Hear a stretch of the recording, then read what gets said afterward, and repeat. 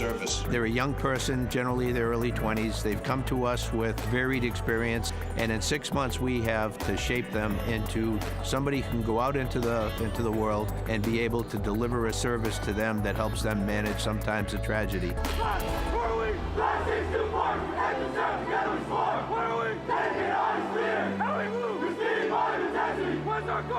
You've made it through the academy with grit, heart, and resilience, and you're going to need those qualities throughout the rest of your career.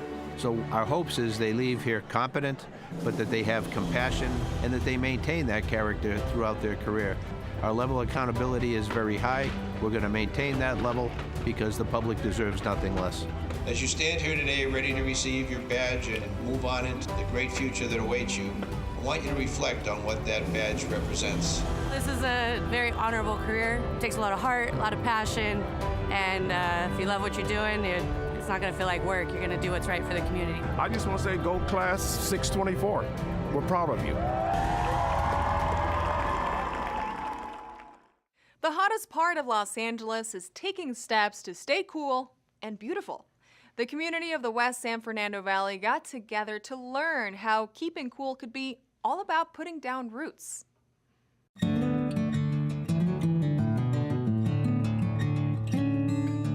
It's a great resource fair. It's part of Keep America Beautiful, Los Angeles Beautiful. We're giving away street trees, rain barrels.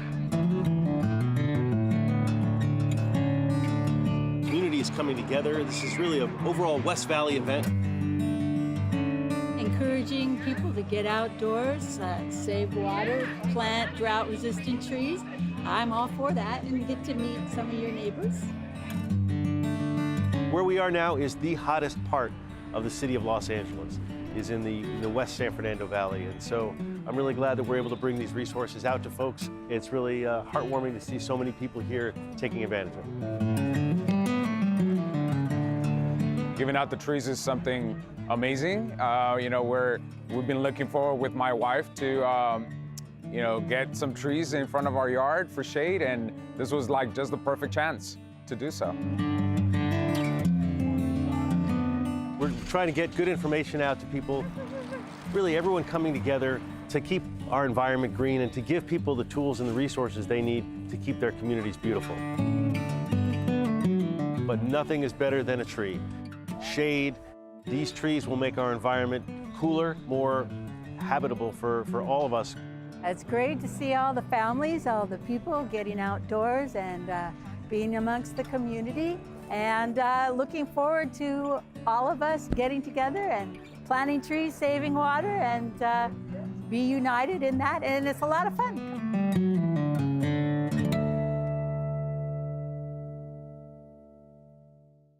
From a temporary space to a permanent home, the WorkSource Center in Watts now has a place to call its own. Along with dedicated space comes dedicated staff and a host of services for anyone looking to make a real change in their job situation.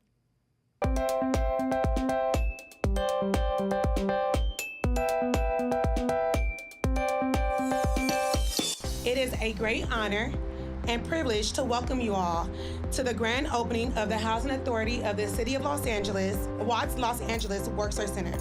It's an amazing feeling to have our grand opening for the Watts Los Angeles WorkSource Center.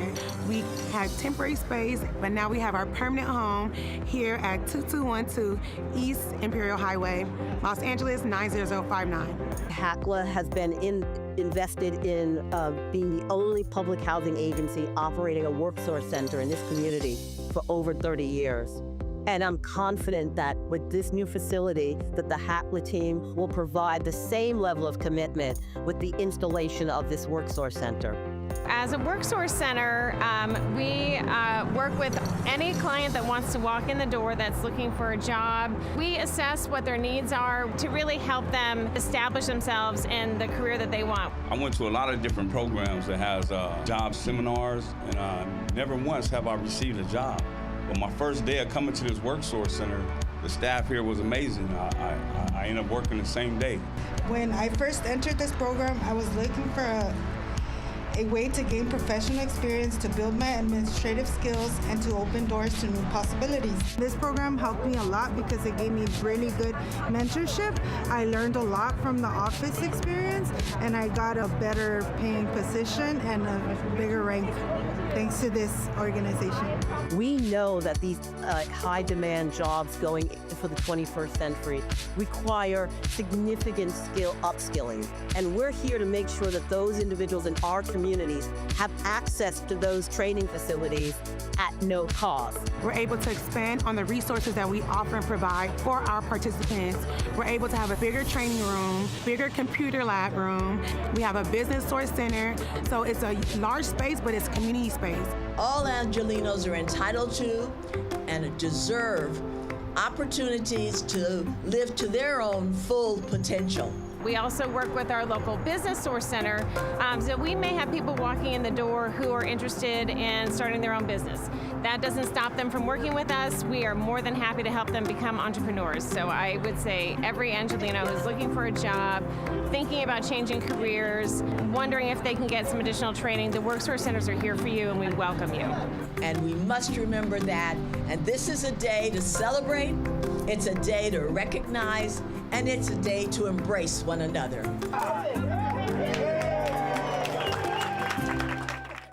The LA area gets a Safe Streets grant. LA Civil Rights has volunteer opportunities, and the South Bay is set to benefit from increased maritime sustainability. These stories up next on City Beat.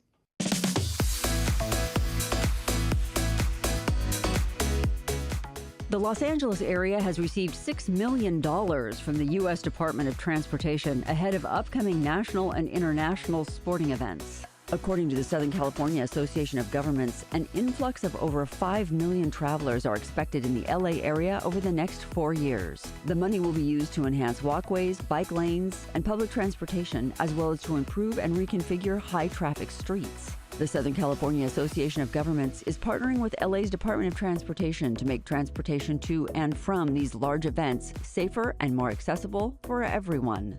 For more information, visit the News and Events section at scag.ca.gov. As part of their mission to maintain and strengthen the city's diversity, equity, and accountability, LA Civil Rights invites you to join their volunteer corps. VolCorps is a community of Angelinos working together to advance civil and human rights within the city of Los Angeles. Selected applicants will be trained to conduct community outreach, grow programs for equity, and make ongoing change in LA. Applications will be accepted during the open period that begins on December 2nd and concludes on December 13th, 2024. For more information, click on the Get Involved tab at civilandhumanrights.lacity.gov. The Port of Los Angeles has partnered with the University of California, Los Angeles, UCLA, to build on sustainable operations and increase the well-being of local communities. The Memorandum of Understanding, MOU, focuses on working within port communities such as Wilmington and San Pedro to create new research and workforce opportunities for the region. According to the port, the memorandum focuses on solutions that will increase maritime sustainability and promote eco-friendly practices. The MOU was signed at the South Bay Summit, which was held at the UCLA South Bay campus in Rancho Palos Verdes. For more information, see the news release archive at portoflosangeles.org/news.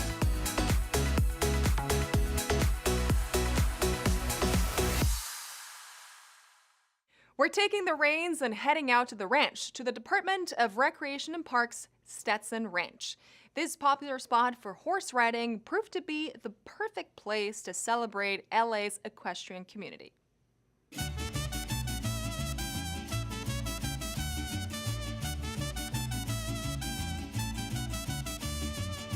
So today we're at Stetson Ranch hosting the 4th annual microchipping and horse registration event.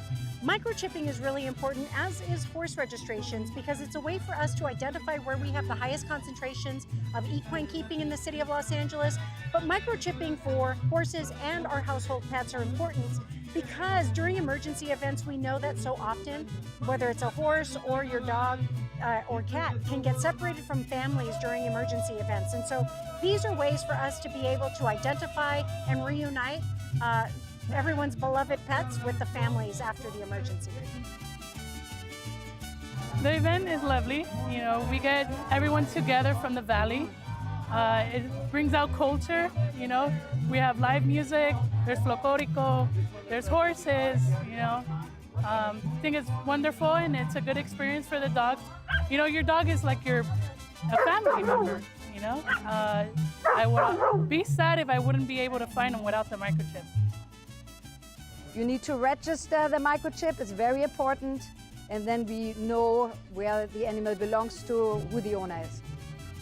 Because we live in an area that has so often experienced major wildfires, we've seen how horses become separated, in particular, out of fear. And so it's the best and easiest way for us to be able to reunite these pets with their owners. When we're dealing with the horses and evacuating them in the middle of a fire, that's usually winds blowing 60, 70 miles an hour, the horses look the same. They all look the same to us.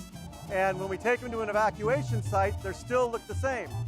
The identification, the microchip, is a positive way to identify your horse to you. I'm really grateful that our community continues to come out and do the responsible thing in getting their animals microchipped, registering their animals, but more importantly, coming out and having a wonderful community celebration, because our cultural practices are one to be revered and protected. And I think it's really important that we show how diverse our city is through cultural events like this. Every year it gets larger, and I'm just really grateful that the community continues to show up and be excited about having this event.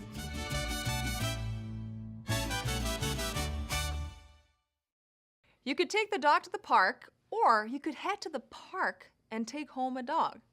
An event by Councilmember Nithya Raman and LA Animal Services brought the people to Griffith Park, where they could meet their future dogs.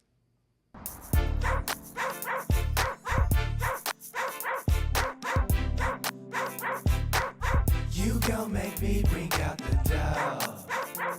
We are here trying to ensure that dogs who are at our city's shelters and who need adoption can meet their future homes. You gon' make me bring out the dog. Where are my dogs at? There's so many great dogs out here. There's puppies, there's all age ranges. There's the senior dogs, and they really need a home. So we're an adopting family, so we definitely believe in the adopt, don't shop. We're even fostering kittens right now, so that's why we're testing out and seeing what dog would be a good fit for our family today. The shelters here in Los Angeles are really crowded, and there's lots of ways that residents of Los Angeles can get involved and help the situation. They can volunteer at one of our 6 shelters across the entire city, everywhere from the West Valley down to San Pedro. We have a shelter where you can come in on a weekend and walk a dog and show a dog some love. And it's an incredibly heartwarming and fulfilling experience for those volunteers. You can foster a pet. And when you foster the pet, you might like it so much that you end up keeping it, or at minimum, you can hold on to that pet until another family can adopt it. Or you could come in and adopt a dog of your own. And that would be an incredible thing for these beautiful animals who are just really looking for love. So there's so many animals. We think it's really necessary for the community to come out, and if you want a pet, to come to the shelters first, go to a rescue first. California, there's so many displaced animals that are looking for a home. We've met like one puppy over there, and even the senior dogs. I'm partial to the senior dogs because they'll be the couch potato with you.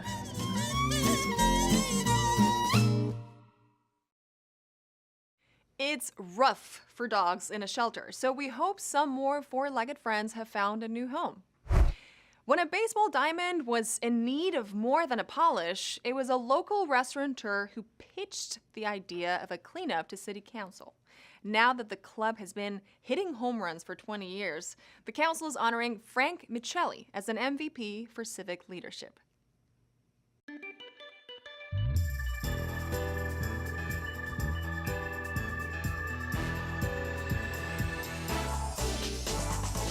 Yeah, well, we're here at the corner of Whitsett and Strathern in the East Valley, and at this corner is East Valley Baseball. Around 20 years ago or so, this facility really had become very run down. And Frank Michelli became president of East Valley Baseball, and he completely transformed the program. He transformed the facility. It's really one of the great treasures of the East San Fernando Valley. He's done a phenomenal job, and he's very deserving of this square. And it really stands as a tribute to community activism and taking care of business. I played baseball here, so I had to be here.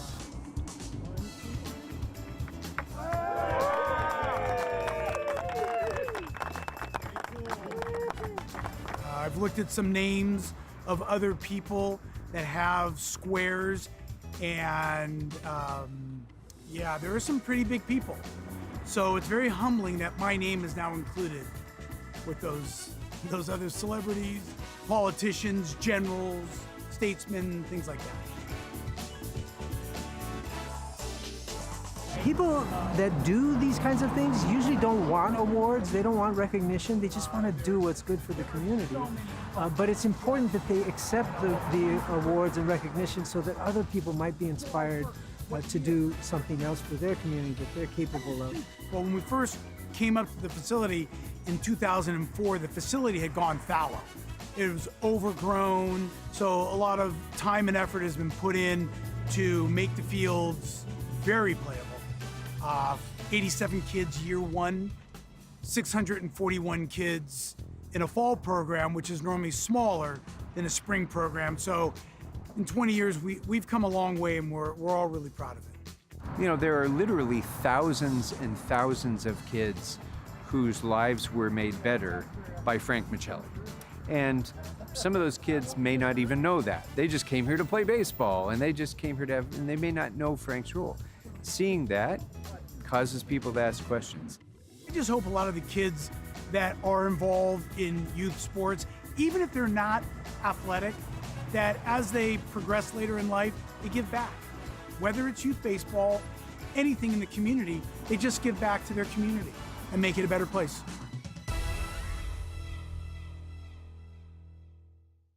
Diversity is what makes our city home to many. City, religious, and community leaders came together to hear from their constituents, and they were not afraid of having some tough conversations.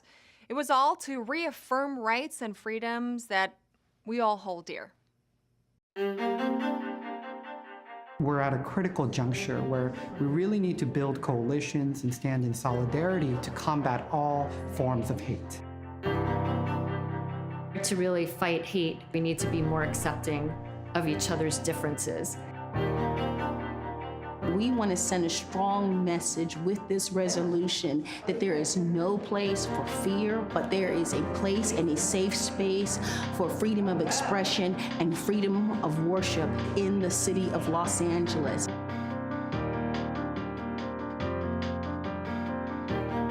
So we're in the Tom Bradley room with a great assortment of religious and community leaders to talk about the importance of human security in this time when we're facing increased uncertainty. Just affirming as a city that we value and respect the diversity of what makes Los Angeles special.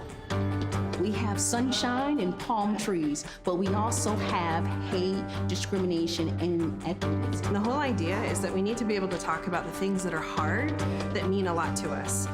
And so today is really a call to anchor back in our values, to be able to lean in to the hard discussions and recommit ourselves to Los Angeles, that we are in this city together and that we can do better together. The Board of Public Works plays a critical role where we're basically the foundation for all of our communities. So we can bring in resources to revitalize an underserved areas that is experiencing a rise in hate or hate incidents. And so by removing graffiti, by repainting our streets and sidewalks and planting more trees, we're creating a better, positive environment for all of our families. Human dignity is for everybody, and this is why we are here today, to reaffirm those commitments and to really reignite our conversation to uplift human rights and human dignity for all of us. Over the next 5 or 4 years, we have a lot of work to do. Get rid of the microaggressions between communities, and to have these intentional conversations about multi-faith solidarity and re-engaging each other in true dialogue so we can resolve a lot of problems in Los Angeles. Well, Holocaust Museum LA is really a cultural institution And it's a space where Angelenos can come together and visit the museum, be educated about the Holocaust so they can have a better understanding of the importance in fighting hate. At the end of the day, what we're looking for is making sure that we and our families are and feel safe. And that's a core function of local government. It's our job as elected leaders to make sure that we're doing what we can to listen and then translate what we're learning from our constituents into action. In this week's Things to Do, celebrate special traditions at El Pueblo's Las Posadas. Step up to the Pacoima Holiday Parade and enjoy a Santa visit and holiday art at Stonehouse. All this up next on Things to Do.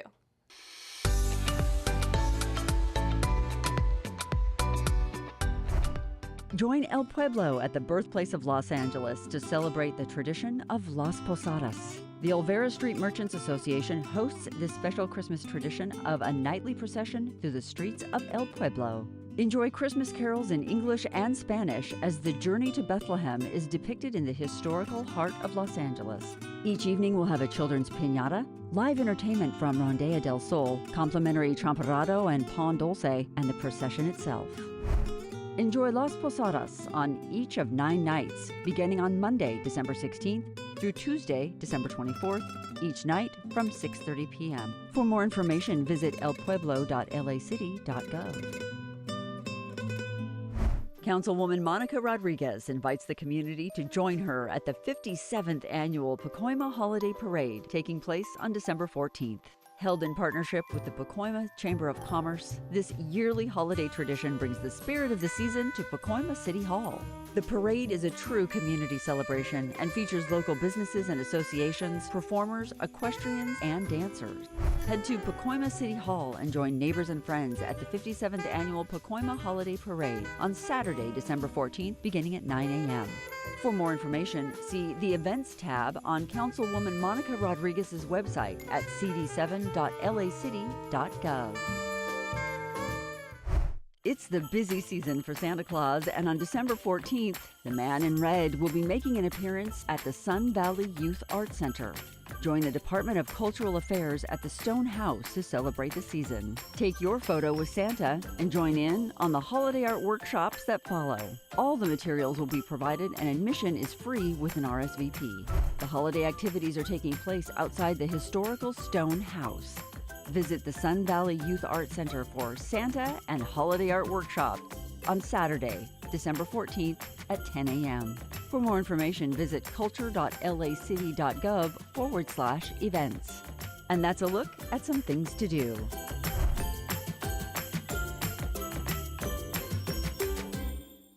And that's all for this week. I'm Natalia Bilbao, and from all of us here at LA This Week, thank you so much for joining us.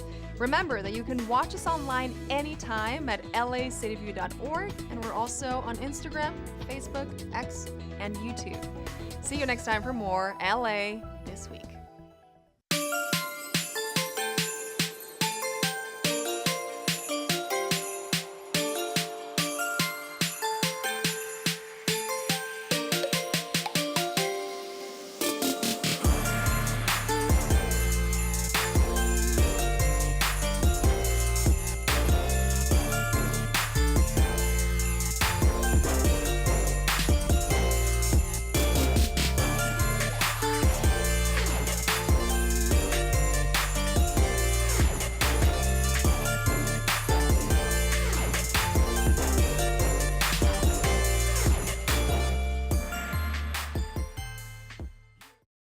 Part of something big But before a big project can become a reality, You need big ideas.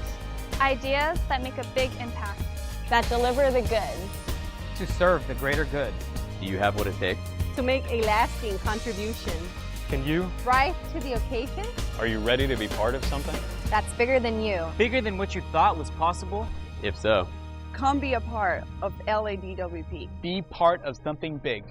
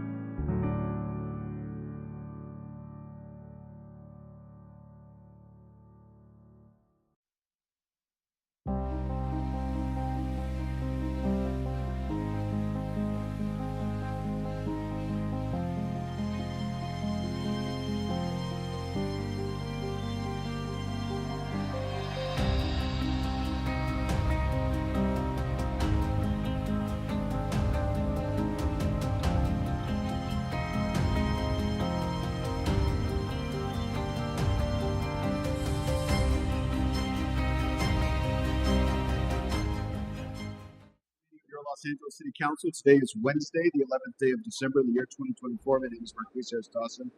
I serve as president of this council. Public comment will be taken both in person in the council chamber and via teleconference for today's meetings. Mr. Clerk, can we begin our proceedings by calling the roll? Yes, Mr. President. Blumenfield, Harris Dawson, Hernandez, Hutt, Jurado, Lee, McOsker, Nazarian, Padilla, Park, Price, Rahman, Rodriguez, Soto Martinez, Yaroslavsky, 15 members present and a quorum, Mr. President. All right, first order of business. Approval of the minutes of December 10th, 2024. Councilmember Nazarian moves. Councilmember Park seconds. Next. Commendatory resolutions for approval. Councilmember Jurado moves. Councilmember Lee seconds. What's next? Mr. President, would council like all items to go forthwith today? Yes, without objection.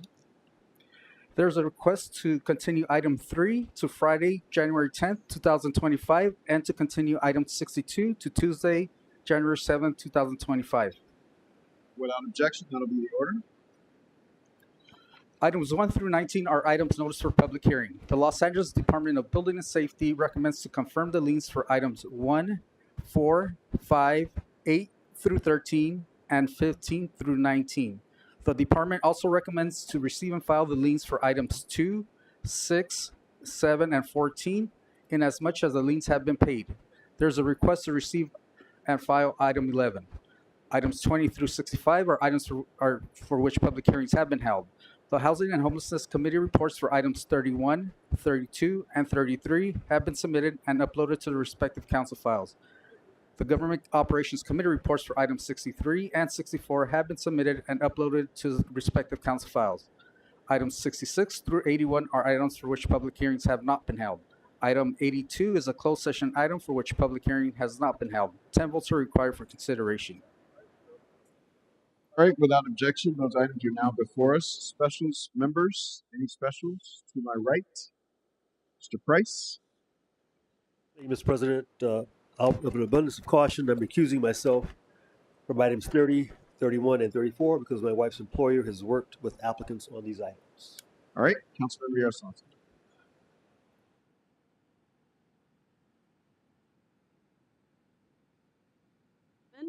All right. And I ask that we continue item 62 to January 7th. This is the Television City project. I think we did we do that already? Did you already do that? Okay, thank you. Yes. I was in the restroom. All right. Councilman, yes. Substitute motion. So the substitute motion reads, the 5th Council District is fortunate to be home to several neighborhoods with tree canopy coverage that exceeds the canopy average of Los Angeles County. As a result, the district needs more funding than that which has already been allocated to maintain the health and integrity of our urban forest. I therefore move that the $40,000 be transferred/appropriated from the Public Works Trust Fund, number 834-50, Revenue Source Code 574202, Council District 5 Special Projects Deposits Account, to the Street Services Fund, number 100-86, as follows. $36,000 to account number 1090, Salaries Overtime, and $4,000 to account number 3040, Contractual Services, for additional tree trimming and maintenance services for fiscal year 2024 to 2025. I further move that the Bureau of Street Services be authorized to prepare controller instructions for any technical adjustments subject to the approval of the City Administrative Officer, and that the controller be authorized to implement the instructions. And I believe this is being seconded by Councilmember Lee. And for anybody who's here, just to clarify, this only changes the account numbers. All right, Councilmember Yaroslavsky for another. Thank you. I also ask that we continue item 1 to January 7th. Thank you. All right, Councilmember Hernandez. Thank you, Council President. I would like to call item 50 special for comments. Items 67, 68, and 81, special for a separate vote. And item 37, special for a technical amendment. And I believe that the city attorney has a copy to read into the record. Thank you.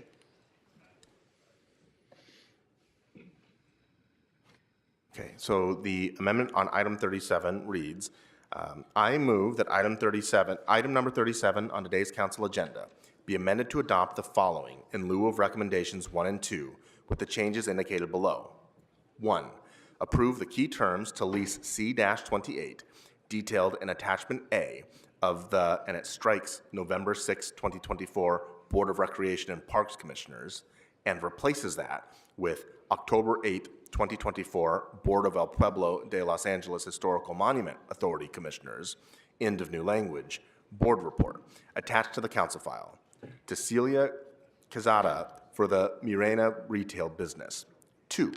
Authorize the general manager, El Pueblo, with the assistance of the city attorney's office, to execute, and it strikes, an amendment to the, end of the struck language, concession agreements, and strikes to effectuate the transfer, in accordance with the October 8th, 2024, and that date's new, and it strikes November 6th, 2024, board report attached to the council file.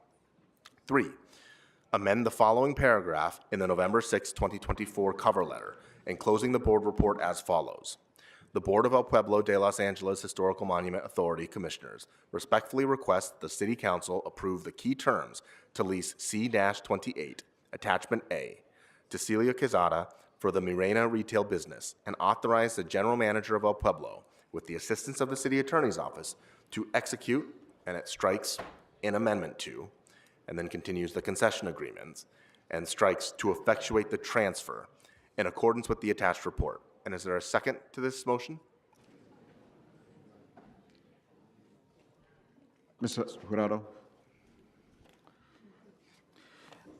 And if I may, Councilmember Hernandez, to reiterate the items called special for a separate vote, that would be items 50. Thank you. And which ones were first a separate vote? I'm sorry, there were 67, 68, and 81. Thank you. All right, Councilmember Jurado. Good morning, Council President. I'd like to call item 29 special in order to continue it until January 7 and call item 30 special for comments. All right, so a request to continue item 27 until? Sorry, 29. Item 29 until what date? January 7. January 7th. All right, so without objection, that'll be the order on that one. And then a second one for comments? Yep. Item 30 for comments, please. All right, item 30 for comments. Any other specials, members? Councilmember Padilla? I'd like to call item 5. I'd like item 5 to be continued for a month to January 10th, please. All right, request to continue item 5 to January 10th. Without objection, that'll be the order. All right, Mr. Clerk, Mr. City Attorney, I hereby move that the council adopt the recommendations of the Los Angeles Department of Building and Safety for the liens, as noted by the clerk, the liens before us today, and that we receive and file item number 11 amongst the liens. Councilmember Park. Oh, second. Thank you.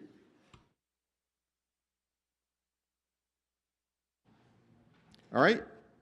Which items?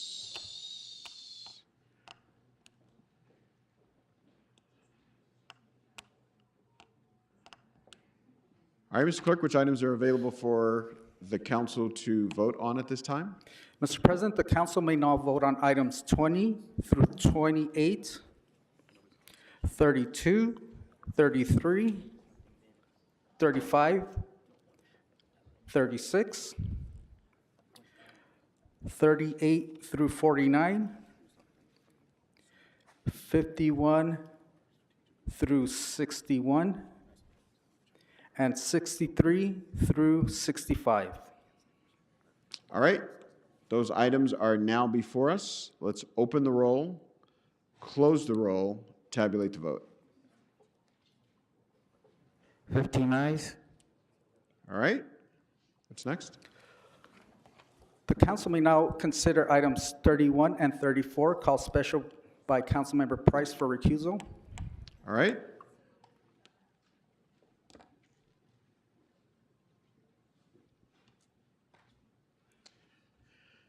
All right, those items are now before us.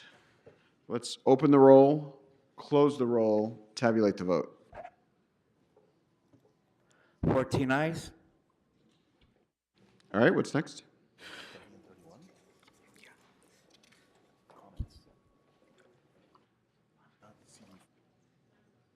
The council may now consider item 30, called special by Councilmember Price for recusal and by Councilmember Jurado for comments. All right, Councilmember Jurado.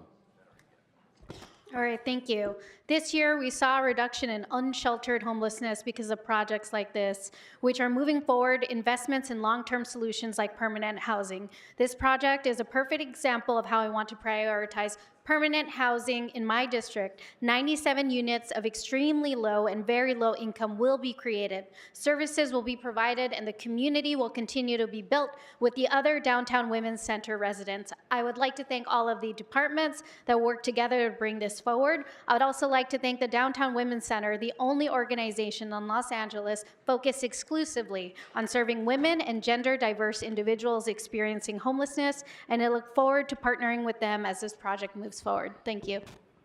Thank you so much. All right, seeing no other comments, thank you, Councilmember Jurado. This is,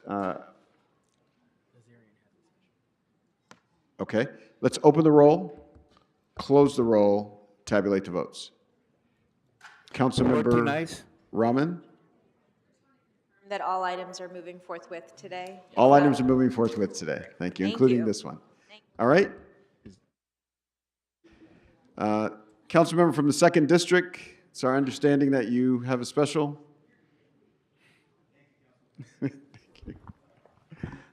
Thank you, Council President. I have amending motions on item 66, and the city attorney has the language to read into the record already. All right. Thank you very much.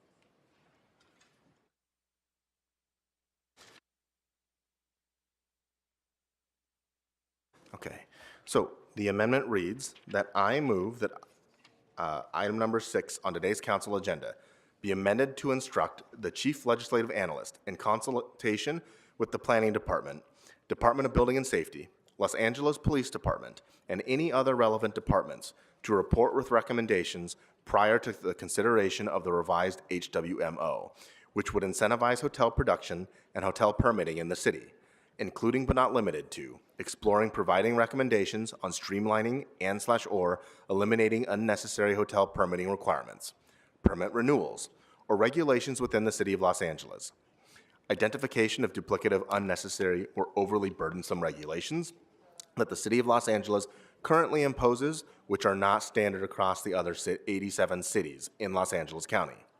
The preparation of this report shall include input from stakeholders, hotel operators, and representatives from the hotel industry to ensure that all perspectives are considered. And I believe it's being seconded by Councilmember McCosker. All right. Any other specials, members, just to take one more swing around? Still 66. One more motion on 66 from Councilmember Nazarian. So, and that reads, this is the second amendment. I move that item 66 on today's council agenda be amended to instruct the Chief Legislative Analyst in consultation with the Department of Tourism and Department of Finance, City Administrative Officer, Los Angeles World Airports, and other relevant departments to report back annually until 2028 to assess the impact that they've had on the hotel and tourism industries and airport businesses. This report should include, but not be limited to, jobs loss, number of hotels open and closed, analysis of the findings made in the BEAR report dated September 5th, 2024, impact of the city's transit occupancy tax, the TOT, and an overall evaluation of the economic impact of the wage increases. And again, this is being seconded by Councilmember McCosker. All right. Other specials, members? All right, what's next, Mr. Clerk? Mr. President, there is a request to continue item 12 to Friday, January 10th, 2025. All right, without objection, that'll be the order. What's next? The council may now consider item 50, called special by Councilmember Hernandez for comments. Councilmember Hernandez.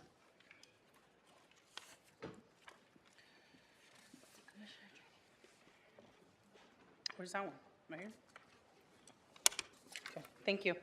Thank you, Council President. Colleagues, I introduced this motion to address some gaps in training and skill set development of the Planning and Transportation Commissioners. I met with a lot of our planning commissioners and some of our transportation commissioners, and what they said is that there's a lack of uniformity in the training that they receive. There's a lack of training even for some of the tasks that they have to take on, and that they would really benefit and really appreciate more access to training for them to do their job better as commissioners. There are dozens of commissions, boards, and committees that are overseen by the city, including area planning commissions, HPOZs, and design review boards.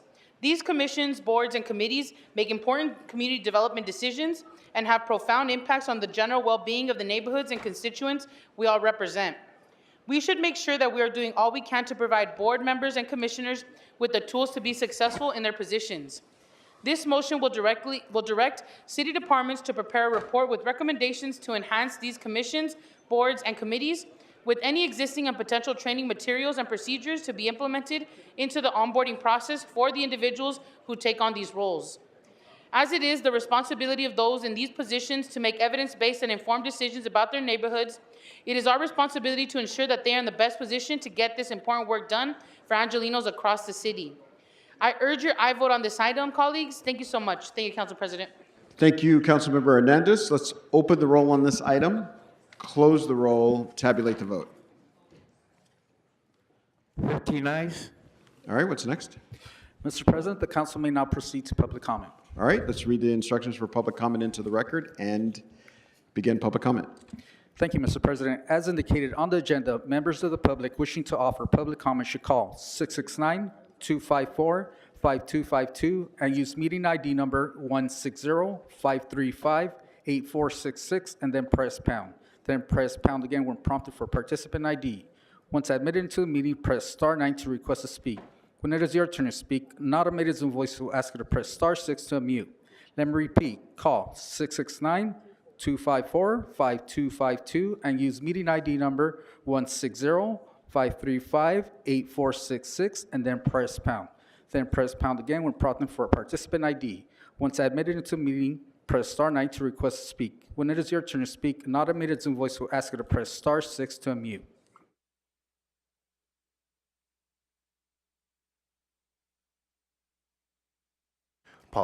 Apologies, just 1 second. I'm trying to figure out which items are open for public comment.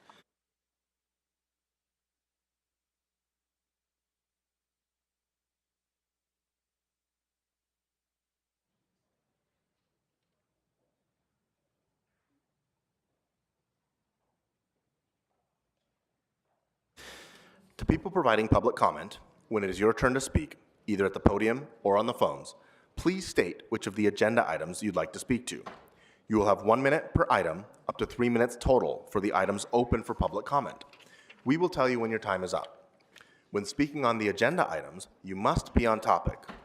Our goal is to get through as many speakers as we can. If you are not on topic, or if we cannot tell whether you are on topic, you will get one brief warning from me or the council president. At that point, you need to get immediately on and clearly on topic. If you do not do so, or if you again stray off topic, you will forfeit the rest of your speaking time and we will move on to the next speaker. The items open for public comment on the agenda are items 2, items 4, items 6 through 19, and items 66 through 82. So again, let me repeat. The items that are open for public comment on the agenda are items 2, 4, 6 through 19, and 66 through 82. Items number 1, item numbers 3, and item number 5 were all continued to a future date.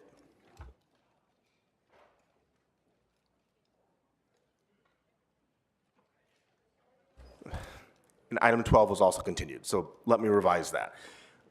The items that are open for public comment on the agenda are items 2, 4, 6 through 11, 13 through 19, and 66 through 82. So again, 2, 4, 6 through 11, 13 through 19, and 66 through 82. Members of the public may also speak for up to 1 minute for general public comment. During general public comment, members of the public may speak to any of the items or anything else in the city's subject matter jurisdiction. For members of the public calling in, when it is your turn to speak, An automated message from Zoom will prompt you to press *6 to unmute yourself. If you do not do so, council staff will prompt you once more.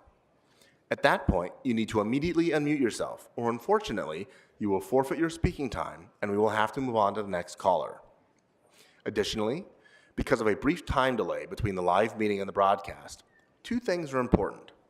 First, while waiting for your turn to speak, please keep an ear to the phone so you know in real time when it is your turn to press *6 to unmute. Second, if you're listening to this meeting on another device, please turn down the volume on that device immediately when it's your turn to speak. Between feedback and the time delay, it will cause a great deal of confusion if you continue to listen on your other devices. One final announcement, if I could have the interpreter make it aloud for the room. If you are here and require a Spanish language interpreter for your public comment, Para las personas aquí quien requieren un intérprete al español para su comentario público, please pause every few sentences so the interpreter can do their job. por favor hagan una pausa a cada frase para dejarle al intérprete traducir.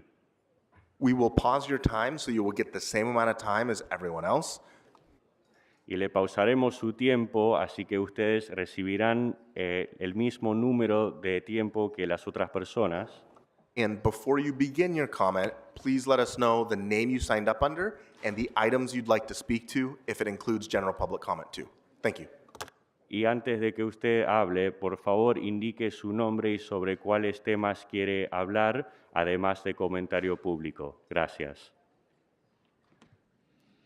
Stuart Waldman, Yvonne Wheeler, Tim Maddox, Alejandra Velez, Diana Latorre, and Maria Salinas.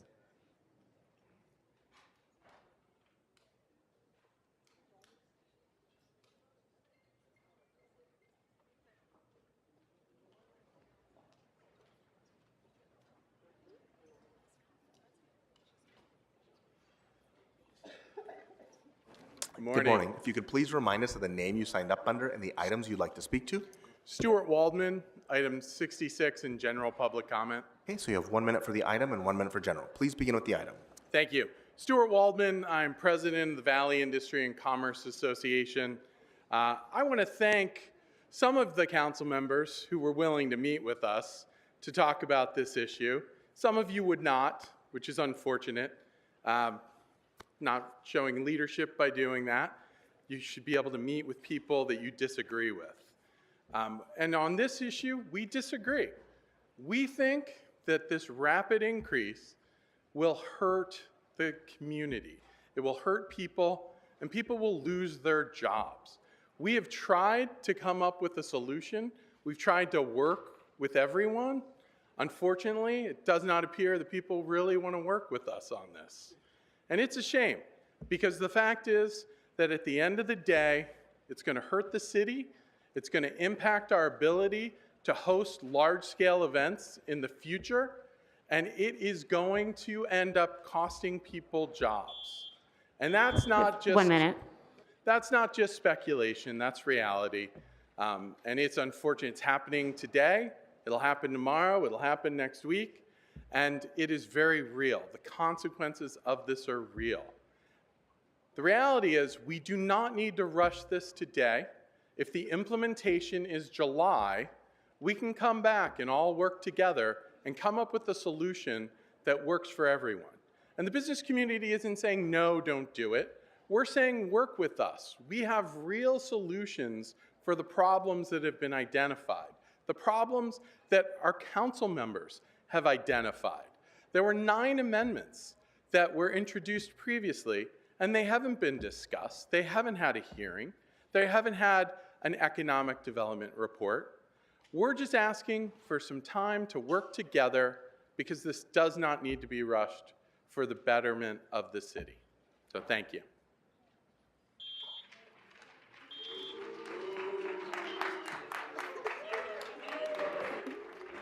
Speaker, please remind us of the name you signed up under and which items you'd like to speak to. Yes.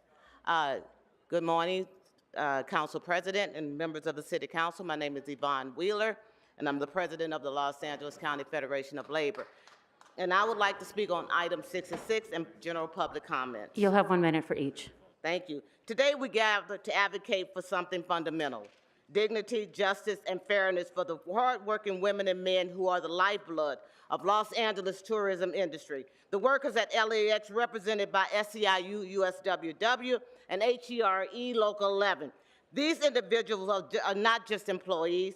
They are the backbone of the city's ability to welcome millions of visitors each year. The LAX Living Wage Ordinance is not merely a policy. It is a lifeline for those who give their all yet face insurmountable challenges in meeting their basic needs. These workers ensure our airport runs efficiently, terminals are clean, passengers are cared for, and safety is maintained. Despite their essential contributions, many earn wages that forces impossible choices between paying their rent or putting food on their tables. USWW member Laura Esquivel, a mother of 4, works demanding night shifts at the airport, yet her wages barely cover her family necessities. Her story is not unique. It reflects the daily struggles of countless workers. This ordinance is about survival, ensuring that workers like Laura can live with dignity and avoid homelessness. Raising wages also fosters community stability. Workers like HERE Local 11 member Lorena Mendez often face grueling commutes from distant neighborhoods or live in unstable conditions because they cannot afford to work where they live. Finally, this is a moral responsibility. Our city cannot claim to tackle homelessness and poverty without addressing the root causes.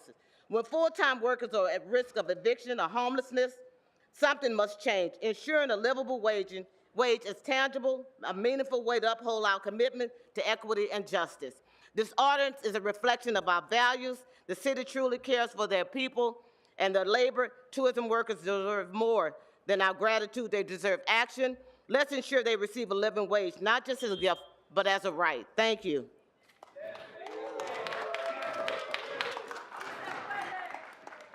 Speaker, please remind us of the name you signed up under and which items you'd like to speak to. Maria Salinas, President and CEO of the Los Angeles Area Chamber of Commerce. Public comment in item 66. You'll have 1 minute for each. Great. Thank you very much for having me here this morning, allowing me to say a few words. 55%.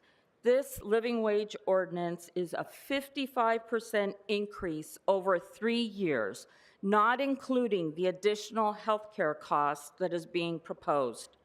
55%, if you think of your own individual offices, is that sustainable?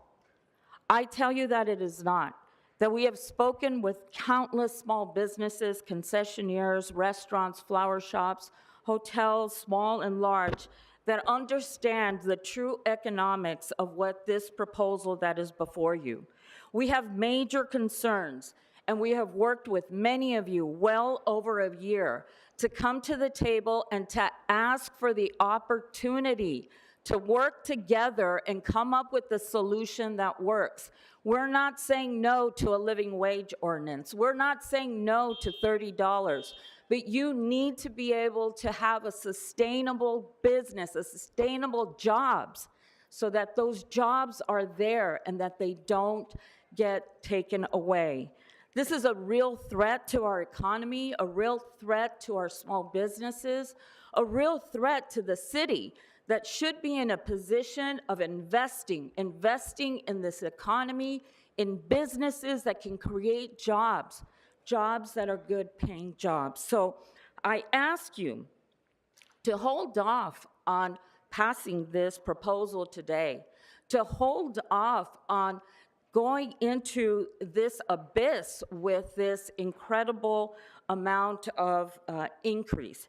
55% over 3 years. That is not sustainable to anyone, and that is something you should all consider as you evaluate this proposal before you. Thank you very much.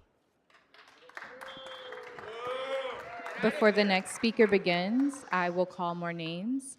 Jason Bautista, Jeff Ragones, Kara Bartlett, Kurt Peterson, Laura Esquivel.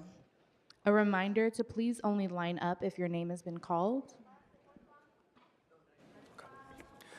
Good morning. If you could please remind us of the name you signed up under and the items you'd like to speak to. Javon Houston, 66 and general public comment. Okay, so you have 1 minute for the item and 1 minute for general. Please begin with the item. Go ahead. Hello, my name is Jovan. I'm an airport worker at LAX. I've been fasting for 3 days for this living wage ordinance. I'm tired, I'm weak, I'm cold, I'm hungry, and I just want to let you guys know how serious this is to me. Healthcare is very important to me and needed to survive. So when I say I need this, I need this. We can't go backwards on healthcare. We can't go backwards on our wages. We need this as a City of Los Angeles workers. And when I say this, I say directly to this section right here. Please have a kindness in your heart to hear us out. We are the workers in your city. General We public need comment? this. Thank you.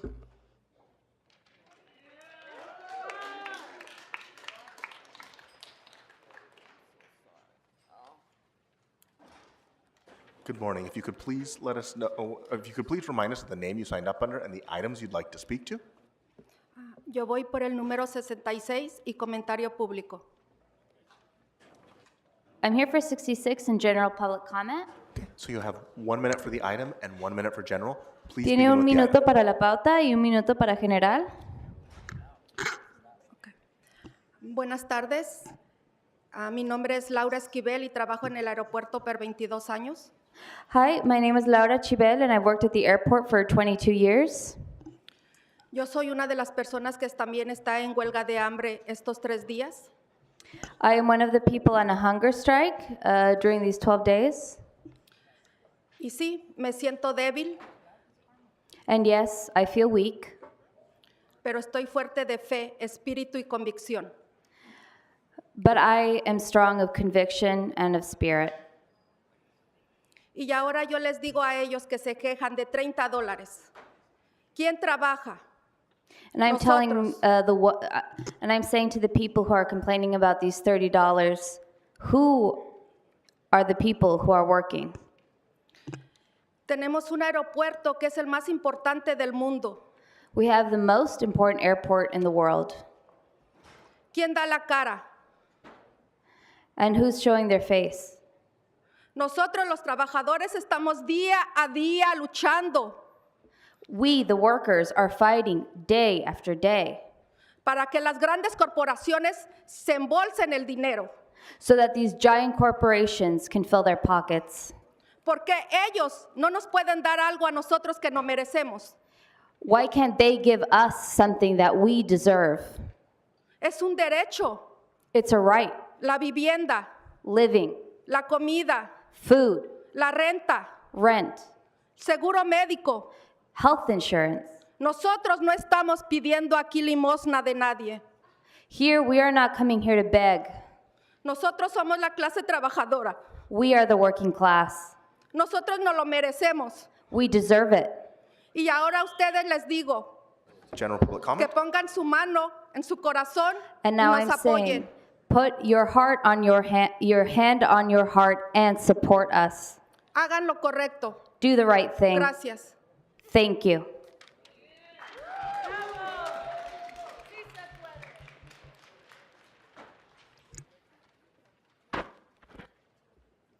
Yes, Tim Maddox speaking on public comment, You have 1 item minute. 66. Okay, so you have 1 minute for the item and 1 minute for general. Please begin with the item. Go ahead. Okay. Tim Maddox, I've been working at LAX for 30 years, and I'm a proud SEIU member, USWW. The past Thanksgiving travel has broken records with over 2.2 million passengers going through LAX. This surpasses the pre-pandemic levels. They did so because of workers like me and my coworkers. The independent CLA report confirmed what we've been saying for the last 609 days. When workers are paid a true living wage and receive quality health care, we do better and LA's economy does better too. $30 an hour would help me and my family feel less stressed when we have to pay rent, bills, groceries, try to have an emergency fund, and save for the future. Right now, you all are investing billions of dollars into LAX, making it nice, making it modern. But where is the investment of the people, the workers that make it happen? What are you going to do for us? So we're asking today for you all to stand with the workers, stand with Los Angeles working families, and do the right thing and pass this legislation today. Thank you.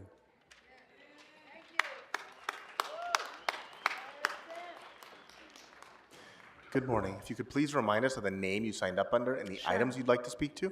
Sure. My name is Alejandra Valles. I'm Secretary-Treasurer of SEIU USWW, and I'm here speaking on item 66 and public comment. Okay, so you have 1 minute for the item and 1 minute for general public comment. Please begin with the item.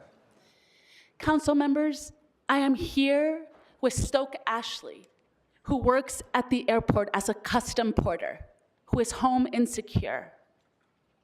I am here with Laura Esquivel, who has been working for the airports for 22 years, scrubbing the toilets of the airplanes, a cabin cleaner, humbly. I am here with Jovan Houston, who is an emergency response alarm operator at LAX, who has COPD, and whose son plays football and also has asthma. And they happen to live on the border of Inglewood. We have come to you time after time, and it's shameful. You have said you needed a study. You have said you needed an economist. You said you need the economist in person. You have said we need a new committee. You have said to the opposition, who, by the way, stood in line after 16 fasters, have not eaten for 3 days, with their carne asada and their coffee and their bread this morning. That is an example of what they do to these workers every day. And these workers are barely making it. They're struggling to get by. So today, we know you have the power of your vote to vote yes. But don't hide behind the over-academic, articulate hiding blocks. Just say, if you're gonna vote no, have the courage to vote no to our members' faces. This is a David versus Goliath story, and we need to know where you're at. And what we know is that we have red and purple together, and we know what that means. Speaker, your time's expired. Next speaker. So, Thank you. That's your time. We got to go to the next speaker. Speaker, you're now delaying our public comment. We have to move on to the next speaker. So this is your first and only formal warning. Please vacate the podium so we can continue with public comment. For everyone who's here, you can notice we have a lot of people who are here to speak on this item. So these types of delays take away from the time that would be given to the people who are here. So the sooner we can continue with public comment, the more people we can hear from. I'm sorry, Speaker, we can't continue. It's okay, take your time. I like this song. Good morning. If you could please remind us of the name you signed up under and the items you'd like to speak to. My name is Kurt Peterson. I'm a co-president of Unite Here Local 11. And 1 minute under public comment and the item, the living wage. Okay, so you have 1 minute for the item and 1 minute for general public comment. Please begin with the item. Thank you. Economic inequality is our existential crisis. The CEOs of Hilton, Hyatt, and Marriott all made more than $50 million last year. Yet these workers who have struck, marched, and now fasted, whose body and talent fuel this thriving sector, cannot afford to live in Los Angeles.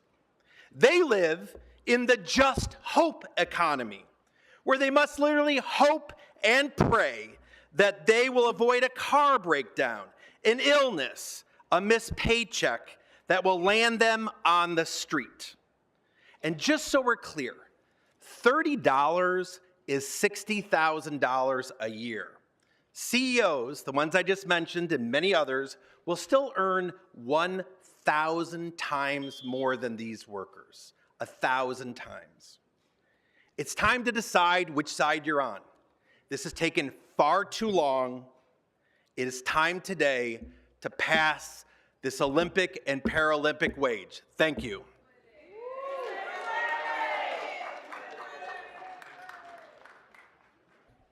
Speaker, please remind us of the name you signed up under and which items you'd like to speak to. Jason Bautista, item number 66, and general public comment. You'll have 1 minute for each. Hello, my name is Jason Bautista with the Thai Community Development Center, or Thai CDC, serving the community of East Hollywood, Thai Town, or Council District 13. I'm here to urge City Council to raise the wage of tourism workers and vote yes in support of the tourism workers' rising policy. As Los Angeles gears up to prepare for the FIFA World Cup in 2026 and the LA Olympics in 2028, it is crucial that the workers who uphold these events and the entirety of the tourism industry are able to support their families and live with dignity. Among the 150 community organizations, that is why us at Thai CDC have been a firm supporter towards uplifting the livelihood of the tourism workers that have been experiencing housing struggles, eviction, being pushed out of the city and forced to commute long hours for work, and a lack of adequate health coverage. This is unjust and unfair to those that have contributed so much to the city's economy and vibrancy as a global city. Tourism workers need an Olympic wage. I urge City Council to vote yes on the tourism workers' rising policy right now. Thank you. Okay, as we wait for the next speaker, I understand and realize that most people are here for item number 66 in general. So then rather than ask for your name and which items, just let us know that you're here for 66 in general, and then you can start your 2 minutes. If you're here for any other item, please let us know at that time as well so that we can give you the additional time. Sorry, go ahead. Kara Bartelt, 66 in general. Again, my name is Kara Bartelt, and I'm the general manager of the Hoxton Hotel in downtown Los Angeles. And I'm extremely concerned that the current council recommendations are going to jeopardize jobs. I can tell you that. I know it. We are currently waiting to hear in wrapped arms about what has happened. We will be forced to close services, and we will be costing Los Angelinos their jobs. There will be grave consequences that these high prices that visitors to our city cannot afford. Los Angelinos will not be able to afford a staycation in downtown. They won't be able to afford $90 parking, a cup of coffee in our hotels. The hotels are here to support the Olympics, but I tell you, I hope we make it to the Olympics. That's the important thing. We have proposed reasonable changes that help the city meet your goals, and while keeping hotels and our businesses in them open. We believe in fair wages, but we also believe it's important to ensure that our hotels don't lose their jobs. Please listen to our recommendations. Thank you very much.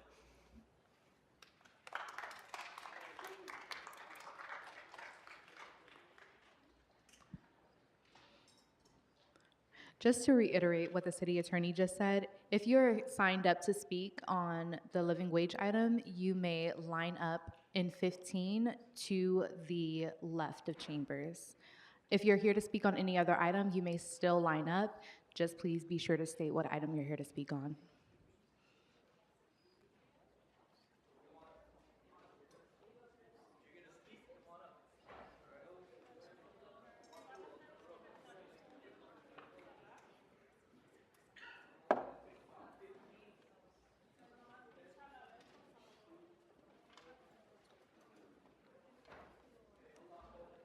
Hello, my name is Nick Stewart-Block. I'm speaking on item 66 and general public comment. I'm a research and policy analyst with Lane. We're hearing that the industry is in crisis, but data from city and industry sources paints an entirely different picture. Since 2023 in hotels citywide, RevPAR, average daily rates, and revenue have risen to record levels in hotels, as has transient occupancy taxes collected from hotels and overall visitor spending. On every performance metrics, larger hotels covered by this policy outperform hotels citywide. Overall, LA's Tourism and Convention Board writes that we are seeing, quote, consistent demand and strong occupancy rates in 2024 in the LA area so far. This can hardly be considered a crisis. What we do know from data and what workers have been saying all along is that there is a crisis right now, one that will worsen with inaction. Simply put, wages have not kept up with health costs or rent, and Angelenos are struggling as a consequence. But LA City Council has an opportunity to change this and has taken bold action before. In 1997, in 2007, in 2009, and most recently in 2014. In each instance, the industry cried catastrophe and yet continue to break records in visitors, performance metrics, and revenue. We know they will do so again, and we urge that you ensure that tourism workers can thrive too. Thank you.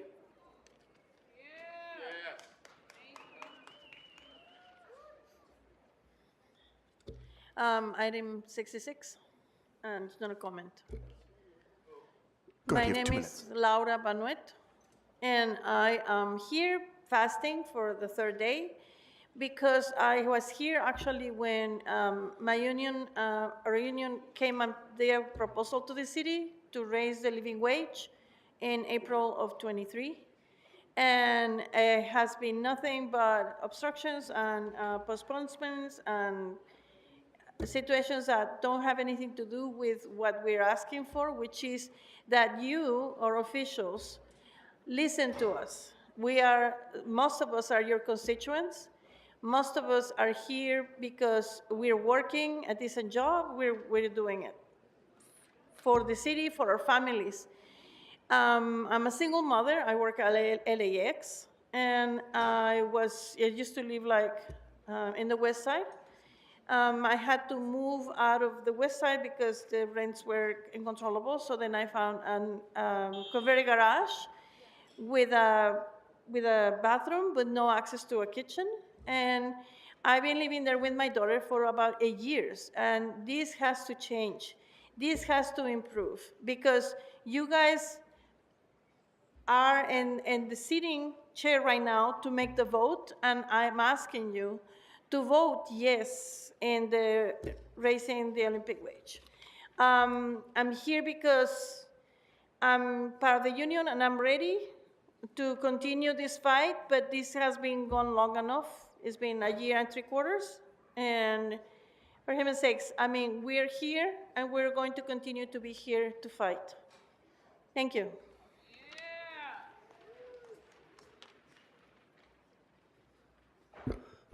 Item 66 and public comment. Okay, you have 2 minutes. Go ahead.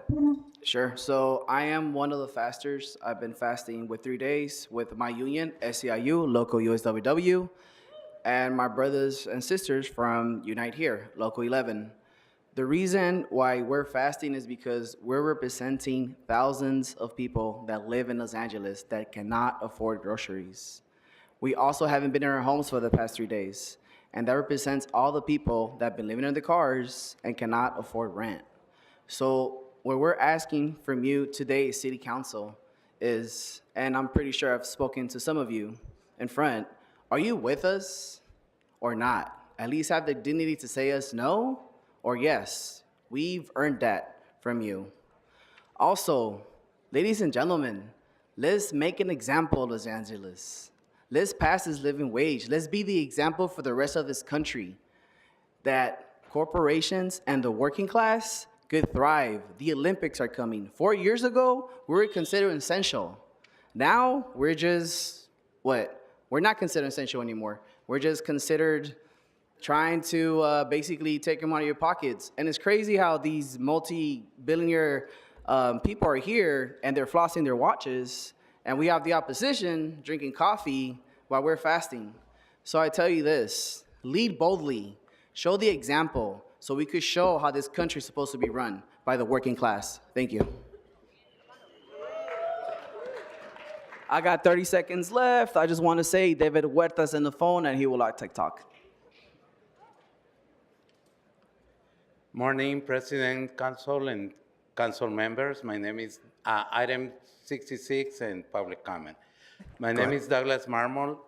I work at LAX for 30 years, and I participated in the first living wage ordinance. And right now I'm doing it because of other, my company, Areas USA, Hudson News, and Host already gave us our contract, so we're making living wage. We're having the health care that we need, but I'm doing it the fast for the other companies that they're not paying yet those wages and those benefits. Thank you.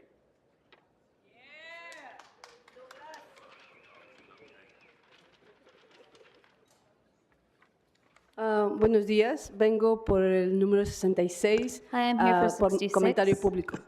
Mi and nombre public es comment. Ana. Perdón, ¿se puede repetir, señora? Vengo por el número 66, comentario público. I'm here for 66 and public comment. Mi nombre es Ana y pertenezco a la industria hotelera. Soy recamarera. Hi, my name's Anna and I work in the hotel industry. I am, perdón, señora, ¿usted es recamarera Soy entonces en recamarera, cuartos, waitress o housekeeping? Soy housekeeping, recamarera. And I'm a housekeeper. Estoy aquí para decirles que un grupo de compañeros hemos estado haciendo huelga de fasting y, perdón. I'm here to say that me and the people with me, we have been fasting. Soy una de las trabajadoras que viven en el área del downtown. I'm one of the workers who lives in downtown. Pero esto me cuesta mucho por el incremento de sueldos en las rentas. But it's costing me a lot due to the increase in rent. Pero tengo que estar cerca a mis niños porque estudian aquí. Mi trabajo pertenece aquí. Entonces tengo que trabajar cerca. But I have to be here because I need to be close to my children. They go to school here. I work here. So I need to be here. Las rentas están muy altas, pero aún así tengo que hacerlo. The rent is too high, but either way I need to do it. A diferencia de mis otros compañeros también, que se les dificulta al llegar aquí. Son 2 horas de camino para llegar a su trabajo. My other comrades, they would like to be here, but they can't. It takes like 2 hours to get to work. Estoy aquí viéndole las caras a ustedes, a los que tienen el poder de decidir. I am here looking at your faces, you, those who have the power to decide. Que la clase trabajadora, por quien votó por ustedes, for the working class that gives you their votes, está aquí pidiendo, exigiendo algo justo. Is here asking, is here demanding fair wages. Espero que ustedes puedan reconocer a nosotros, a todos los miles de trabajadores de la industria que necesitan el dinero para poder subsistir. I hope you can recognize us. You can recognize the millions of workers in this industry that need the money to be able to get by. He escuchado aquí presente a una de las participantes de la industria hotelera decir que a los que vienen, los turistas que vienen, les va a costar mucho dinero el hospedarse en sus hoteles o el estar aquí por las Olimpiadas. I've heard someone representing the hotel industry come here and say that it's going to cost the tourists too much money to come here to stay at the hotels to go to the Olympics. Quiero decirles que esto es totalmente falso. La industria hotelera, los dueños de los grandes hoteles, porque están viniendo aquí a decir como nosotros que necesitan que digan, que voten que no, nosotros estamos diciendo lo que eso es falso. Eso es falso porque ellos tienen el dinero en sus bolsillos que no quieren soltar para los trabajadores. Nosotros estamos pidiendo que hoy ustedes tienen la decisión de votar yes, que sí. We're here to say that that's a lie. They have come all the way over here with with all the money in their pockets. We're asking you for the workers to vote yes. 66 in public comment. My name is Reverend Matthew Waite. I live and serve in Los Angeles City Council District 5. I'm a pastor at First Lutheran in Palms and part of Clergy and Laity United for Economic Justice. Christ called his disciples to care for the marginalized and the oppressed, and so I stand in solidarity with tourism workers as they seek fair wages and access to health care. That's why I'm here to urge you to vote yes, with no amendments or exclusions that negatively impact these workers. These workers have been waiting too long for this law, and it's placing people in impossible situations as they struggle to afford basic necessities like housing or medical care. And so it is time that this group of workers who are essential to the economy of LA be treated with dignity rather than being treated as expendable cogs in a machine. Let's get this to the city attorney and raise the wage now, or in the words of Isaiah, cease to do evil, learn to do good, seek justice, correct oppression. You have that power. Thank you.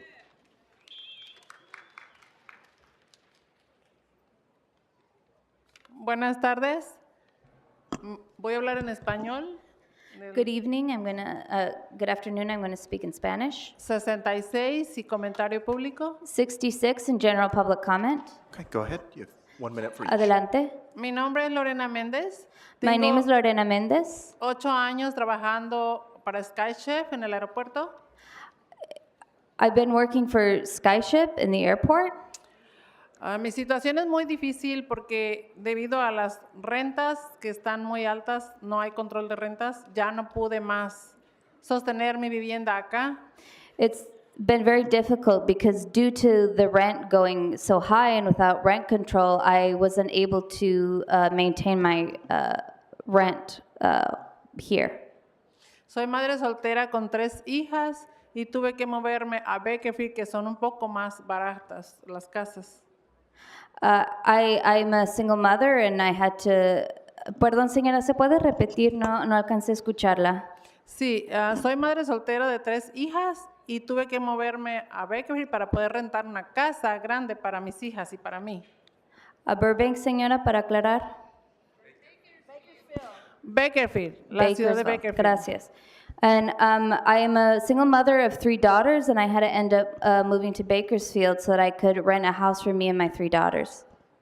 So ahora tengo mi trabajo a 2 horas de lejos, lo cual me está costando mucho llegar a mi trabajo. So now I have to commute 2 hours to work, and that's costing me a lot of money just to get to work.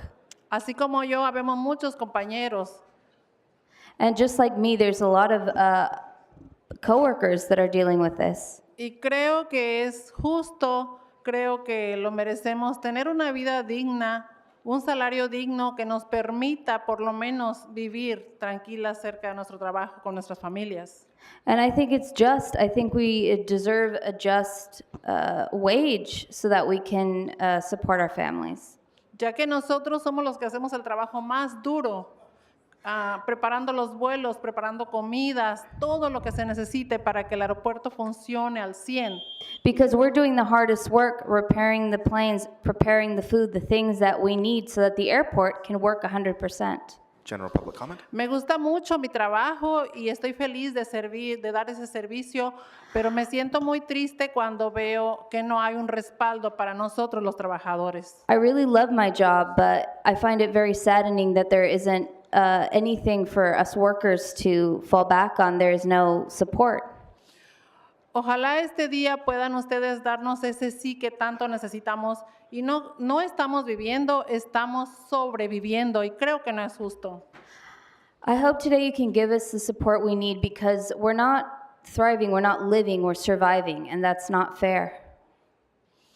Muchas gracias por estar acá, por poner esa atención a nosotros. Te necesitamos ser escuchados. Thank you for being here and for giving us your attention to those of us who need to be listened to. Que Dios les bendiga a todos y así como nosotros un día ponemos el apoyo, yo soy una ciudadana de Estados Unidos y pongo mi voto para ustedes cuando ustedes lo piden. Espero que esta vez puedan poner ese voto para nosotros, la clase trabajadora, que también merecemos estar comiendo saludable, bien. Ahora tengo 3 días sin comer, me siento débil, pero tengo fe que van a pensar un poquito más de nosotros. And I hope today you can support us. I am a citizen of the United States. I put forth my vote for you. So I hope that you can put forth your vote for us. Muchas gracias y que Dios les bendiga en esta tarde. Thank you so much and may God bless you. I'm Sister Diane Smith. I'm here in solidarity for the workers. I speak for item 66. The social teachings of my church, the Catholic Church, on the dignity and rights of workers affirm and the state the economy must serve the people, not the other way around. Work is more than a way of living. It's a form of continuing participation in God's creation. If the dignity of work is to be protected, then the basic rights of workers must be respected, including decent and fair wages and health care benefits. And I might add, I am proud that my own religious community, the Sisters of St. Joseph of Carondelet, made a commitment many years ago to pay a livable wage for their employees with health benefits, care, and other benefits included. And I'd like also to quote scripture. In Matthew 7, Jesus says, "In everything you do for others, what you would have them do to you." In Judaism, think about your actions and make sure you do not do to others that you would cause you suffering. Hinduism, do not do to others that which would cause you pain if done to you. Islam, none of you will believe until you love for your brother what you love for yourself. And what these scriptures are telling us, that as you, council, receive a just and livable wage for the work you do, you are called to do the same for those workers who are the backbones of LA's tourism industry. The moral authority of our faith traditions demands just wages, dignified health care for workers. We need LA to be the city of working families, families that can afford to live here.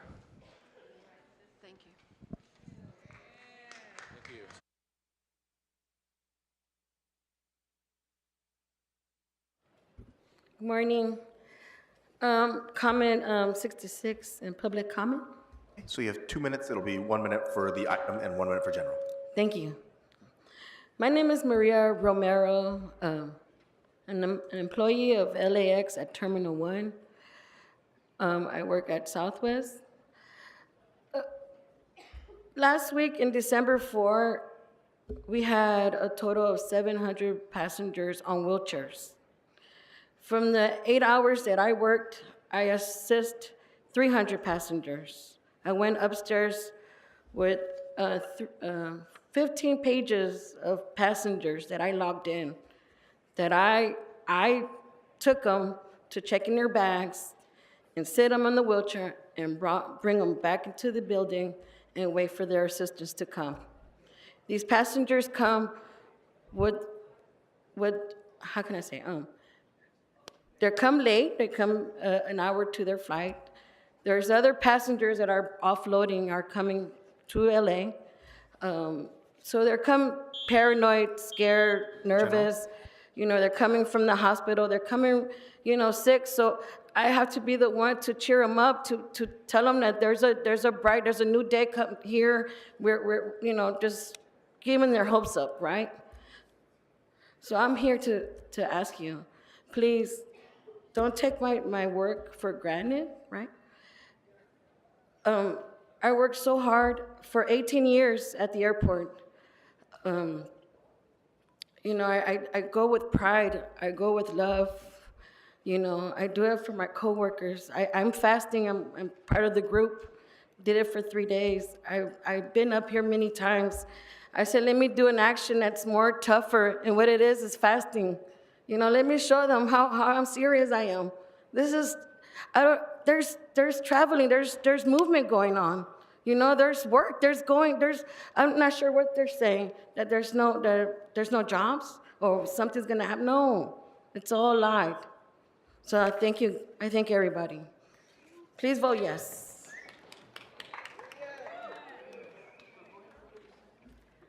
Buenos días. Good Estoy por el morning. número 66. 66 Comentario público. and general public comment. So you have 1 minute for each. Go ahead. Mi nombre es Mabel Calles. Yo trabajo en Hampton Inn, Santa Mónica. My name is Mara Calles, and I work in the Hampton Inn in Santa Monica. Estuve 10 meses en huelga. Fue difícil, pero no imposible. I was Ganamos. on strike for 10 months. It was hard, but it wasn't impossible. Ganamos y tenemos mejores beneficios. We won, and we have better benefits. Es por eso que estoy ayudando y ayunando en solidaridad con los compañeros del aeropuerto.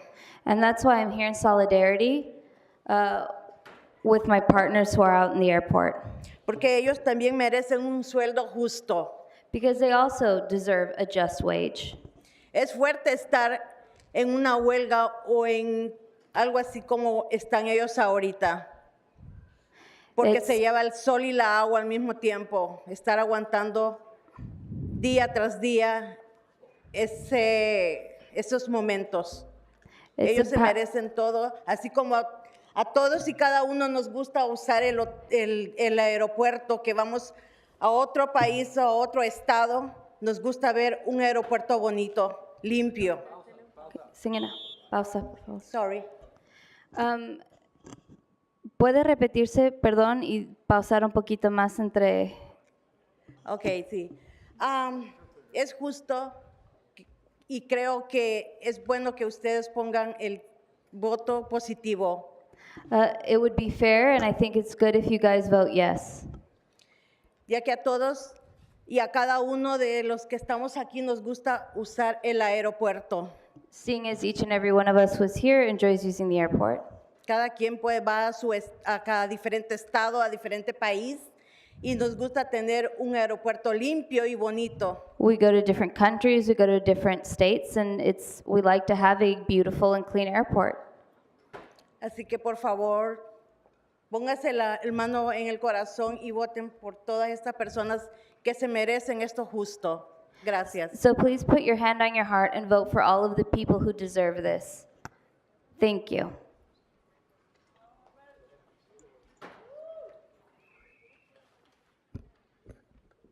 Hi, good morning. Item 66, public comment. My name is Eddie Diaz. I'm a tourism worker at the W Hollywood, and I'm here to support my brothers and sisters from USWW at the airport to get their wage increase because it is necessary for us to have a life in the city. It's very expensive to live here, and from personal experience, I've gone through it on my strikes and stuff, my fight for my contract at my hotel. We won, but it was a long fight. It took us a year to win. But during that period of time, I was unemployed. I went through one of my darkest periods. And during that time, the people that was there supporting me was my brothers and sisters from the airport and Unite Here Local 11. Those CEOs and rich people that came here to support the airport, hotels, they weren't there to help me. Instead, they were laughing at me, throwing shade at me for being in my strikes, for supporting my brothers and sisters. Earlier in the morning, when we got here, they were eating in front of us, drinking coffee in front of us. That shows you the kind of people that they are. They don't care about us. They don't care about you guys. They only care about the money you guys can bring them and to fill up their pockets. Here today, I want you guys to see who you guys are supporting. A group of employees that are here for each other, like my brothers and sisters have done for me, or a bunch of greedy people that are here just to make more money and don't give a shit about anybody. Thank you.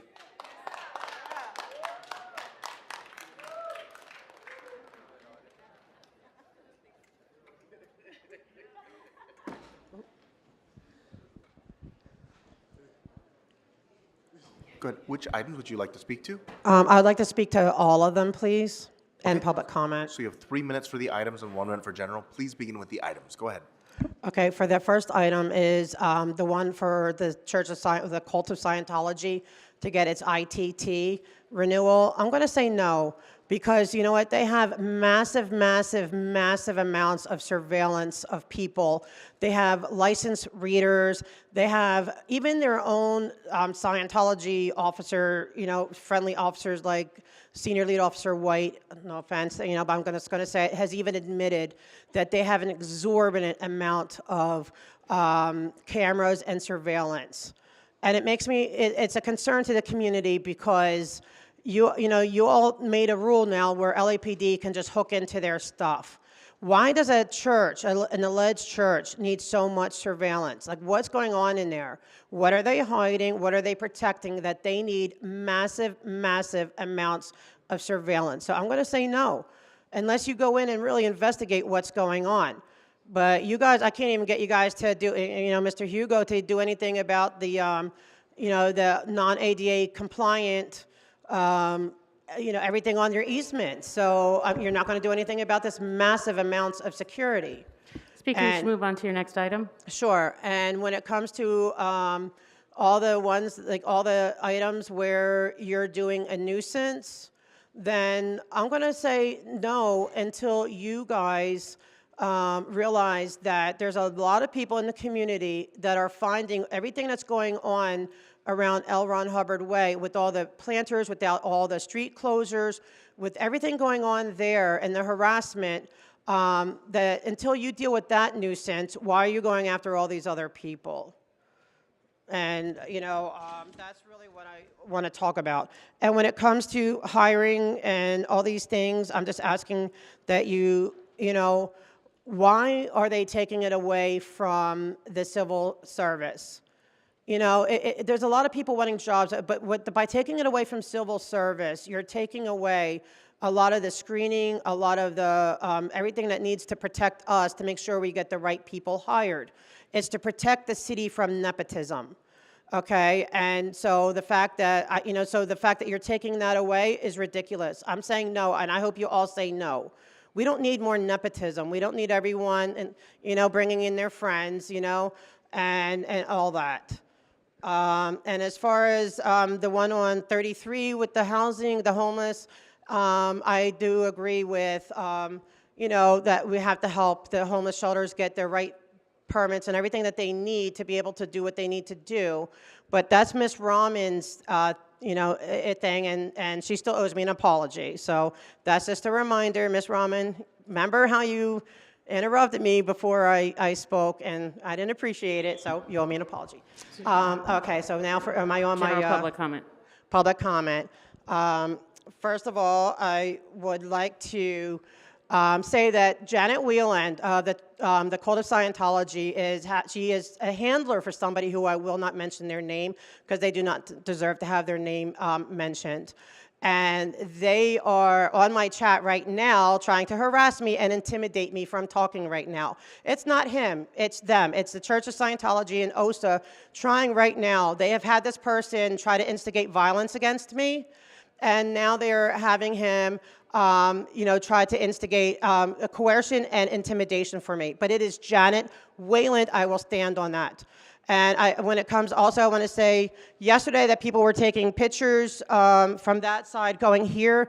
That can be seen as intimidation. That should not be done, even though you do have a right to do it. I thank Mr. McCosker for listening, but there's so many people that do not listen when people are talking, and that's right now. And I'm disappointed in Here.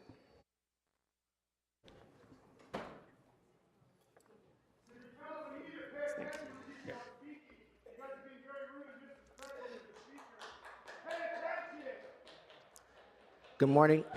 My name is... Before you begin, I'm sorry. The gentleman in the back, I believe he's in a gray hoodie with the camera. He's like right in front of the blackboard. This is your first and only warning. Please do not disrupt this meeting. Again, there are a lot of people who speak, so the more disruptions we have, it actually takes away from the time for people to give public comment. I'm sorry, Speaker. Go ahead. Good morning, Reverend Eddie Anderson, speaking on item 66 in general public comment. Good morning, honorable members of council, sisters and brothers. I stand here to remind you that Scripture declares that it has not yet appeared what we shall be, which means we can lean into our moral imagination and imagine in Los Angeles where the ambassadors, not just workers, but they're the ambassadors for Los Angeles who work at LAX, make $30 an hour.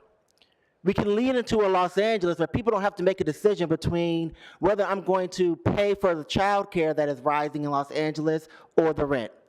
We can live in Los Angeles where people can make sure they can provide food on their tables and still work one job, not two, not three, and have dignity. For they are our ambassadors. They are the ones who represent us on the street. So I implore you to pass this legislation, to pass $30 an hour, to create a place where everyone in Los Angeles can live and not have to be hungry. General? Oh. All right. Oh, general public comment? You don't have to. I don't have to, but I will say this as general public comment, that when you think about this, I was talking to a small business owner, and they were talking about they don't know, are not against the $30 for their workers. And I thought, the work belongs to you all. This is the work. How can we create a Los Angeles where all of us can exist? Where the workers who are fasting, who are giving away their food so that they can dig spiritually and bind themselves together, can have their existence. This is not a binary decision. This is a decision of bold choice and of courage to make sure that everyone has what they need. It's Advent, it's Christmas. I remind you, there was no room for Jesus in the inn. But there was one person who was bold enough to say, there's a place for you in this city as well. Let's make our city that city where all angels can fly. Thank you so much. Mr. City Attorney, I want to recognize, pardon me, Speaker, I want to recognize Councilmember Rodriguez for a continuation. Thank you. Would like to request that item 9 be continued to January 10th. Without objection, that'll be the order. All right, let's proceed. Go ahead. Here in General and 66. Okay, so you have 1 minute for each. Go ahead. Thank you. Good morning. My name is Jessica Durham with Lane. I'm director of our Tourism Workers Rising campaign. Our coalition consists of over 150 organizations and 360 small businesses across every single council district. This broad coalition, many of whom are with us today, has been joining workers here at City Hall for almost 2 years now. And at Lane, we've stood with workers in every fight to raise the wage over the past 3 decades. From the landmark 1997 Living Wage Ordinance to 2009 when LAX workers fought for and won access to health care for their families, and 2014's historic citywide hotel worker minimum wage. Today's vote is continuing that noble legacy. Every time it's been a fight. Every time the industry has echoed the same hollow proclamations of doom, which I'm sure you're about to hear more of, and every single time the tourism industry has only continued to grow and to thrive. The sky has never fallen. This ordinance is really just a straightforward fix to catch up with the current economics. You just heard why this is so urgent directly from workers. In their own words, workers who've been fasting for 3 days to shed light on this crisis. We know this will transform lives. We know the industry can afford it. We appreciate the leadership council has shown in moving this forward at long last. This will be a great day for workers. This will be a great day for Los Angeles. So again, we encourage you to vote yes. Thank you.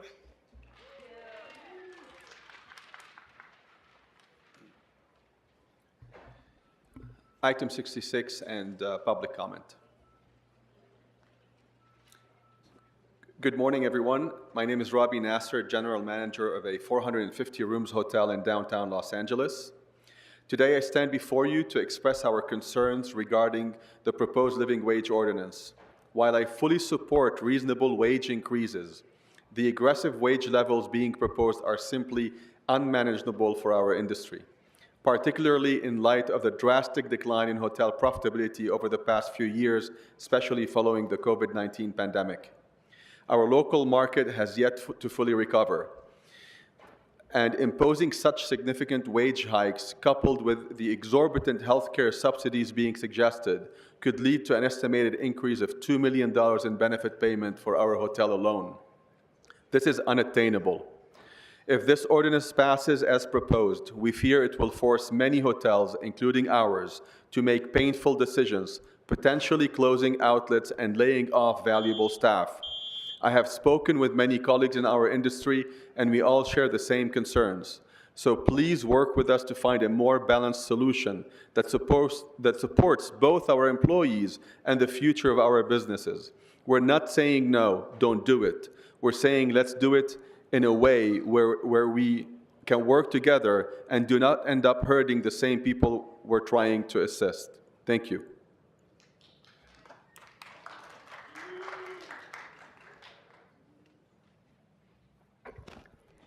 Español, comentario público número 66. Spanish, public comment number 66. Mi nombre es Diana de la Torre. Represento al Hotel Mama Shelter en Hollywood, un hotel pequeño de tan solo 70 cuartos. Señorita, le voy a pedir que se repita. Aquí estoy.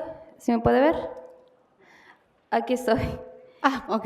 Le voy a pedir que se repita y que pause entre sus frases, ¿sí? Ok. Puede comenzar de nuevo, detendrán el reloj. Mi nombre es Diana de la Torre, represento al Hotel Mama Shelter, My name is Diana de la Torre and I represent the Hotel Mama Shelter, un hotel pequeño de tan solo 70 cuartos en Hollywood. It's a small hotel in Hollywood of only 60 rooms. Ok. Estoy aquí para comentarles la situación de nuestro hotel en los últimos meses. I'm here to tell you about the situation in our hotel that we've been experiencing for the last couple of months. Nuestro hotel no ha tenido los niveles de ocupancia en los últimos meses o años comparado a años anteriores. Our hotel hasn't had the same level of occupancy in comparison to prior months or years. Debido a esto, hemos sufrido tener que reducir el horario de nuestro personal, cortando drásticamente horas de labor. Due to this, we've had to drastically cut the hours of our labor force and drastically cut our labor force. Desafortunadamente, yo recibo personas en mi oficina casi diariamente pidiéndome que les regresemos sus horas de trabajo. Sadly, every day I get people coming into my office asking us to please give them back their work hours. Desafortunadamente, si esta propuesta va en efecto, And unfortunately, if this proposal goes through, nos veremos forzados a no solo eliminar horas de trabajo, pero desafortunadamente eliminar por completo ciertos servicios y trabajos en nuestro hotel. unfortunately, if this goes through, we're not only going to have to cut more work hours, but cut out complete services and jobs. Les pedimos que juntos solucionemos lo que está en debate y les agradecemos. Queremos seguir que nuestros empleados tengan su trabajo y que tengan un trabajo estable. We're asking all of us to please find a solution together so that our employees have a stable line of work. Gracias. Thank you.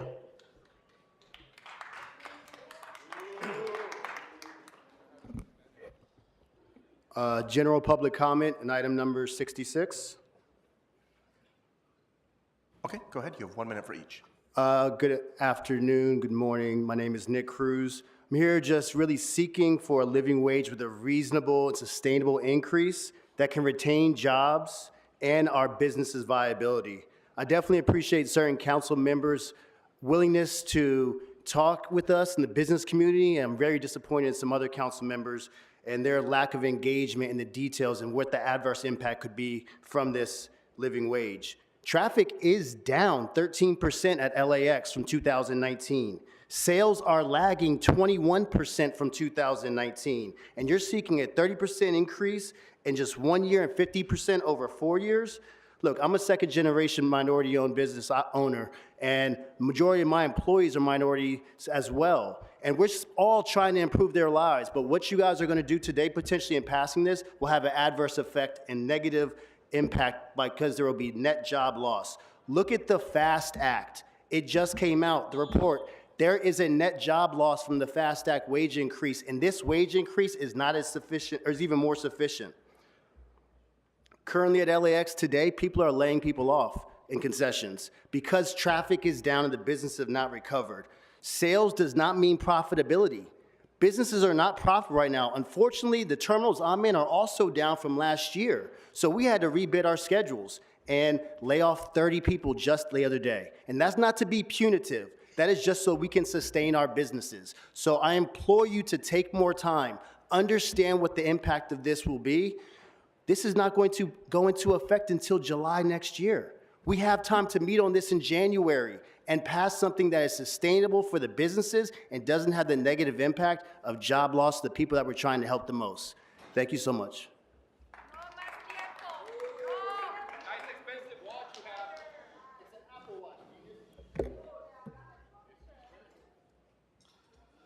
Item number 66 in general public comment. Okay, go ahead. You have Hello, 1 minute for Council each. President and distinguished council members. Unlike the multi-billion-dollar companies referenced, we are a disadvantaged business owner local to Los Angeles. We've worked tirelessly for 20 years to build our business and be in a position to be here today, and to be a fabric of LAX. We're a direct byproduct of the robust inclusion and diversity, inclusiveness efforts that the city of Los Angeles have put forth. Our track record more than demonstrates that we care greatly for our 300-plus team members. Unfortunately, as we've communicated previously, the reality is that many people will lose their jobs as a result of this very steep and immediate urgent wage increase. It is a fact that today, many people at LAX are already starting to receive warn notices. Warn notices are a requirement as a result of massive layoffs. That is a fact. I dare somebody to dispute me. For the record, we are not here to say we do not appreciate or do not support a living wage. Today we pay above living wage for many of our team members, every team member actually. But what I'm saying is take a more calculated, measured approach to make sure that this is sustainable and allows our business to remain viable. This next portion of the message is to my team members. I want to go on record to say, for those of you who will be laid off in the future, I am deeply sorry I have failed you. We have worked very hard the last year to educate, inform, and advocate for a more calculated, thoughtful approach to this measure. But the reality is, we will not be able to retain all of our team members, unfortunately. For the people that will remain, I'm more so ever committed to providing a more thriving and equitable outcome for all of us. And so I would like to end on saying thank you to the council members who've really taken the time to learn, understand our business, and really appreciate the thoughtful consideration. Thank you. God bless. Good morning. I'm here to speak on 66 and general public comment. Okay, you have 1 minute for each. Go ahead. Good morning, council members. My name is Chad Mender, and I serve as the president and CEO of the LAX Coastal Chamber of Commerce that represents close to 700 businesses in and around the LAX community. 550 of those businesses represent small, local, minority, and women-owned businesses right around the airport itself. For decades, the city of Los Angeles has thoughtfully increased the living wage ordinance. It has been incrementally adjusted due to CPI and other factors. Today, you will be potentially voting on a 55% increase on wages overnight for our hotels and our LAX-related businesses. That's not thoughtful. Tourism, aviation, and hospitality have not fully recovered to pre-pandemic levels. This ordinance will have a crippling effect beyond just the hotels and LAX. Think about the spillover to small and diverse businesses. Jobs will be cut, and local and small businesses will close. Think about the small woman-owned florist that is no longer getting orders from the hotel around the corner, or the bakery that is no longer partnering to service a hotel restaurant because it has eliminated services. I urge you to make a decision today that doesn't create winners and losers. Yes, we need a thriving workforce, but we also need thriving businesses for them to go to every day. Have an awesome day. Thank you for your time.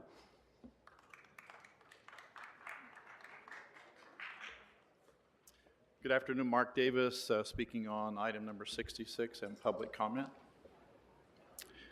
My name is Mark Davis. I'm the president and CEO of the Hilton Universal, a very busy hotel at a destination location. I'm very concerned about the ordinance going forward in its current form. It will cost jobs. It likely is to kill the project that we have planned to build 400 more rooms needed in that area for the activities that happen at Universal City. Very proud to be in Council District 4 and want to make this project work for our Councilwoman Rahman. I know she supports that. We appreciate, and I want to send my gratitude to those who have sat down and been willing to listen to us, to make sense of what is about to happen. If you go forward with this without pause, we really urge you to continue to think about this. Smart decisions are made by listening, and that's what you're doing today, and we appreciate your time. We do the same thing with our team members. Our team members, we listen to them. Our team members are happy. They feel like they're getting fair wages. We always listen to them. Our housekeepers, as soon as they touch the 9th room, they get $40 an hour. And that happens in a busy hotel. So, you know, we do listen. We do the right thing. And we want to go forward with this project that is about to kill 1,000 construction jobs if it's killed, and 200 permanent good-paying jobs. So I urge the council to continue to pause, to listen, to think about this and the impact that it will make and the jobs that will be lost. Thank you very much for your time.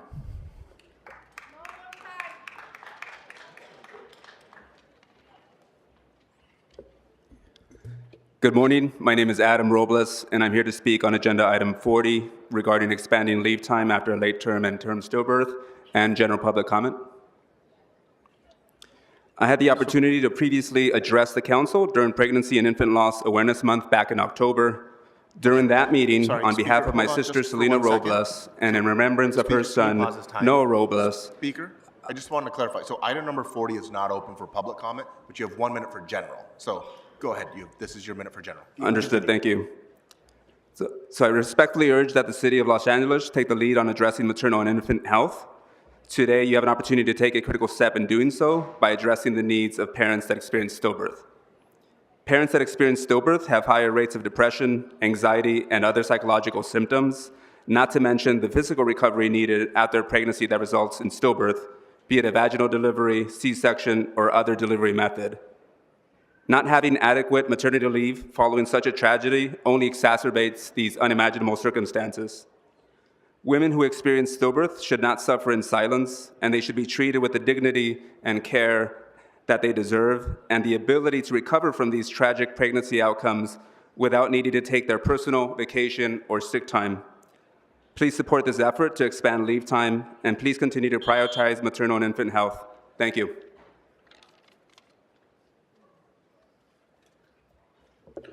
Item 66 and general public comment. Good morning, council members. My name is Alec Mesropian. I'm here on behalf of the LA County Business Federation, representing 240 business organizations and over 420,000 employers. Our members include many small businesses that are already operating with slim 4 to 5% margins, and that's before debt service. The proposed wage increase today is unprecedented. For small businesses like hotels, this could mean up to $400,000 in annual increases in payroll costs. These businesses cannot absorb such a dramatic spike without cutting jobs or closing their doors altogether. As we all know, the last thing this city needs is a sharp decrease in available hotel rooms as events like the World Cup, Super Bowl, and Summer Olympics approach. It's important to remember that LA has had a living wage ordinance since 2008, with annual adjustments for inflation, including increases to address the pandemic. Yet, the City Council is pushing for an unprecedented increase today, which has never been done before in this way. We urge you to consider the historic destabilizing impact this 50% wage hike will have, not just today, but across the next 4 years, on small businesses and on tourism jobs, and to seek balanced solutions that allow businesses and workers to recover and thrive together. Thank you.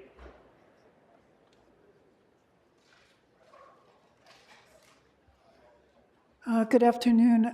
Item 66 in general public comment. My name is Rabbi Robin Podolsky. I'm with Clergy, and Laity United for Economic Justice, and we're here to support the tourism workers in their fight for an Olympic wage. We learn in Deuteronomy 24:14, you must not oppress a needy wage worker, be they kin or a stranger, an immigrant in your land.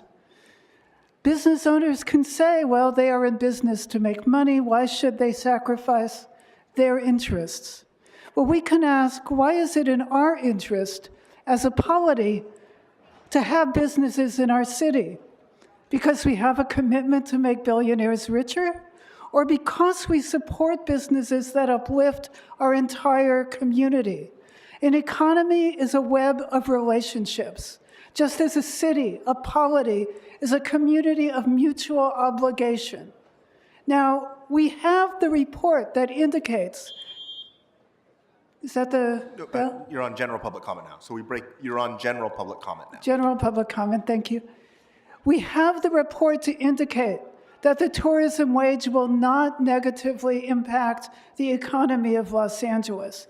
And we know that the Olympics will be a gold mine for local businesses.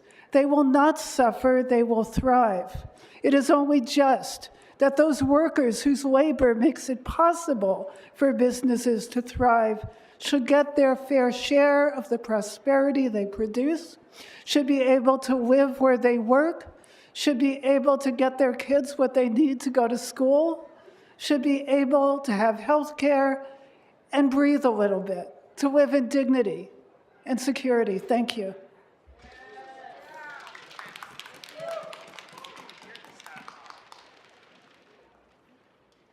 66 in general public comment. All right.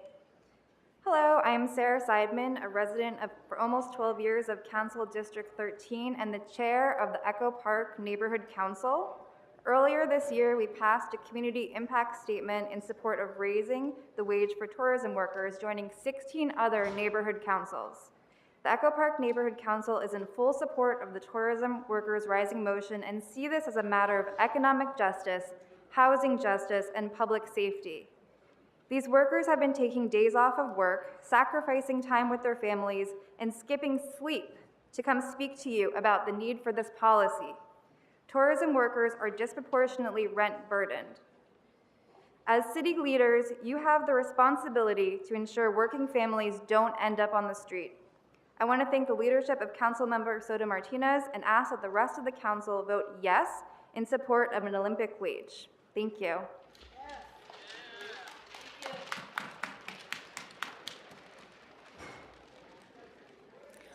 I'm here for item 66 in public comment. My name is Nancy Berlin. I'm one of the co-chairs of the California Poor People's Campaign. We have 4,000 members in the city of Los Angeles across all city council districts. One of the core tenets of the Poor People's Campaign is that every person has the right to a living wage, to have decent housing and health care. Sadly, workers here today have told me that their wages aren't high enough to guarantee that. Working at their current wages, they would have to work more than 96 hours a week simply to afford a modest two-bedroom apartment. That's not right, it's not just, it's not moral. In our campaign, we say, somebody's been hurting our people and we won't be silent about it anymore. The Olympics will put our city in a global spotlight. We have an opportunity to show the rest of the world what we value. That's why we urge you to vote for this living wage so that all of our workers who are our neighbors and our families, and we love them, so that they can have decent and dignified lives. When we lift from the bottom, everybody rises. Los Angeles, we can do better. Sí se puede.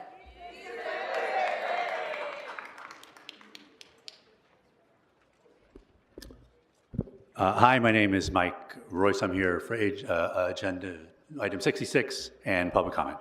I'm a member of the WGA and the DGA and SAG union. I have listened to a lot of business people come up and say they are not saying no to $30 an hour. You know, the best way to not say no to $30 an hour is to not say no to $30 an hour. Yes is the word that you're looking for. There's been references to the thoughtful increases of the past. They fought all those too. So what are we talking about?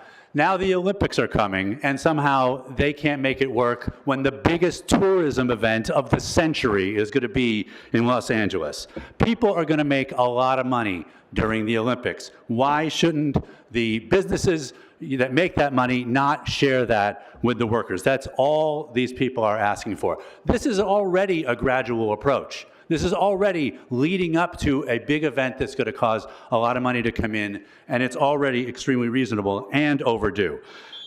I can keep going, right?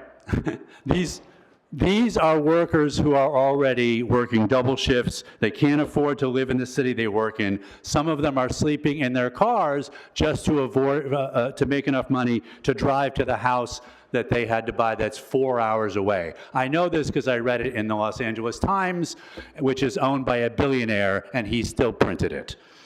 I think that paying these people fairly is somehow going to cause the entire world not to come to the Olympics is simply not credible. You have to ask, why does the business model depend on paying people unfairly, even during this gigantic tourism event that is coming?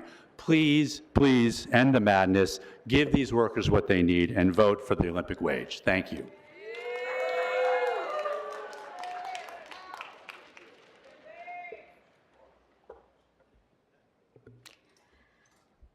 Hi, I'm here for 66 and public comment. Good afternoon, council members. My name is Fatima Murrieta. I live in CD4, and I'm senior organizer at the Writers Guild of America West. I'm here today representing our 12,000 TV and screenwriters, many of whom work in the hospitality industry to stay afloat during downtimes, a reality of how expensive it is to live in this city. In 2014, I stood right here as a hotel worker delivering the same message. Workers deserve dignity and a living wage. Bosses use the exact same talking points you're hearing today, but workers won. And that victory was truly transformative, not just for me, but for thousands of workers who finally gained the stability to build a better future, and the hotel industry thrived as a result. Today, I'm asking you to stand with us again, because everything in price has gone up except wages. The tourism ordinance is about making sure hardworking people who make LA a world-class destination can afford to live and work here. Vote yes, let's make history and transform lives once again. Thank you.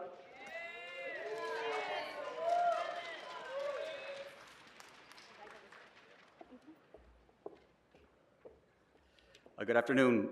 General public comment on item 66. You have 2 minutes. Good afternoon, Council President Harris Dawson and members of the council. My name is Rob Notoff. I'm with the Los Angeles County Federation of Labor, where we proudly represent over 800,000 workers across LA County, including these brave workers at Unite Here Local 11 and SEIU USWW, and especially those who fasted for the past 3 days in support to bring attention to this important piece of legislation. And I'm here today to make it clear that enough is enough. Let's move forward with an Olympic wage for our tourism workers.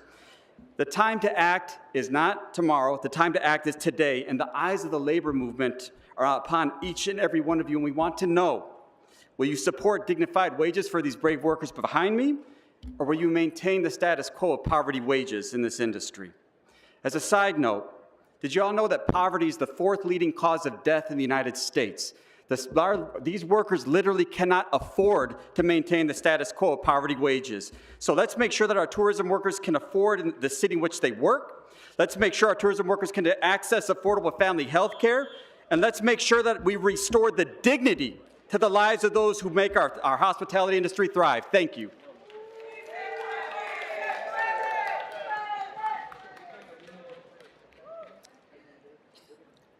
Hi. Good afternoon, council members, President and council members. I'm speaking on 66 and a general comment. Yes, we can. I'm Naresh Bhakta, Regional Director of Minority Immigrant Business Owners, representing over 650 small and mid-sized hotels. Olympic is in 2028, and only for 2 weeks. All CEO making millions are not us. We are minority immigrant small business hotel owners. We are not those who are making millions. Please don't compare apple with oranges.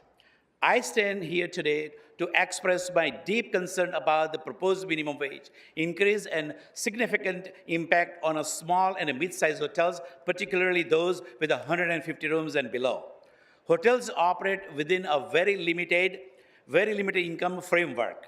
And this increase will create a domino effect that reaches beyond and just the hospitality industry, tourism already facing challenges, and this change will only make it harder to sustain. The repercussion will only to impact the hotel owners, also employees, vendors, and ultimately the broader community. The decision risk-taking scenario where both employees and employments will suffer. Business will force to close the doors and including potential layoffs, reducing services and hurt overall. Please do not force us to pass this to increase the labor cost to the customers who are fellow Los Angeles. Please vote yes to carve out 150 rooms and below and limited service hotels. Otherwise, this will make life harder. Thank you so much.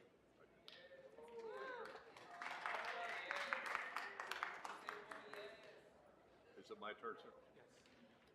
Thank you, ladies and gentlemen. My name is Rick Tuttle. I am here on behalf of the Clergy and LA United for Economic Justice, CLU. I'm a volunteer member. As some of you may know, I used to spend a lot of time in this building. I was Los Angeles City Comptroller from 1985 to 2001. I assure you, there are ghosts in this building.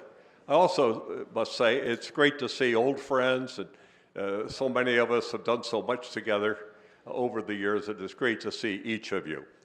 Why am I here today? Why am I standing here instead of online? Because our friends in security realized there's something wrong. I've come off 2 hip surgeries, as in hip surgeries. I'm getting better, don't worry. I'll be on the basketball court by April or May, but I appreciate not just standing online so long. Why am I here? Because of the importance of this issue. And here's, what do I have, 16 seconds? That's all I need. This is an historic vote. If you were in Congress in 1935, where were you on the Wagner Act? If you were in Congress in 64-5, where were you on the Civil Rights Act? On this city council in 1997, where were you on the Living Wage Act? It's that time, it's this time.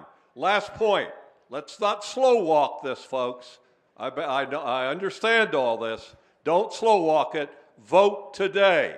It's in your hands. Vote today. Don't let this get slow walked.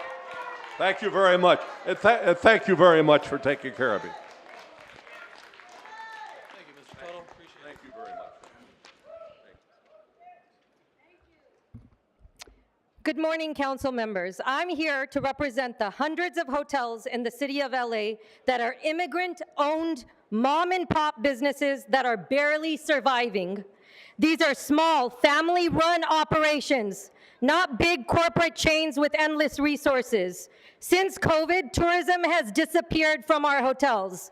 We now primarily serve locals and support Mayor Bass's Inside Safe program, offering affordable, budget-friendly rates. The proposed wage ordinance of $30 an hour plus $8.25 an hour will devastate us.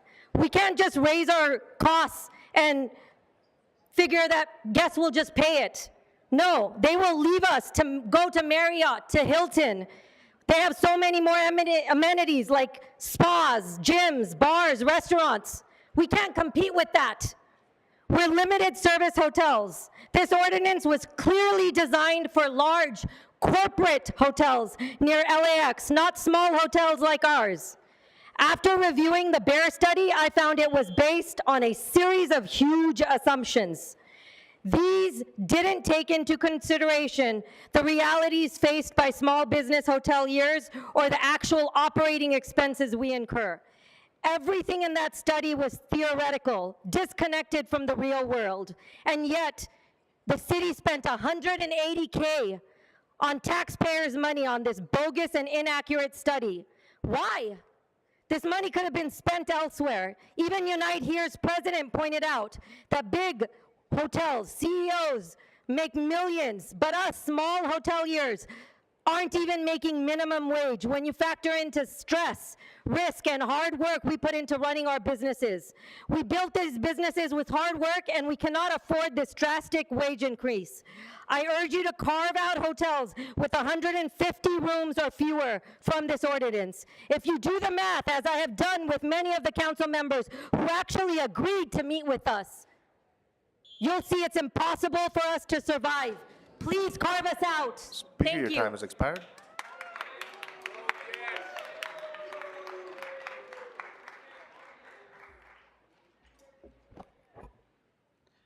Ray Patel. I'm a resident of Los Angeles and a business owner in the Eagle Rock area.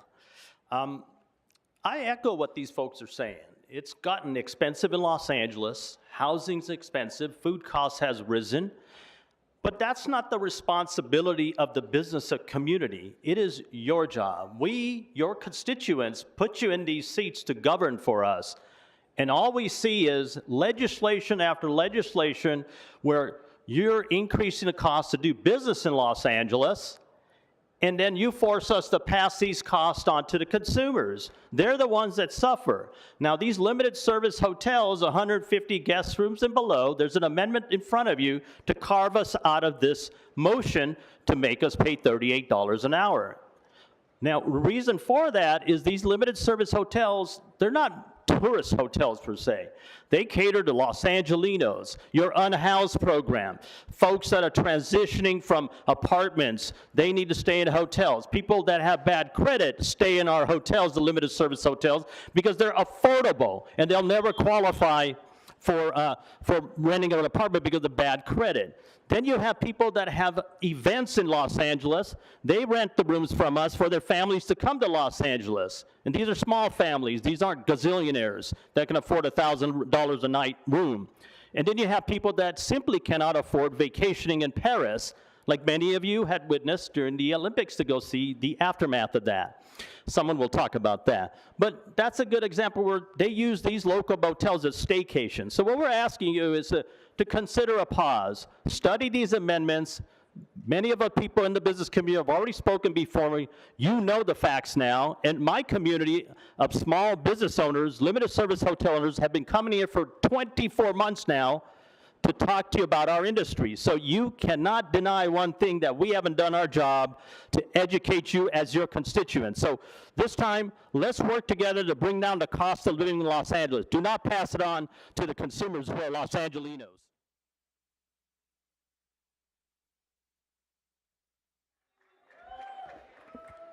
Good morning, Council. Let me just start by saying someone had mentioned that CEOs making $40, $50 million or something. I would love to make that money and definitely consider this motion and say, go for it, let's do it. But we are minority-owned small businesses over here. And let me just debunk some myths for you. If you guys remember the '84 Olympics over here, the hotels and the economy, the tourism economy did not do as well in other years as they did in '84. Okay, '84 was a bad year. Check Disneyland's number and you will know the mathematics behind that.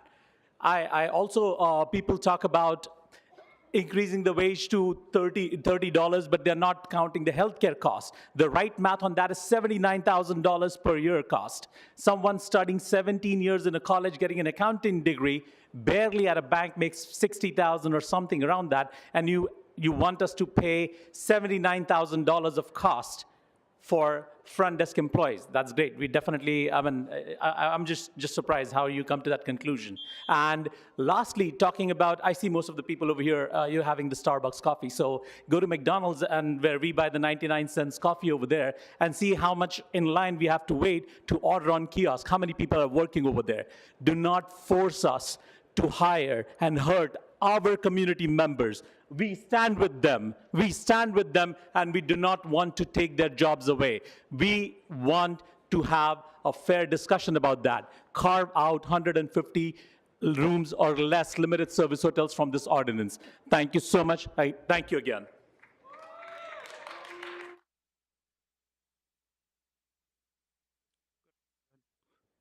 Good afternoon, general comment, and item 66. My name is Neil Bhatta. I'm a hotel, small hotel owner, a 70-room hotel here in LA area. This significant wage increase is cumbersome for our hotel industry. This will have a significant negative impact on the hotel touring and travelism industry. This will lead to massive layoffs, reduction in workforce hours, and even hotel closures. No developer, small business owner would want to build a hotel in the city of Los Angeles, as the study has found. Surrounding metro areas and cities will take so much of LA business, including TOT and the retail tax revenue. Hope Council give it a real thought before deciding on the living wage increase. I would like to support the amendment of 150 rooms or less. With that, my limited service hotel with no restaurant, no bar, I cannot survive or afford to keep my current employees. This will destroy small businesses like mine. Thank you.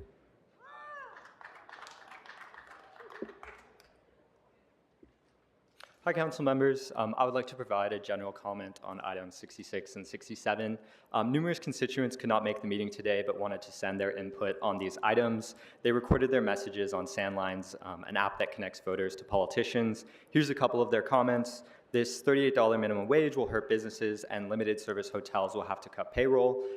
This ordinance is necessary so I can live closer to my work. And then I support a 150-room exemption because limited service hotels don't have any other revenue sources than selling rooms. There are dozens of other comments that have been sent in over the past couple days, and Sandlines has sent multiple emails updating you with these comments. Your constituents are asking for you to participate, not just to listen, but to lead with insight. I invite you to join the app and see the live polling for yourself and experience how Sandlines can help you enhance your connection with the public. Many people simply just find it hard to get here, and this tool is specifically designed for Los Angelinos. Thank you.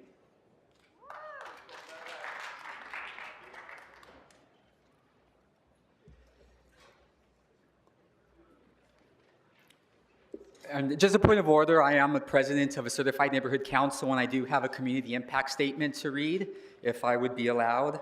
Okay, thank you. And my name is Shmuel Gonzalez, and I represent the Boyle Heights Neighborhood Council, and I have a community impact statement. Speaker, hold on just 1 second.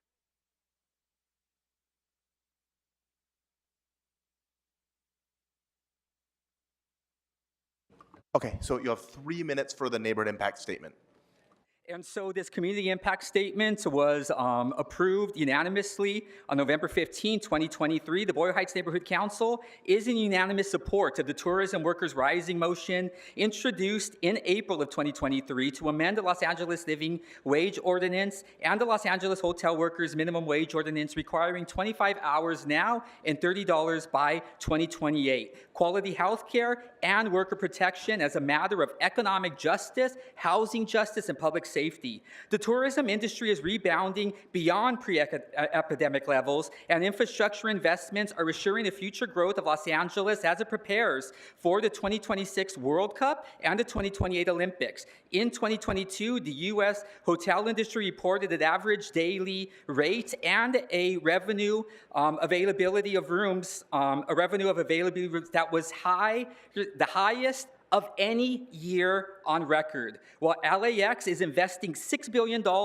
in an expansion, and Los Angeles is #1 in the nation for new hotel rooms. Thousands of tourism workers and their families are among the hardest hit during the pandemic, and yet many now lack quality health insurance, as the health benefits required in the Los Angeles Living Wage Ordinance have not kept up with the rising cost of family health insurance coverage, according to an April 2022 report presented by the Los Angeles City Administrative Office in compliance with the LWO. It is unacceptable that many workers at LAX and in hotels are struggling to keep a roof over their heads and support their families, all while being the backbone of a major economic engine in Los Angeles. The workers that keep Los Angeles tourism industry functioning, safe, and profitable, including hotel workers, LAX janitors and security guards, airplane and cabin cleaners, airline caterers, airline passenger service workers, LAX restaurant and retail workers, are primarily from BIPOC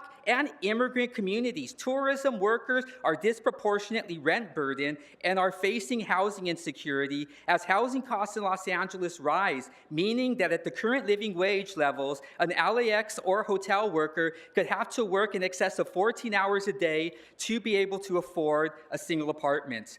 The proposed amendments to the Living Wage Ordinance would help prevent displacement of our community members and ensure over 36,000 Angelinos are healthy and are housed. We believe that everyone who works in this city should have the ability to live in this city. When we ask you all, city council members, to support this, 16 other city council members, neighborhood councils have also joined on to this CIS as well. So we ask you to support this. Thank you.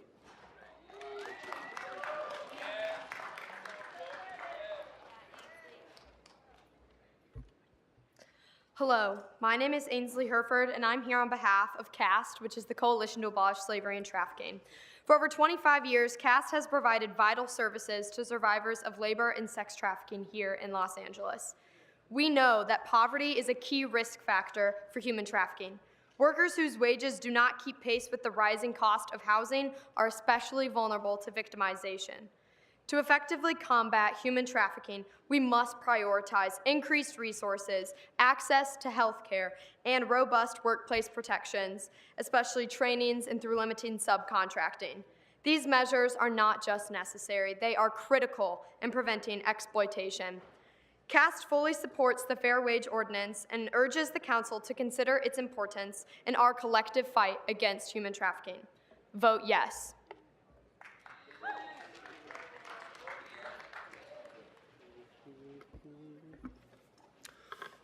Item 2, 4, 6, general.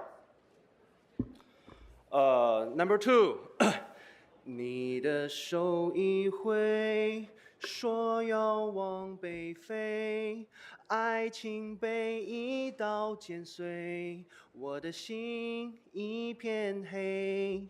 你讲得很对，说永远多累。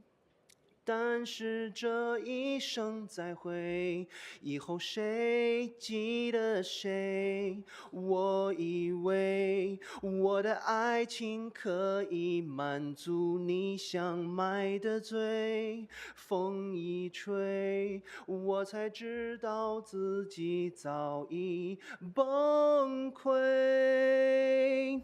Item number 2， 风往北吹，你走得好干脆，我的眼睁不开，流着泪，你用一句话把一切收回，我往北追，用迷了路的腿，我只有往前飞，退不回，北方没有你，要我如何收拾你给我的美。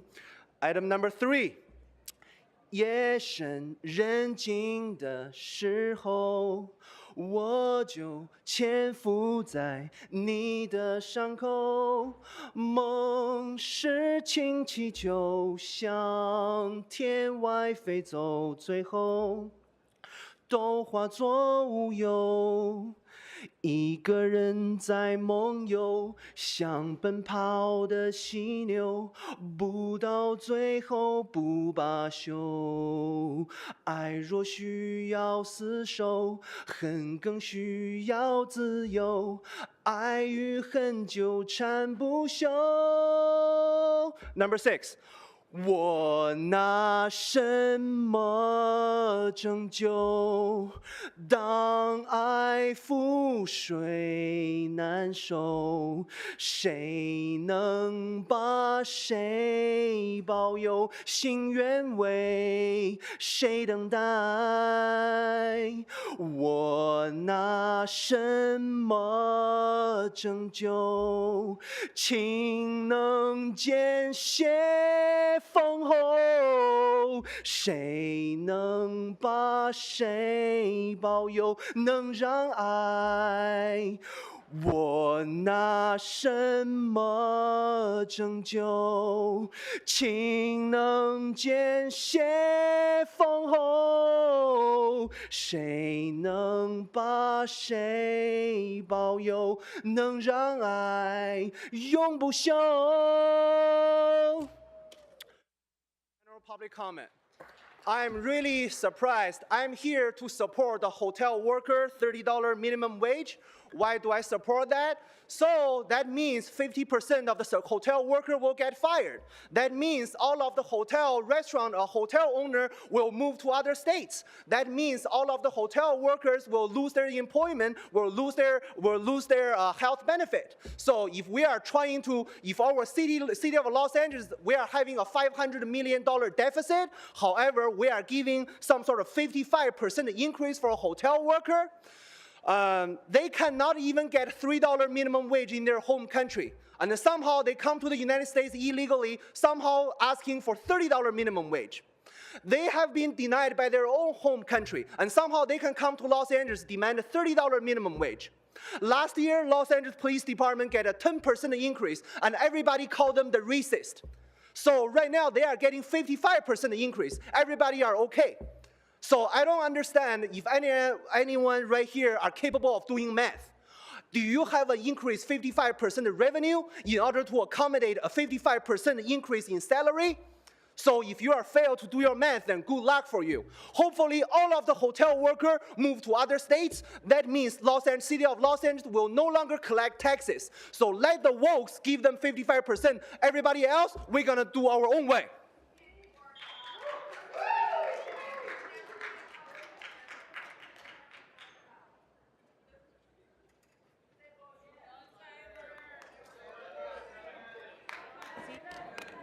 Good afternoon. Which items would you like to speak to? Hi, my name is Tyler Reed, and I'm 14 years old. And this is my mom, Javon Houston.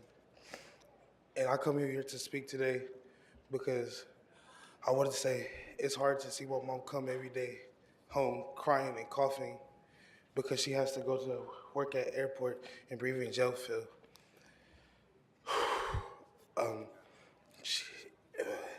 And then I also have to go through the same thing because of the community I live in with the jet fuel and the airplanes dumping over in my community. And I come here today to speak for y'all to vote on 66, right? For y'all to vote on 66 yes. And that's it.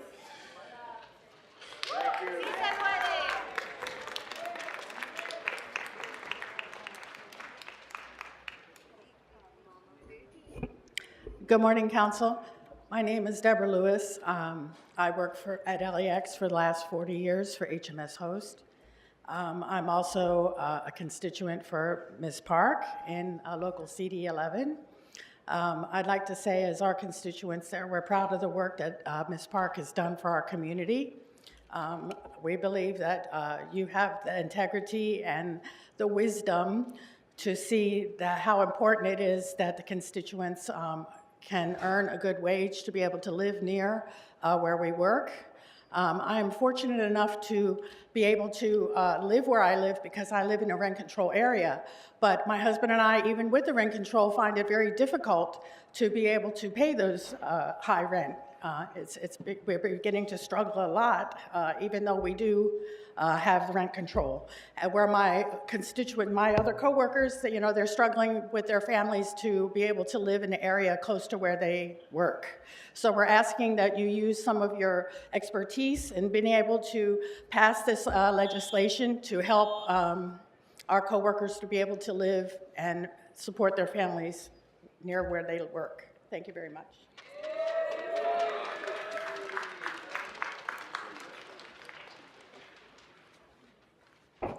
My name is Jasmine Atkins, and I have worked at LAX for 15 years. I am now currently a supervisor in Hudson in Terminal 1, and I am here to speak to support the Olympic wage because I know that this will help that the policy making sure that the wage floor is lifted and ensure that no family or worker will left behind. My coworker and I recently won the union contract, and I am now making $27 an hour. No workers at LAX should be treated like second-class citizens.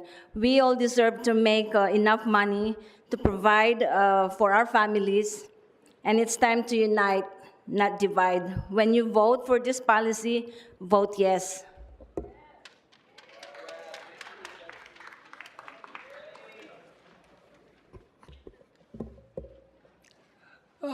Respected council members, I'm a hotel owner in Los Angeles.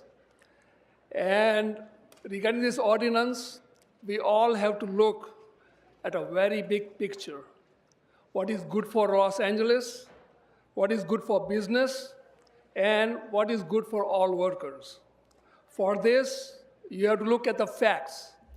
Fact number one, LA right now is next to at bottom for convention business. Number two, the reason being it's very, very expensive to do business in LA. So that's why there's no big hotel projects. And number three, we are losing convention businesses. So this $38 an hour increase in wages will really, we're not going the right direction, we're going the wrong direction, and will kill businesses, will kill jobs, and employees will lose jobs. So best, it is go for a gradual wage increase so that everyone benefits. And more important, carve out hotels for less than 50 rooms to be away from this ordinance. Take action which is economically good for everyone, and they'll be good for everything. Thank you.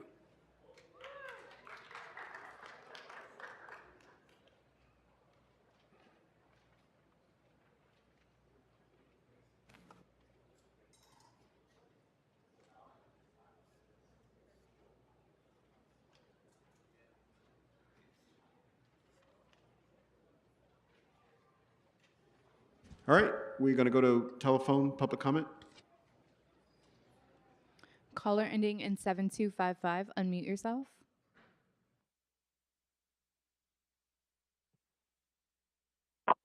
This is Richard Serrano, number 66, and general public comment. With what's being said at the city council today, it's a double-edged sword. It all depends on what side of it you're on. But did you notice everyone representing the hotels all had nice suits on? All the workers, they didn't have suits on, not even the union representatives. Why? Because they're united. And the owners are not amongst the people that care for the people that are workers. They are controlling the numbers, and at the end, like one gentleman said, he's going to lay them off. If that's what he needs to do to close his business, that's his will. But these people deserve that living wage. If you can afford to give it to them because you're increasing everyone else's, Marquise and De Leon, General they public gave comment. raises to Kevin De Leon's staff, didn't he? I'm glad the controller's office caught it, Ethics Commission, and I'm glad they're paying attention to this stuff.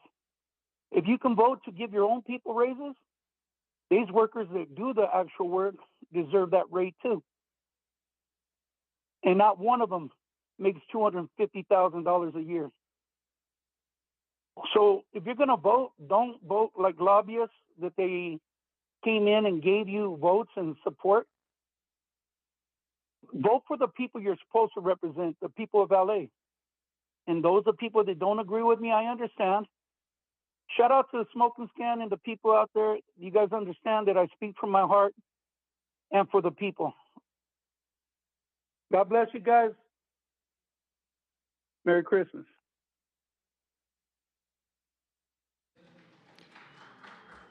Mr. City Attorney, there's been a substitute motion submitted. I'll ask you to read it into the record.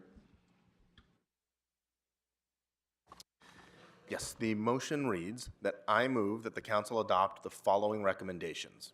1, approve recommendations number 1C, 2E, 2F, 2G, and 3, contained in the Chief Legislative Analyst, CLA, report dated September 5th, 2024, attached to council file number 14-1371-S13. 2, request the city attorney to prepare a revised LWO and HWMO that A, raises the hourly wages as follows. I, $22.50 an hour on July 1st, 2025. II, $25 an hour on July 1st, 2026. III, $27.50 an hour on July 1st, 2027. And IV, $30 an hour on July 1st, 2028. B, provides a health payment of $8.35 an hour on July 1st, 2025. The health care benefit payment for hotel workers shall be applied in the same manner as applied to airport workers under the LWO, including that if an employer's hourly health benefit payment is less than that required under this article, the differences shall be paid to the employee's hourly wage. Los Angeles Administrative Code, Section 10.37.3A3. C. On July 1st, 2026, and annually thereafter, the health care benefit payment provided shall be adjusted by the percentage equal to the percentage increase, if any, in the California Department of Managed Healthcare's Large Group Aggregate Rates Report, as measured from January to December of the preceding year. The DAA shall announce the adjusted rates on April 1st and publish a bulletin announcing the adjusted rates, which shall take effect on July 1st of each year. D. Adds a hardship exemption clause to the LWO for concessionaires with 50 or fewer employees at LAX under a lease in effect at the time of the passage of the ordinance, applicable only to the proposed amendments and to the HWMO, similar to the Hotel Worker Protection Ordinance, Los Angeles Municipal Code, Section 182.04, subsections B and C. The ordinance rate at the time of application will remain in effect for employers who qualify for the hardship exemption. E. Requires the following criteria be met before an employee or employee's representative can file a civil action for a violation of LWO or can file a complaint or civil action alleging a violation of the HWMO. I. The employee or employee's representative provides written notice to the employer of the provisions of the LWO/HWMO alleged to have been violated and the facts to support the alleged violations. And II. The employer does not, within 30 days from receipt of the written notice, take action to cure the alleged violations.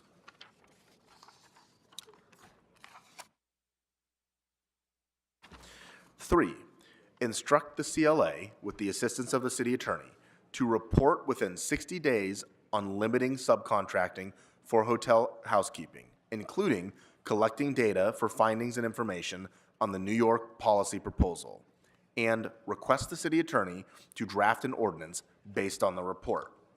4, request the Los Angeles World Airports, in coordination with the Economic Workforce Development Department, to report within 45 days with recommendations on business assistance programs for concessionaires at the airport, including assistance for disadvantaged business enterprises, DBEs, local business enterprises, LBEs, and financially distressed concessionaires.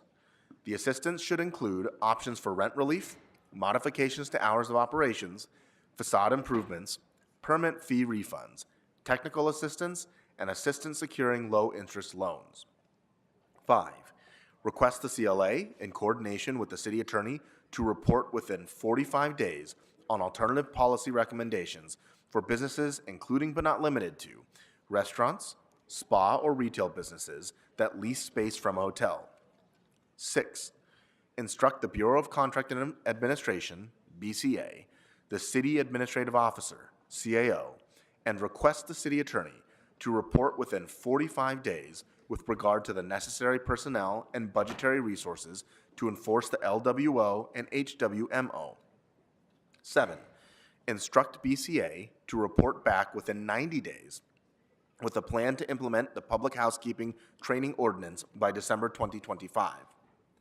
8, instruct the CLA, with the assistance of the BCA and the city attorney, to report in 45 days with recommendations on alternative ways to administer the healthcare waiver provisions in LAAC section 10.37.15 subsection E, specifically looking to see how the state of California and the city allows its employees to opt out of the healthcare benefit provided by an employer. This report should include an evaluation of providing flex cash to an employee that already has an insurance policy of equal value from another source. 9, instruct the chief legislative analyst, in consultation with the planning department, Department of Building and Safety, Los Angeles Police Department, and any other relevant departments to report with recommendations within 45 days that would incentivize hotel production and hotel permitting in the city, including but not limited to exploring and providing recommendations on streamlining and/or eliminating unnecessary hotel permitting requirements, permit renewals, or regulations within the City of Los Angeles. Identification of duplicative, unnecessary, or overly burdensome regulations that the City of Los Angeles currently imposes, which are not standard across the 87 cities in Los Angeles County. The preparation of this report shall include input from stakeholders, hotel operators, and representatives from the hotel industry to ensure that all perspectives are considered. 10. Instruct the Chief Legislative Analyst in consultation with the Department of Tourism and Department of Finance, City Administrative Officer, Los Angeles World Airports, and other departments to report back annually until 2028 to assess the impact they have had on the hotel and tourism industries and airport businesses. This report should include, but not be limited to, jobs loss, number of hotels open and closed, analysis of the findings made in the BEAR report dated September 5th, 2024, impact to the city's transient occupancy tax, TOT, impacts to workers' financial stability, including testimony by workers and an overall evaluation of the economic impact of the wage increases.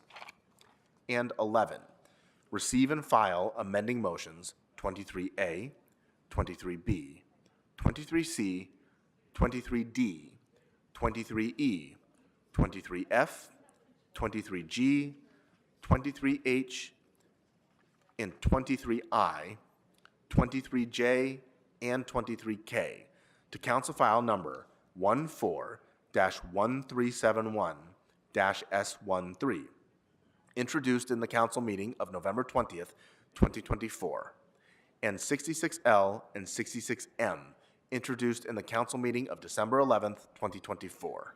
And this is being presented by Council President Marquise Harris-Dawson and Councilmember Curran Price, and seconded by Hugo Soto Martinez, Councilmember Heather Hutt, Councilmember Tim McCosker, Councilmember Isabella Jurado, and Councilmember Nazarian. All right, before we go back to the phones, Mr. Lee has a lien. Thank you, Mr. President. I apologize. Earlier, I forgot to ask if we can continue item number 16 to March 18th, 2025. All right, without objection, that'll be the order. Mr. Clerk, we didn't vote on 16 already, did we? No, sir. Okay, so that item's continued. Thank you. All right, we'll go back to the phones. Caller ending in 9519, unmute yourself.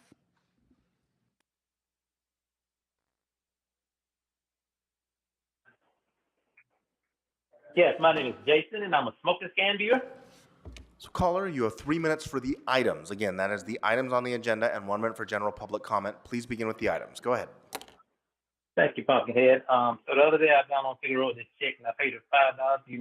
Let me backdoor her turd cutter, and she was telling me how she was like one of these little Mexican y'all out in here who's looking for a little help with the little job thing there.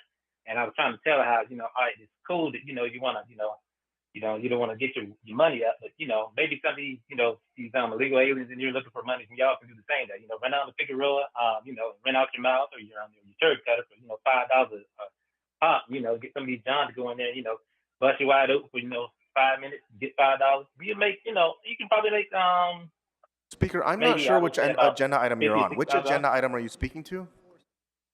The one about these illegal aliens want y'all to give them more money instead of them going down there and letting people give them a little dry rub and $5 down on City Road, sir. That one.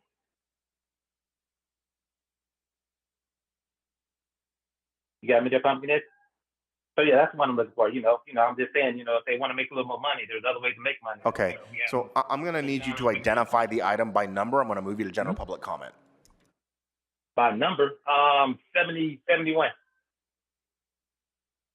Sir? Okay, well, that's not what that item's about. You've also exhausted your 1 minute on that item. You have 1 minute for general public comment. Go ahead. Thank you there, brother. Anyway, shout out to the smoke can community there, and as usual, fuck that nigga hate Candido, and I just like to say, today is Christmas. There will be a magic show at 0930.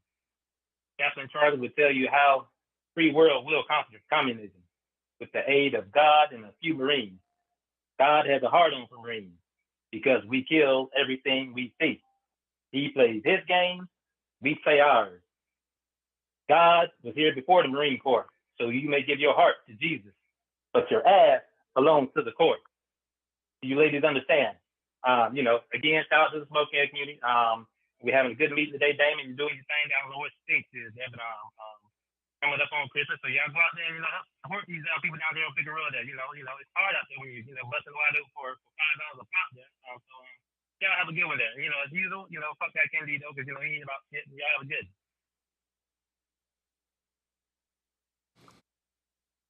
Next caller. Caller ending in 8990. Unmute yourself. Hello. Yes, go ahead. Which items would you like to speak to? Hi. Thank you. Public comment, please. You said just public comment? Yes, sir. Thank you. So you have 1 minute. Go ahead. Okay, thanks. Okay, it was painful listening to our council member CD4 argue against the housing element draft yesterday, supported by Plum Committee, Planning Commission, Planning Department, and the state.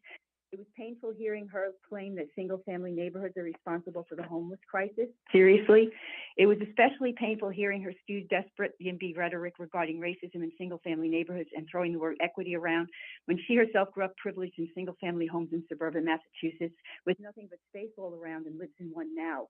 While she ignored the South LA communities of color who fought all the Wiener bills, including SB 9 and 10, which she went ahead and voted for. And as one of the South LA beloved community leaders said, quote, politicians throw that word equity around, justify voting for Wiener's bills, but our single-family homes in our communities are our equity and our generational wealth. His YIMBY war on single-family neighborhoods will destroy all of that. Thank you, Ms. Warren. You are officially a warrior against the single-family homes. You are so misguided. You are actually downright dangerous, and you should be recalled. Caller, your time has expired. Next caller. Call-in user 3, unmute yourself.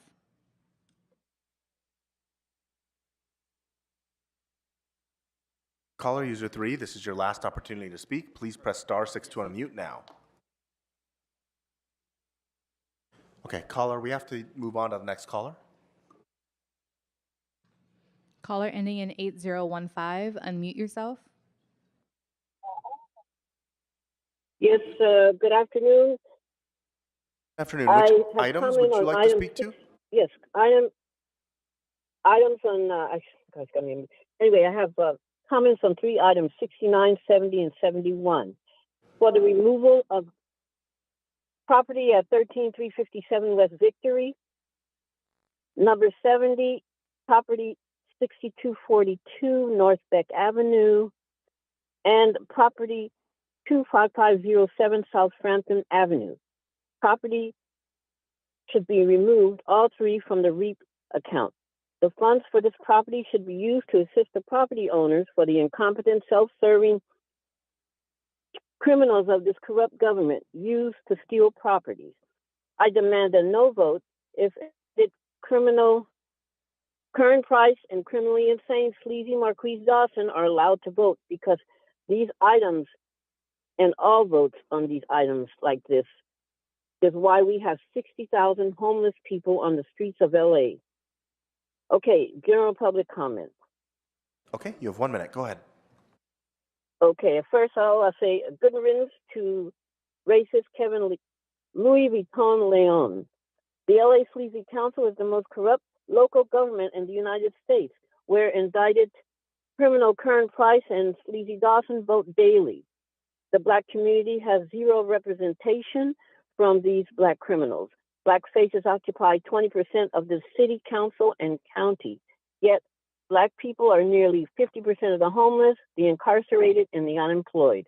Why is that? Sleazy Marquise Dawson is running a food desert.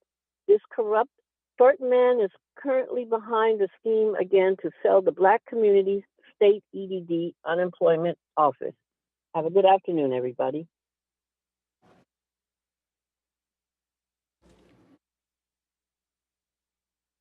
Caller ending in 3713, unmute yourself. Hi, this is Ruth, Ruthless.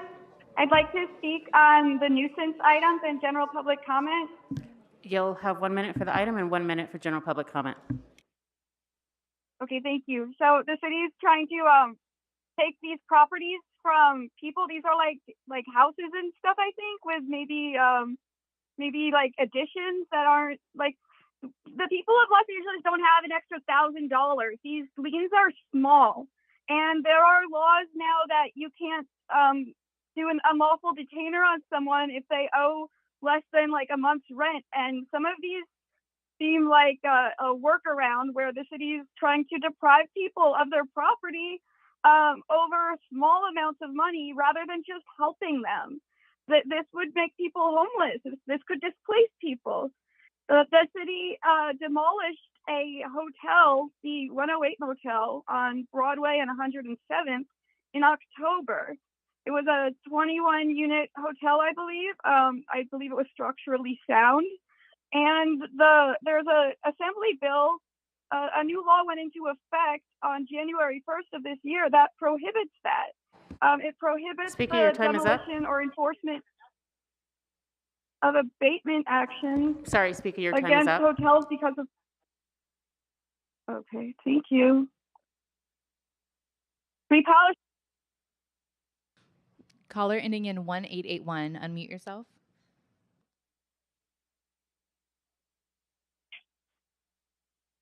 Yes, item 66 and public comment, please. You'll have 1 minute for each. Thank you. I have a right to speak on these things. To the brave workers who are there today, I'm amazed by your words, but you have to realize that if it's going to cost jobs, it's going to cost jobs, but you deserve a better wage. It is so difficult to live in this city, and for those of us who cannot stand by and watch those of you who make this city run, who do everything to keep this city running, cannot live in this city. So I hope that this council will do the right thing. As a former businessman, a small business owner, I know it's tough. It's hard to make numbers work, but you have to also think about those that you employ and make sure that they can also live in this great city. Public comment, please. You have 1 minute? Public comment? Yes, you have 1 minute. I have a right to speak. I have a right to speak. Yesterday, I stood there before the city council, hands up. I used 4 different names, and yet Mr. Dawson didn't call upon me. He's playing his little games. My question is to those of you members of the city council who are decent, good, and kind, how is it that you continue to allow and participate in that? It's like seeing a crime taking place, and you watch and you sit there and you say, oh, well, it's not me. But you folks do that. You stand by a simple, stupid little thing like public comment. What words can I say that could destroy or take away Mr. Dawson's power? But yet you let evil continue the same way you guys did with Martinez. And yet yesterday I was assaulted by someone who worked for a nonprofit. Why would he do that? Was he related to you, Mr. Dawson? Was he somebody you knew, Mr. Dawson? Caller, your time is up. Caller ending in 4610, unmute yourself.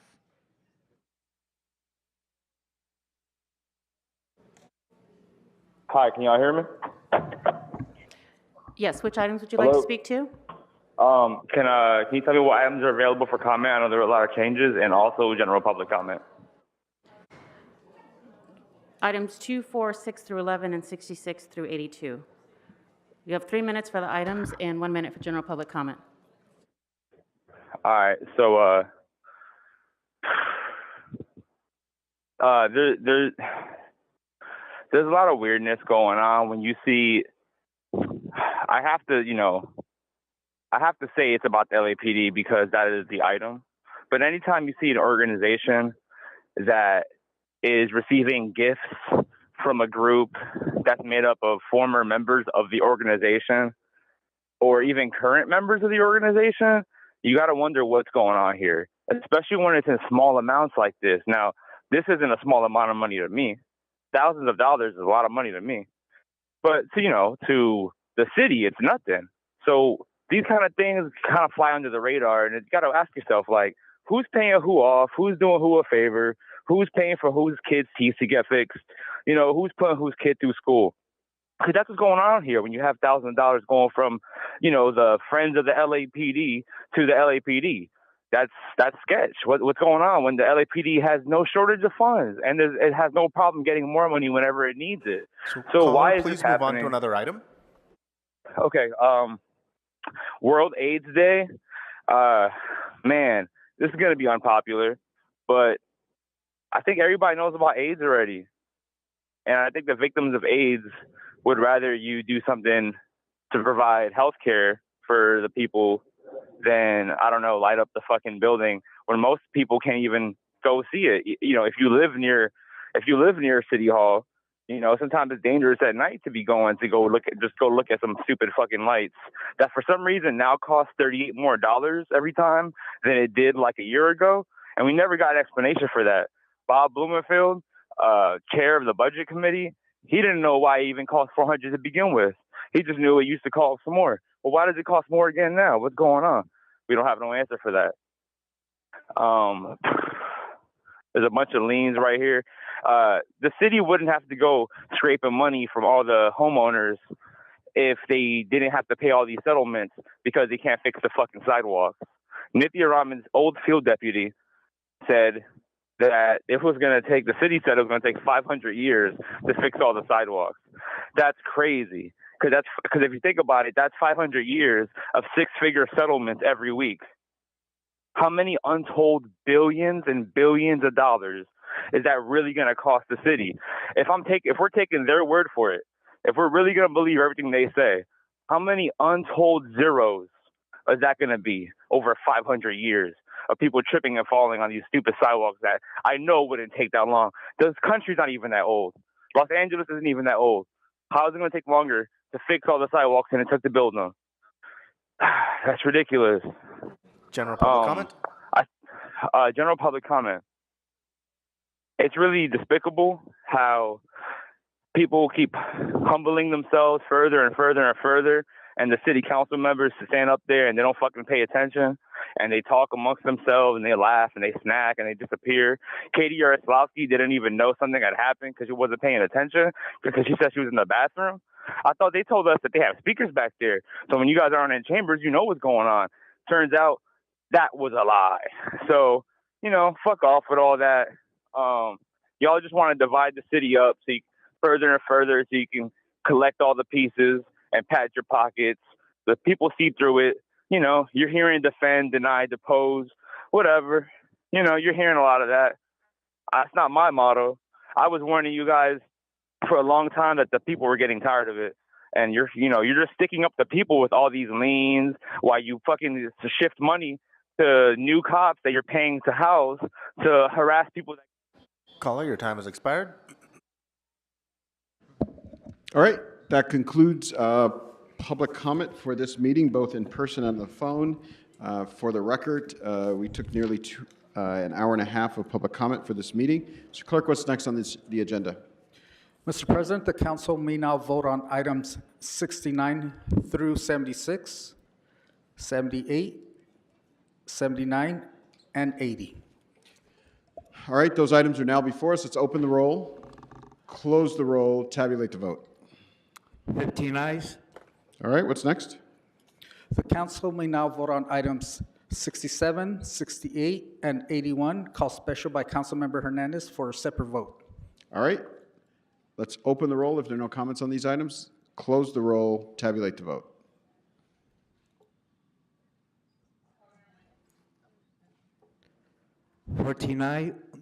Ayes, 2 noes. All right, what's next? Mr. President, there are requests to continue items 4 and 19 to Friday, January 10th, 2025. Without objection, that'll be the order. What's next?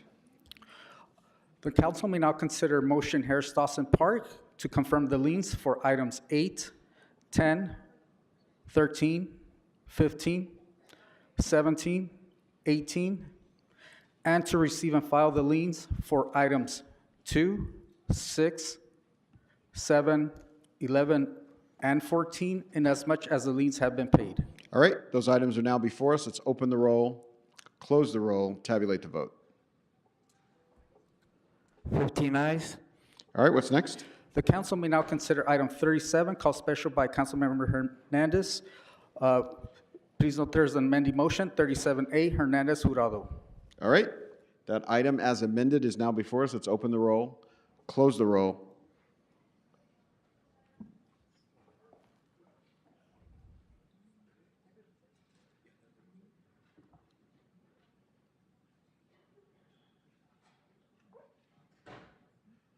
Pardon me, members, there is some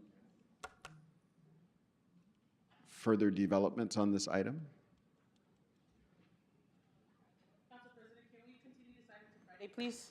All right, this item will be continued until this coming Friday, the 13th, 2024. Without objection, that'll be the order. What's next? The council may not consider item 77, a substitute motion. Yaroslavsky Lee has been introduced. Please note there are 2 votes required. First vote is to vote on whether to substitute the motion, and second vote is to adopt the substitute motion. All right, let's open the roll on substitution, close the roll, tabulate the vote. 15 ayes. All right, and now the item is before us. Let's open the roll, close the roll, tabulate the vote. 15 ayes. All right, what's next? Mr. President, the council may now consider item 66. All right, item 66 is now before us. We have in our physical presence today the representatives of the Bear Group who did the economic study. I'll ask them to join us at the table, and we will begin our deliberation on this item with a report from them, which should include addressing the questions that you all submitted answers to us in writing a little over almost a week ago. So if you can state your names and your positions and begin your general presentations. Thank you to this CLA. Yes. Good early afternoon, members. Dr. Henry Flatt with the Office of the Chief Legislative Analyst. If adopted, the item before you would revise the living wage ordinance, which applies only to airport workers at LAX, and the hotel worker minimum wage ordinance that applies to hotels with 60 or more rooms. As part of the original instruction that got us to this point now, our office was directed to commission a study that evaluated the economic impacts of incrementally raising both wages to $30 an hour by 2028. After a competitive process, our office selected Berkeley Economic Advising and Research, also known as BEAR, to perform the study. And broadly, the study finds that the benefits of raising both wages far exceed the costs, largely because workers that receive these new earnings will spend that money in the city or neighboring jurisdictions. I am joined today by Dr. David Roland Holst, who is the founder and executive director of BEAR. He received his PhD in economics from UC Berkeley and is also a research professor in the Department of Agricultural and Resource Economics at UC Berkeley.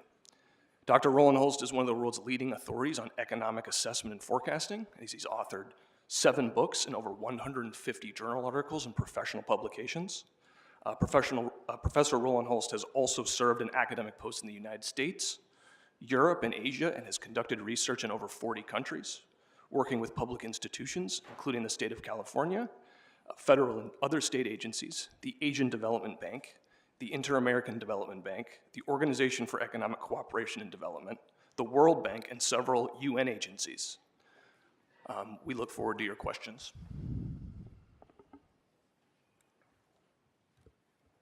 Thank you, Henry, and thank you, Mr. President. Distinguished council members, good afternoon. I look forward to answering any questions you have about our study. As you know, it was made public 4 months ago, and I'd be happy to elucidate any of our findings and discuss your interest and concerns. Thank you so much. All right, we'll begin our discussion with our committee chairman, Mr. Curran Price of the new 9th District. Thank you, Mr. President. And gentlemen, thank you again for being with us today. There is a recent hotel wage increase that we can look to regarding questions of how the higher wages affect the industry. In the city of Long Beach, voters passed Measure RW in March of this year to raise hotel worker wages to the highest minimum wage in the country. It was implemented in July. What has happened to hotel performance since then in Long Beach? I'm sorry to say I have not done research on Long Beach per se, but I'd be happy to give you an answer to that in writing after we have time to examine the evidence. What I can say about this narrative of wage increases... I'm sorry, Mr. Holst, can you pull the mic closer to you? Yes, of course. Thank you. There we go. Is that better? Thank you. A little closer. Okay, I'm not a sportscaster. I'm not used to this. In any case, I would be happy to look into that, the Long Beach experience, and give you a response in writing, but we haven't studied that, the legacy of that policy implementation. I can tell you, from the point of view of the narrative we've been hearing today about wage increases and layoffs, that the evidence in California completely contradicts that narrative. We've seen just in the latest Till report that was commissioned by the Legislative Analyst's Office of the last 5 years of LA City's minimum wage, new minimum wage 5 years ago, there's no discernible statistically significant reduction in employment in that sector. There's recent data that was just released last week on the the state minimum wage, which, as you know, has been in force for almost 12 months, and in the food service industry for 6 months. Again, no statistically significant reduction in employment. So I'm quite optimistic, and on the basis of the evidence that I've seen, that the effects of this will be limited. Now, having said that, I'm talking about the industry as a whole, and we all know that this is a very heterogeneous service industry. Adjustment burdens will be different for different firms, and particularly smaller firms. And I can tell you from the experience of studying 19 municipal minimum wages in California and 7 California counties, that the exceptions for smaller enterprises have been seriously considered, and it might be an option for you to consider in this situation. We were not asked to study that in our terms of reference, but I can tell you that it's a pressing consideration for many municipalities. The burden for the smaller operators is obvious to most people, maybe less so to disinterested observers, but let's be honest, small businesses don't borrow money on Wall Street, they borrow money with their credit cards. So they finance these kinds of adjustments at much higher interest rates, they're much more credit constrained. And so those kinds of considerations have to play a role, but unfortunately we did not, this was not part of our remit to study. It might be a future study. Well, if we could do a follow-up response, I'd appreciate that. Yes. I do have one more question, Mr. President. Yes, sir. LA last substantially raised the minimum wage, hotel minimum wage in 2015. In the bare response to our questions from the last hearing, you noted that the historical experience shows that firms and workers both benefit from more equitable compensation. Do we know if this happened in 2015?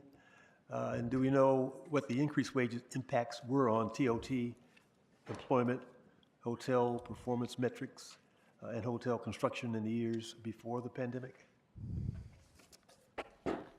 That was not part of our remit, but you may have data on it. Yeah.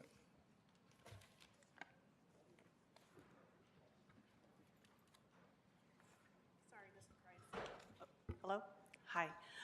With regard to the tax revenues, I don't think we isolated just the impact of the citywide minimum wage on the effect of any of those tax rates.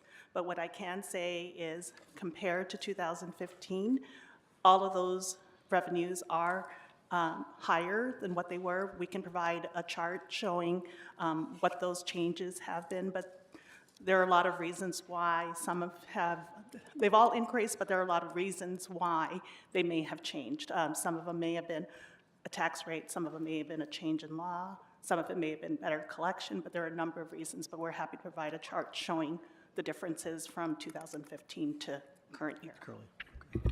Thank you, Mr. President. That's all at this time. All right, Councilmember Lee.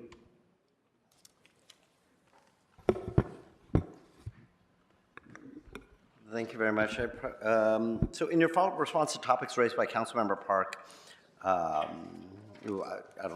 don't know if it was you or one of your other employees, you state that the report did not consider the hotel worker protection ordinance in relation to the hotel worker minimum wage because other protection ordinances were beyond the scope of the original instruction. So when I asked that same question at the last meeting, you, meaning your company, told me that the hotel worker protection ordinance was included in your analysis. Which one was true? The first statement was true. The first statement. Yes, true. I'm sorry for any misunderstanding. Okay, yes, so that's correct. Okay, Yes. so it's a very important topic, but it was not in our terms of reference. okay, so you're aware that the hotel worker protection ordinance, which the city recently enacted just 2 years ago, that requires hoteliers to compensate room attendants double their rate of pay for the entire day in certain workload situations. So you're aware of what it is. Yes, I'm aware that it would render some parts of the coverage redundant. Okay, so would you agree that the law requiring double the rate of pay would have a significant effect on the hotel-specific minimum wage? Correct? It would certainly change the coverage of the minimum wage ordinance. That would reduce the number of workers covered by that, yeah. Okay, but you didn't think it was relevant to put that in your analysis? Or? No, I didn't mean to say it wasn't relevant. Okay. I'm saying that we were looking at a relatively generous assumption that a larger number of workers would be covered, just to give an upper bound to the cost to industry. So, do There's you a know? lot of it. Okay. Sorry. Go ahead. Yeah. Do you know how much of like a hotel's workforce is made up of room attendants that could be subject to this double rate of pay? Do you I have don't any? have that number myself, but I'd be happy to respond in writing. Councilman, in the report, it's approximately 3,100 room attendants across the city. Which could be eligible. Which could That's be right. eligible. They could be, but we don't have exact numbers on whether they are not that eligibility would be exercised. Okay, and so just as a reminder, everyone, doubling this proposal would increase the rate of pay up to $60 per hour. So this, do you believe that this will have an impact on hotels where more than, I believe you had a 6% room increase over 4 years, you stated in your report that number may change a little bit. That number is uncertain, but the reason it's uncertain is because we have been unable to obtain the necessary data from industry. And we haven't asked we've talked to a few representatives of the industry, but the Legislative Analyst Office has done most of the outreach to the hotel industry to get enterprise-level data. This is not an enterprise-level assessment because we could not get that response. We got responses, you can explain this, Henry, but there are approximately 500 hotels in LA City, depending on how you define a hotel. And we received responses from less than a dozen. So less than how many? Less than a dozen. You can't base a responsible empirical assessment on a sample like that. We'd be happy to try, but that would require a survey and disclosure, which we haven't seen from the industry, frankly. The state and official sources that we use don't have access to that information.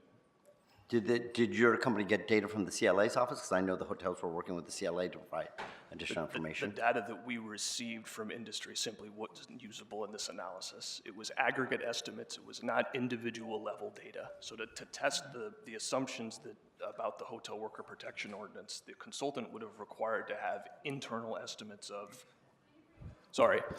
in order to test this hotel worker protection clause in regards to the certain number of square footage that's cleaned and room attendants are compensated beyond that square footage, the consultant would have needed internal records and internal employment data to really accurately test that. So hotels were unwilling to work with? Is Yes. that your statement? You're saying Yes. hotels were unwilling? Okay. In your follow-up response to the bear, to another question, you stated, quote, most LAX and large hotel patrons are non-residents with limited options for substitution. This makes a significant assumption that visitors will continue to stay in Los Angeles hotel regardless of price increases. But was there ever an analysis on the price-sensitive displacement showcasing what level of price increase leisure, business, and group visitors are willing to accept before they decide to move their conferences, business meetings, or vacations elsewhere? There's been no such study by us. It was not included in our terms of reference. It's a very interesting question, but again, we need disclosure at the enterprise level, which has not been forthcoming. So in your follow-up response to question number 2, you stated it's noteworthy that the impacts are net positive in all jurisdictions of Greater Los Angeles, more than offsetting the initial cost impact on targeted LA City employers. But at the last council meeting, you couldn't name a single hotel that you met with, and now it's limited. How are you coming up with that information? I think I should clarify this study a little bit. The estimates for jurisdictions are based on aggregations of the industry. We know where the hotels are, but we don't know, we can't see their balance sheets. So we divide according to basic assumptions about the scale and revenue. What we find very simply, everyone, is that policy is a very robust catalyst for regional growth of the economy. But all being adults in the room, we know that economic choices entail trade-offs. So this would entail higher costs for the hospitality sector, no question, but it would entail benefits for workers in these sectors and anyone associated with their expenditures from increased incomes. The benefit to cost ratio in the study is 3-to-1. It's a very substantial potential gain for the regional economy and for the lowest paid workers in these sectors. Well, who's going to finance it? It would be the employers that finance that. I'm being very honest about that, but it's not an enterprise level assessment. We can disaggregate it to the census tract level, but we don't have enterprise level information. So, colleagues, I mean, shouldn't this be information that we have available to us? This is yet another example of this body undertaking a policy which is a feel-good policy that will ultimately end up, what I believe, end up hurting the very people we are trying to help. I believe that this will hurt the industry's ability to provide the same amount of jobs, that they won't make other choices, or that we won't have hotels leave our area. We know that there are amendments pending before us right now that make this a better proposal for both sides, and yet this body, it sounds like, is not even willing to consider those options. Like so many other things that come before us, I believe that we should explore the unintended consequences of actions that this body takes as policy before we just take the easy way out. We all want to help the workers. We all want to help people be able to live in the city that they work, but we also need to ensure that those jobs are still there for them, after we make these changes. By passing what I see as the amending motion before us today, I just feel that we are going to be taking an axe to the local economy, and to our city. I strongly urge all of us to either consider getting this information before we take this, what will be an incredibly important vote to our city of Los Angeles, pending not only, we don't want to build hotels just because we have the Olympics coming. We want to build hotels to help the economy of the city of Los Angeles. We want to build hotels so we increase the amount of tourism to the city of Los Angeles, so that when people come here, we want to increase the amount of hotels so that we have the TOT that we can expect into our coffers, so we as a city can do the amazing programs that all of you, this entire body, fights for every single day to help the residents of the city of Los Angeles. Mr. President, I know I'm over, but I will come back if I have additional questions. Councilmember Rodriguez. Thank you. Thank you, Mr. Lee, I think, for really helping to highlight some of the challenges that we're experiencing right now through even procedurally how this has all happened. My question is, have you ever evaluated, you talked about other municipalities that have adopted similar approaches. Los Angeles, as was reported by our Convention and Tourism, has reported that for Los Angeles, in terms of visitors and tourism, we basically are just shy, and we're chasing San Francisco to be dead last. Have you seen other municipalities? We actually are dead last, Councilwoman, I want to be clear. I can't hear you. We actually are dead last, actually. Oh, so now we're dead last. Oh, congratulations, folks. We're dead last and recovering. So now that we're dead last, have you seen other municipalities propose and adopt increases to the bottom lines of what some of these establishments are going to have to now implement when we know that tourism has not recovered? What has been the outcomes of the economies for those cities as a result? Several of these municipalities have implemented their the minimum wages during the COVID period because they wanted to protect the lowest income workers, and that was taken. All employers took a hit who were eligible to increase those wages.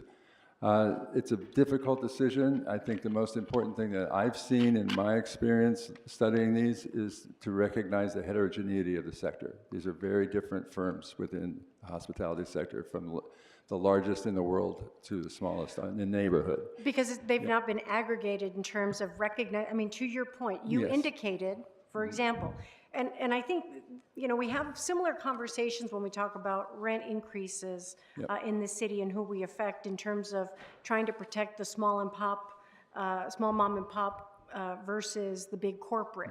And they're both being conflated, because it goes back to the conversation, and again with Mr. Lee, we all want to pay workers more. You have employers that want to pay workers more. But in an environment where the economy has not recovered to our pre-pandemic levels, which everyone was basing this off of a conversation that we have fully recovered, that was already a false start for the commencement of this proposal. But as we are currently recognizing that we're not there, even by our own numbers, looking at what LAWA has provided us, indicating that we are still not even at 100% recovery from 2019, to as well as the hotels. Now you're going to tack on a 30% increase. To your point, it's the lower echelon that ends up getting the biggest impact, because let's be honest, the same inflationary pressures that residents are experiencing are the same inflationary pressures that the business owners and operators are experiencing. So now the difference is that now we're proposing and tacking on a burden of 30% increase to their bottom lines to operate. I don't understand how that's sustainable. And to your point, you had indicated previously, or at least in the conversations that we had, is we expect at that level that we're going to actually see job loss. And for me, my biggest concern is that are you really only, you're declaring winners and losers. The losers are going to be the business owners that can no longer maintain their level of employment for those individuals. But by the way, it's a false promise for the people that are fighting for these increases, because they're going to be the ones unemployed because there won't be a job available for them. I can only say that the data in California and in many other places very strongly contradicts those statements. Very strongly contradicts these apocalyptic job loss scenarios. There's no precedent for that, especially in a place like Los Angeles. Nothing. Give me an example. Since the Second World War, there hasn't been a single adverse cycle like that in response to wage increases.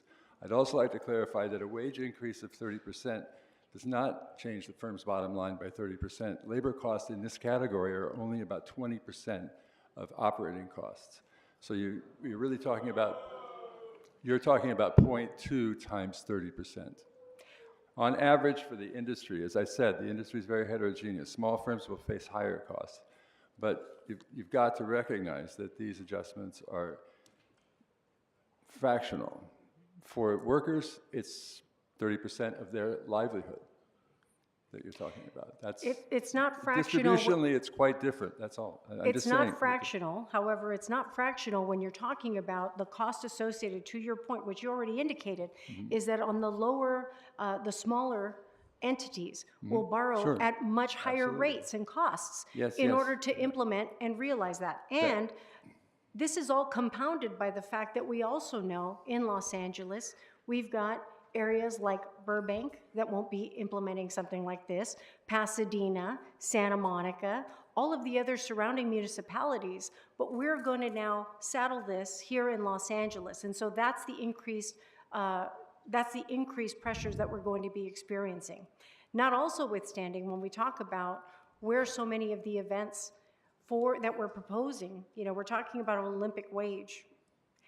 When so many of the events are now starting to look like they're not even going to be in the city proper because they've been distributed across the region, we're actually potentially saddling more of these operators with, again, the increased cost and burden, but the likelihood that a lot of the attendees, because of where the events are happening, in Inglewood at SoFi, in Long Beach, and some of these other areas, could very well not be, by and large, here in the city of Los Angeles. And so those are some of the other factors that are very real that we need to be considering when we talk about these increases, because those bottom lines really matter to the survival of these businesses actually being able to provide the very jobs that we want to continue to care for these workers. So again, my hope is that we're not creating the best paid unemployed workforce in the country by creating an environment that doesn't allow these businesses to continue to sustain a level of employment for these very same workers.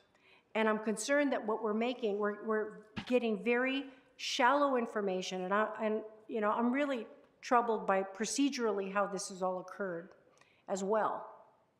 Because I also asked some questions specifically about TOT that I was very disappointed with the lack of real clear response on in the response in the report. But just very disappointed overall that we're accelerating this conversation, and I understand people's frustrations on both sides.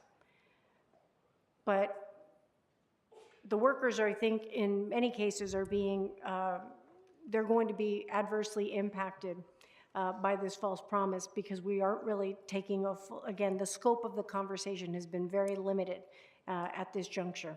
And it's unfortunate because I also know that a lot of these businesses that will be most heavily impacted are minority owned, are small business owners who have been struggling to make it. And they're the ones that are going to be the front end of hurting the most by this policy.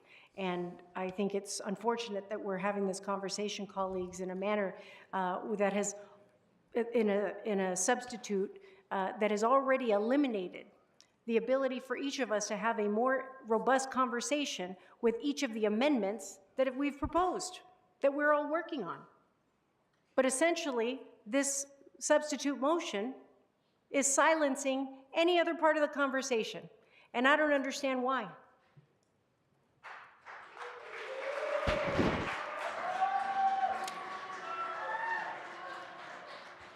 Councilmember Park. Thank you, Council President. I'm going to start with a couple of questions for Bear. Thank you for being here in person this time. In your letter at page 3, which concedes that no other jurisdiction has implemented a wage increase of this size, you write that, and I quote, "Our analysis assumes that the hotel industry adjusts prices to offset the wage increases, increasing revenue and maintaining profitability. These price increases will reduce demand initially." We already know demand is down. We know that average daily rates are down. So with vacancies driving market competition, there's no room to raise rates. So given those facts, why are we making this assumption? we need an assumption to understand what the ultimate cost to the industry is. And our assumption was that they raise prices to neutralize the profit impact in order to recover revenue. And that increase, by our estimation for the average across the industry, because again, it's an average treatment of the industry, would be a 6% increase in prices. And from demand estimates that we have in an extensive economic literature, that would lead to very modest change in demand. Okay, can you tell me which hotels you spoke to confirm that your assumptions were accurate? So we spoke with the Greater Los Angeles Hospitality Association, Camelot in the city of Anaheim, and I think Bear interviewed Ray Patel. Mm-hmm. So I heard you that you spoke to one hotel in the city of Anaheim. Did you speak to one hotel operator anywhere in the city of Los Angeles? I just said that Bear interviewed Ray Patel. So one out of how many hotels? Some 150 odd hotels. Did anybody call a hotel in Venice and ask how business was?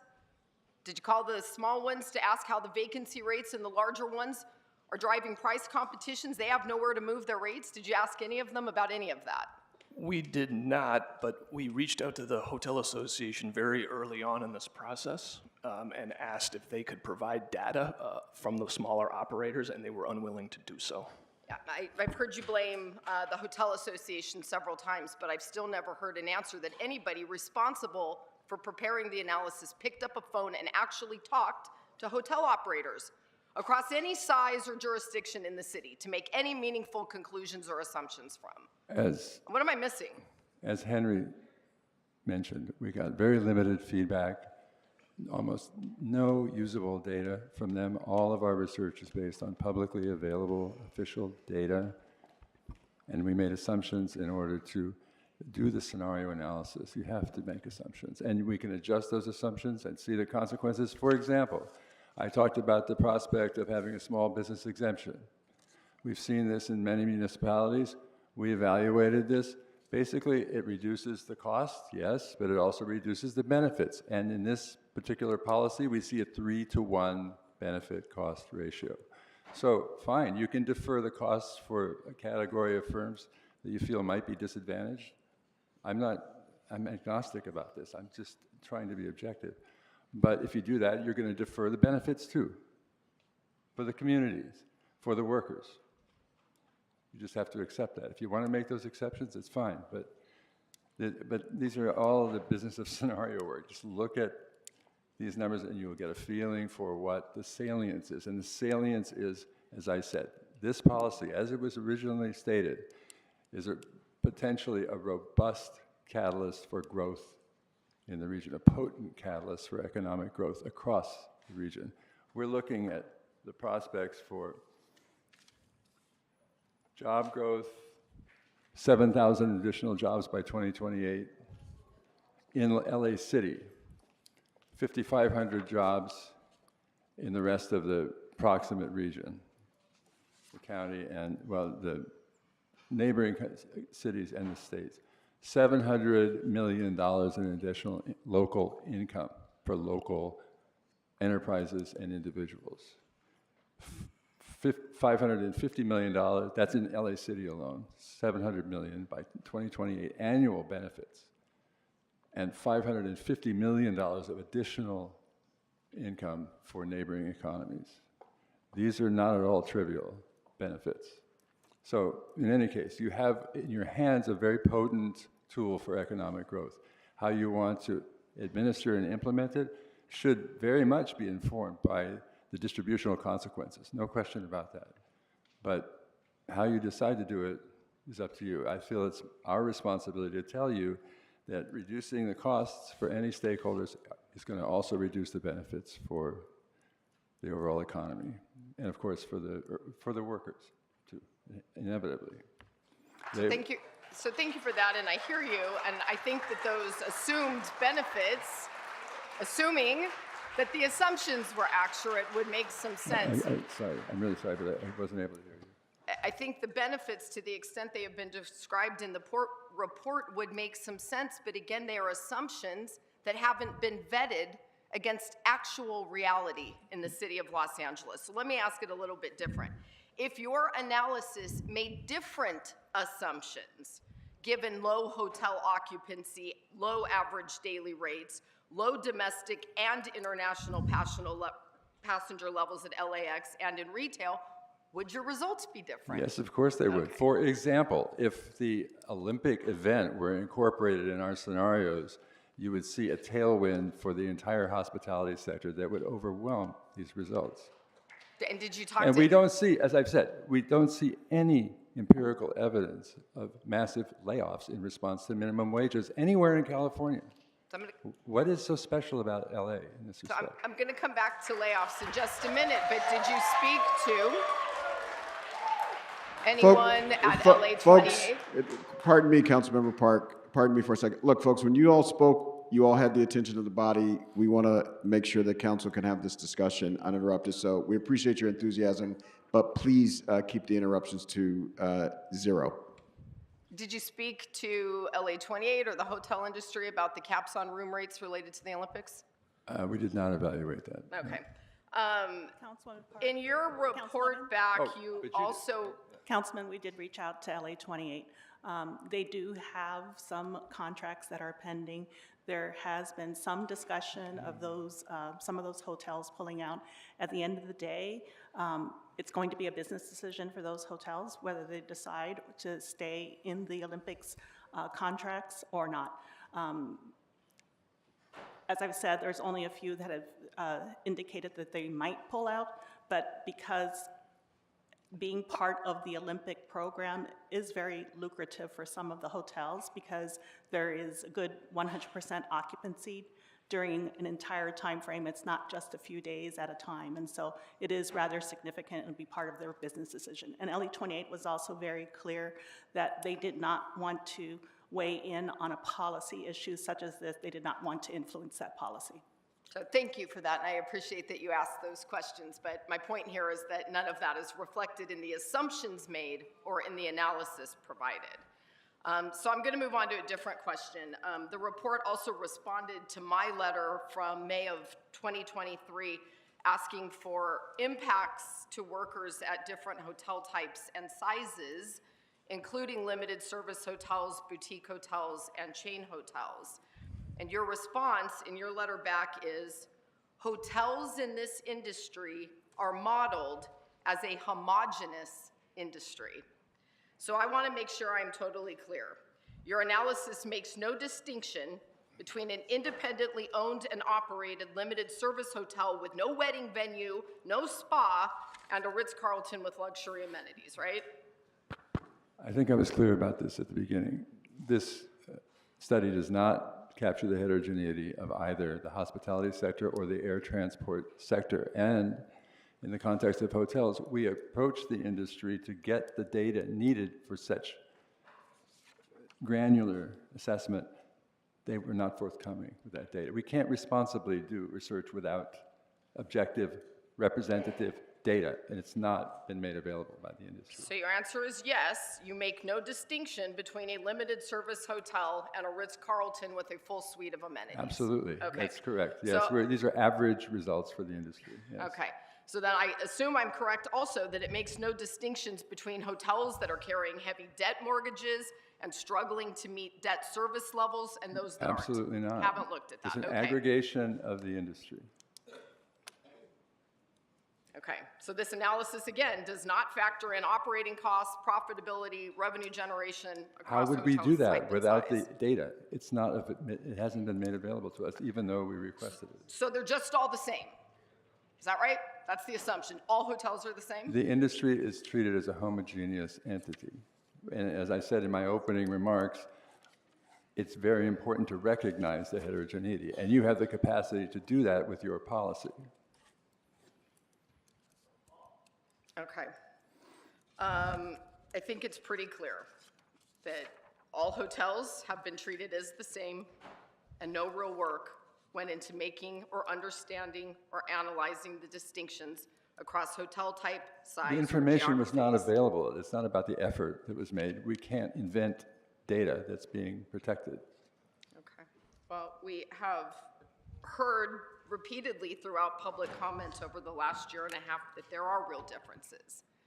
Yes, of between course there are, and I was hotels. emphasizing Okay, this in my opening. so It's there true. are Wait, this differences, is true we're of just not every factoring industry in the economy.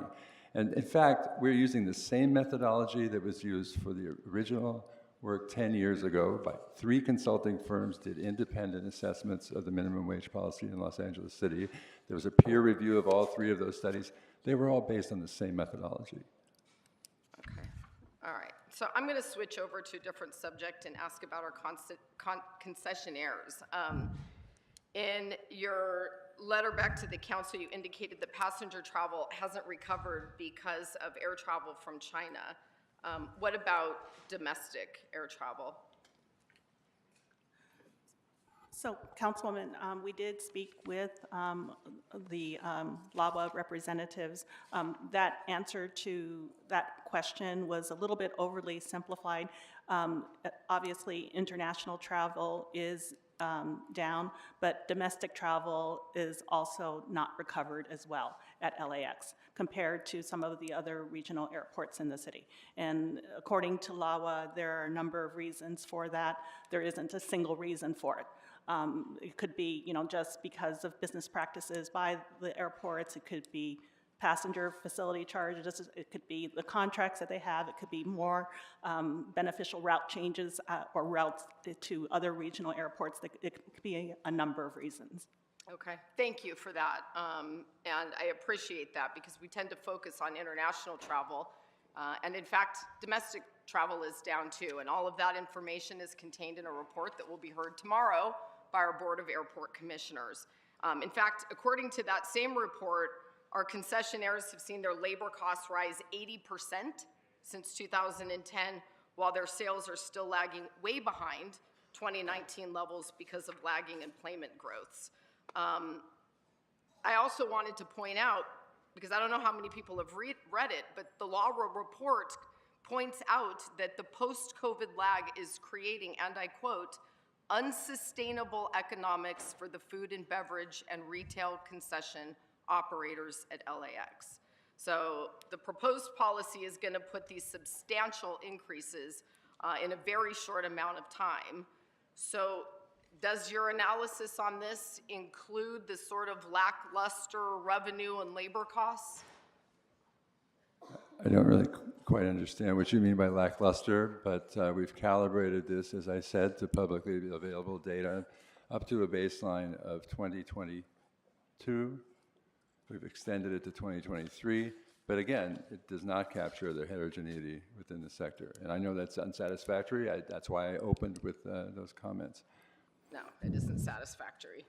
I've heard you say, this will be my final question on this topic. I've heard you say there is no precedent for job loss due to wage increases. No, that's not what I said. Okay. For substantial job losses, meaning in excess of 5%, that's pretty modest, I would say. The only variation we've seen in jobs in these hospitality sectors in the state since the minimum wage has passed, state minimum wage, has been between 1% and 3%, but you can't attribute it to the minimum wage alone. We know that COVID has had a much longer tail than expected, particularly in the food service industry, and that's put an enormous pressure and continuing sustained pressure on those sectors. That's not the minimum wage. Has nothing to do with the workers in that sector. It's a systemic problem that lasted much longer than expected. In the year 2000, Chris Thornburg, colleague and competitor, said, the effects of COVID on Los Angeles will last for 1 year. Sorry. Particularly in the food service sector, COVID has had a very long tail because it's changed behavior in fundamental ways.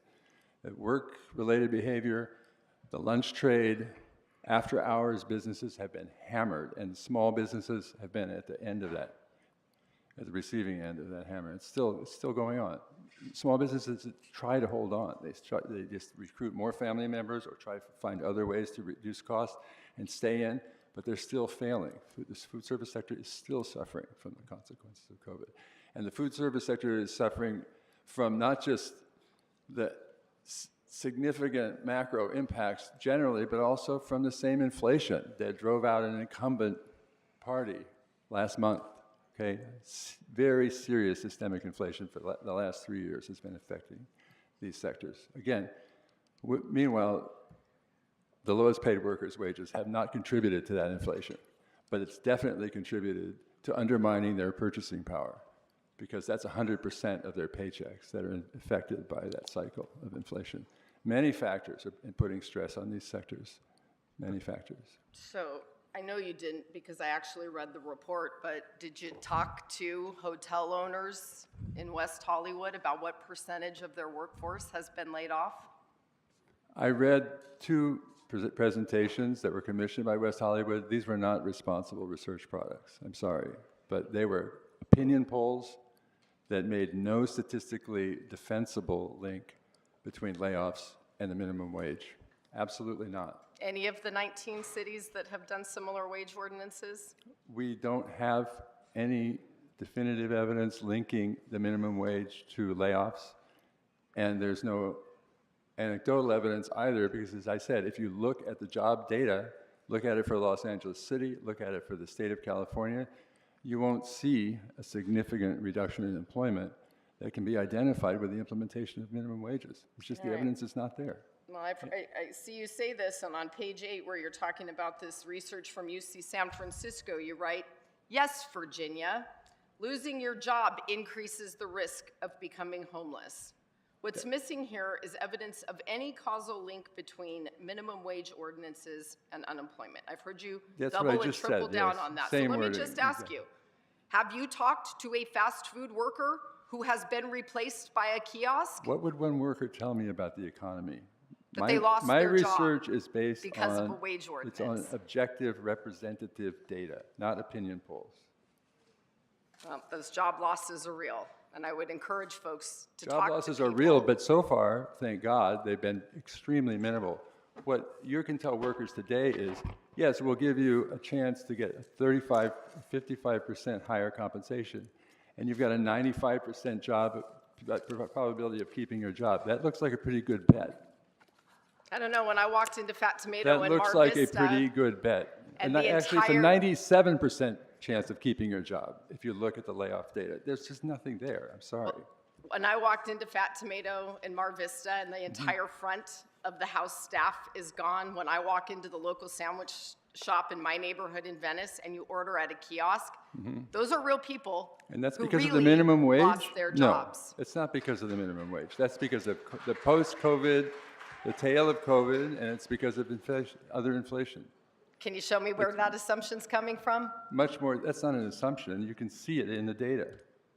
All right, colleagues, I have shared before that we all want the same thing, a thriving tourism economy that pays fair wages to workers and also encourages entrepreneurial spirit and sets businesses up for success.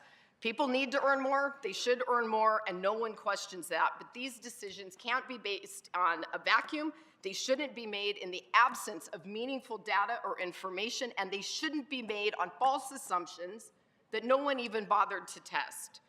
We have to be deliberate, we need to be thoughtful, and we need to prioritize a policy that strikes a balance. Going too far in one direction can hurt our workers. Going too far in another direction is going to hurt the very industry that keeps thousands of these people employed.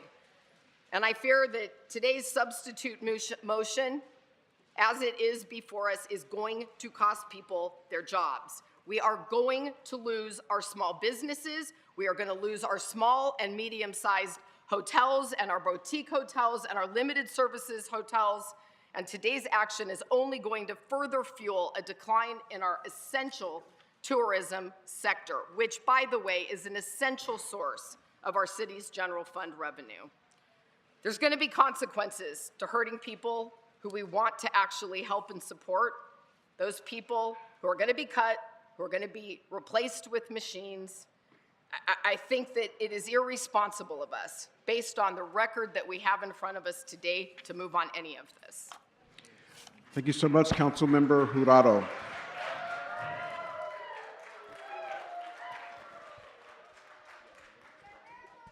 Good afternoon. Thank you, Council President. It's my first time hearing this matter as a council member, and so I have a couple questions. First of all, I think, hearing today, you repeated a number about the regional growth. Can you please repeat what that ratio of regional growth would be? Our findings, which are summarized in the report in table ES4, the general findings, just big picture findings, about 700 million, this is by 28, in 2028 compared to doing nothing, right, no policy. There'd be 700 million more in added private income in Los Angeles City, about 600 million more in its neighboring jurisdictions. There would be about 6,000 additional FTE jobs in the city across, and they would be distributed, let me make clear about this, these are spillover effects as a result of higher incomes among the lowest paid workers in these sectors. Those spillover effects would create jobs across all 22 occupations and occupation categories in the state, because these households spend money on everything, particularly services, which are much more labor intensive. I think you mentioned, sorry to Yeah, interrupt. sure. Also, what's your name? I'm sorry. My name is David. Oh, okay, I was going to call you Mr. Bear, but I realized that's your company. Okay, David, I think you mentioned a ratio of like 3 to 1 being a benefit. Right. Can you say that again and repeat it? The benefits are about 3 times the cost of the policy. The cost of the policy is basically the burden on employers and some foregone fiscal revenue, but the benefits in both for the regional economy, for workers to start, and then for anybody who benefits from worker spending on any category. Then on the fiscal side, the government, I'll finish these numbers in just a second, but basically it's 3 to 1. The income that is generated is 3 times the magnitude of the costs that are So our regional growth for our economy will benefit 3 to 1. Absolutely. Yeah. Okay. Yeah. The And second thing, I think the numbers, I read it, so it's okay. Okay, sure. I just wanted to make sure that 3 to 1 ratio was repeated, and I heard it clearly, that is the growth benefit of That's our right. economy That's if right. we implement this ordinance as it stands. It's all coming from the expenditures of low-income workers, because they don't say very much, but Okay, they're going to amazing. translate Low-income all that workers. increased income into expenditures, which will spill over to other employment, other jobs, other sectors, other jurisdictions, small businesses all around their neighborhoods, and most of which are inside of LA City. Yes, thank you, David. And thank you to the CLA. I should have said that up front. The second thing is, just so that I'm clear on this, there were repeated attempts at speaking to the hotels in order to get their information in order to make this study. Yes, the CLA office knows more about this. Councilwoman. I can't hear you. Gotta turn it on. How about now? Yes. Correct, Councilwoman. In the beginning of this year, our office has approximately 3 conversations with the Hotel Association seeking data such as an average wage, a minimum wage, a maximum wage across the city. I received a call a few months later from a lobbyist in the from the Hotel Association after not receiving those data, and I said I need to get that ASAP. It has not been provided to this date. Oh, okay, so there were more, yeah, go ahead. And then the written requests that also went to the Chamber of Commerce and for the California State and Lodging Association asked for basically 3 things. First was a list of hotels in the city with 60 or more rooms, the number of workers at each of those locations and the types of workers at those locations along with their hours, and along with mean and median wages. To this date, that information has not been provided, and that is what has largely hamstrung our consultant. Yeah, that's unfortunate that despite repeated attempts, the hotel industry has failed to provide pertinent information that could really inform this study.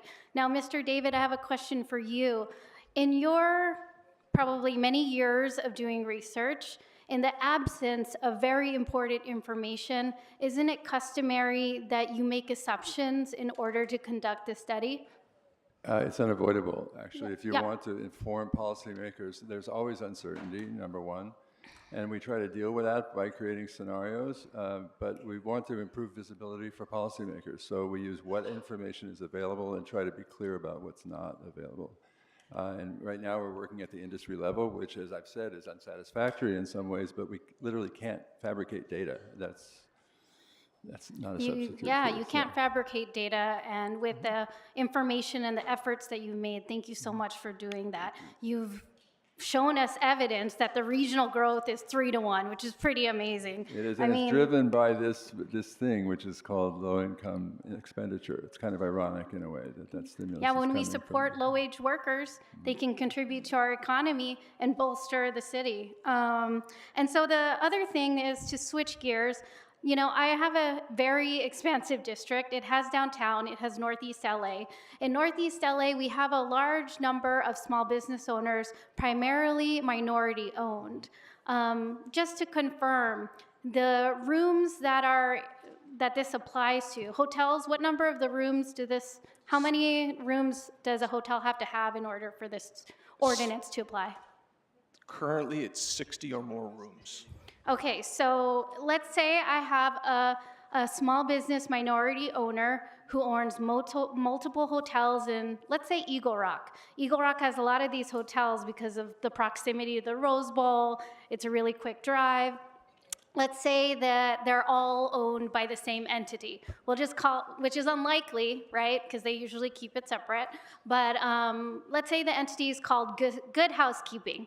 And they have Hotel A that has 30 units and Hotel B that has 35 units. In that instance, will this small business that is minority owned, that unusually maybe will keep it under one corporation, will that cumulative count of those hotel rooms, make this ordinance applicable? No. Neither of those properties will be impacted directly by these increases, these proposed increases. So small business owners, a lot of whom are in the Northeast, that maybe only have 30 on the premises, owned by just one corporation, and this minority-owned business will not be affected by this ordinance. As long as those individual properties have less than 60 rooms, they will not be directly affected. Okay, thank you so much. Those are all my questions. Thank you. Councilmember Hernandez. President, thank you so much for being here and joining us today. Thank you, Sharon, as well, and thank you so much. Can you please share your name again? My name? Yes. Dr. Henry Flatt. One more time? Dr. Henry Flatt. Thank you, Doctor. And David, thank you so much. Yes, thank you. I would like to, just say that I appreciate the work of the CLA and everything y'all have done, and especially to the workers who have shown up repeatedly, regularly, consistently, coming into the chambers to tell us about how an increase like this will support your livelihood, and you not letting us forget until we're getting to this point. And so I really appreciate your commitment. There are 28 people out there who haven't eaten in 3 days, that have been fasting for 3 days for us to make sure that they know that this is a priority for them. They're tired, they're weak. They've had to get checkups with doctors to make sure that they're physically okay, because that's how committed they are to making sure that everybody that they work with, all the tourism workers, get a wage that finally allows their families to not just try to survive in Los Angeles, but to try to thrive in Los Angeles. So thank you, workers, for your commitment and all the work that you've done to get us here. I think all of us can recognize the importance of giving raises here in the city of Los Angeles. In fact, this body has voted several times in the last year and a half to give raises to our city workers, because we know having a higher wage means that you might be able to own a home, that you'll be able to take your family to the doctor, to Disneyland, to do the things that right now are so unattainable for folks because their wage doesn't allow it. And so I just want to remind us and ground us in that we recognize the benefit of increasing wages, and that it should also benefit our tourism workers. My question is, and I have a couple, but you talked about low income expenditure. Can you please share a little bit more about that? Because there's an idea that this will impact our tourism, tax revenue. I think from what you're saying, and what low-income expenditure will do is, in fact, increase the tax revenue that we generate as a city overall, because we will have more people in the city of LA spending more money. But can you clarify what that is? Thank And you, if I was going in the right Councilmember. direction? Thank you, Councilmember Hernandez. Yes, I'd be happy to do that. I want to make it, I want to clarify from the beginning that the growth benefits that come with this policy, the so-called 3-to-1 policy, apply to all the fiscal accounts of the economy, both the local, city, state, and federal taxes. And our estimates are that this ordinance would, by 2028, create $15 million in additional local, that's LA City tax revenue, $22 million in state revenue, and $83 million in federal revenue, some of which you might be able to bargain back in your relationship with the feds. But they're very, very strong positive fiscal benefits, most coming from local sales taxes, where low-income families spend their money supporting the retail sector and the small retail sector particularly. There may be some challenges for adjustment in the hospitality sector at the small enterprise level, but small enterprises are going to benefit handsomely from the redistribution to low-income families. Those are their primary patrons, are those populations in their own neighborhoods. So, but at the same time, they'll be generating retail sales tax. Also, on the TOT, we did, after some consultation, do some estimates of the TOT. We'd like to do more of that, but for the time being, I can say without reservation that the TOT effects in these scenarios will be very negligible, like less than 2%, plus or minus 2% change in TOT, far outweighed by the local tax benefits and the state tax benefits. So the ratio of local fiscal benefit to TOT changes would be about 12-to-1. TOT is important in its own dedicated fiscal category, but the benefits to the local public coffers are going to be very substantial if this policy is adopted. Great, thank you. And 2 more points, Council President, I'm done, I'll be, okay, thank you. So you talked about this 97% chance of keeping your job. And you mentioned that earlier, and based on your research and the research you've done around here and other jurisdictions, can you talk a little bit more about that, please? Yes, I'll give you the simplest example. If we look at California employment in these hospitality sectors, that's state employment since the state minimum wage was enacted, the variation in that employment for those sectors is plus or minus 1 to 3%. And as I said, there are many other drivers of that employment rate. COVID, late COVID, especially in the food sector, as I said, the tail of COVID, which has been really persistent there. Also, overall inflation has been very hard on employment. But the fluctuations there are less than 3%. So that's why I say you have a 97% chance of keeping your job, even if the minimum wage is implemented. That based on the state data. And also the retrospective study, the TIL study, maybe you can talk about that. So after the city passed its minimum wage standard in 2016, it instructed our office to commission a study every 3 years to examine the economic impacts of that study on the local economy. About a month and a half ago, we released that study. It has been posted to the file. It was done by Till von Wachter, who's one of the world's leading labor economists at UCLA. What his study largely shows that there were no detectable employment losses in the food services sector after the wage increases. Thank you so much. And I will end it here, but what I just like, the last thing I would like to say is that I would hope that as a governmental body that we can be consistent and equal in our application of elevating people's wages. They don't need to be all the same across sectors, right? But if we're gonna give wage increases in one area of the city and not do it for another, that is not equality, and we need to move towards that, right? I just think it's so important. We need to be consistent on that. And today I stand, and I just wanna say thank you to Council President Marquis Harris-Dawson for getting us to this point where you've gotten us to a place where all people have spoken. We've heard them all, and we've gotten to a place where people aren't gonna lose out like they would have. So thank you for allowing conversation, but also thank you for getting us to the finish line. Thank you so much. Thank you. All right, we got Councilmember Rodriguez one more time, and we got Councilmember Soto Martinez. Councilmember Rodriguez. And I want to thank you, Ms. Hernandez, for bringing attention to the fact that, yes, as a city, we did provide a number of substantial salary increases.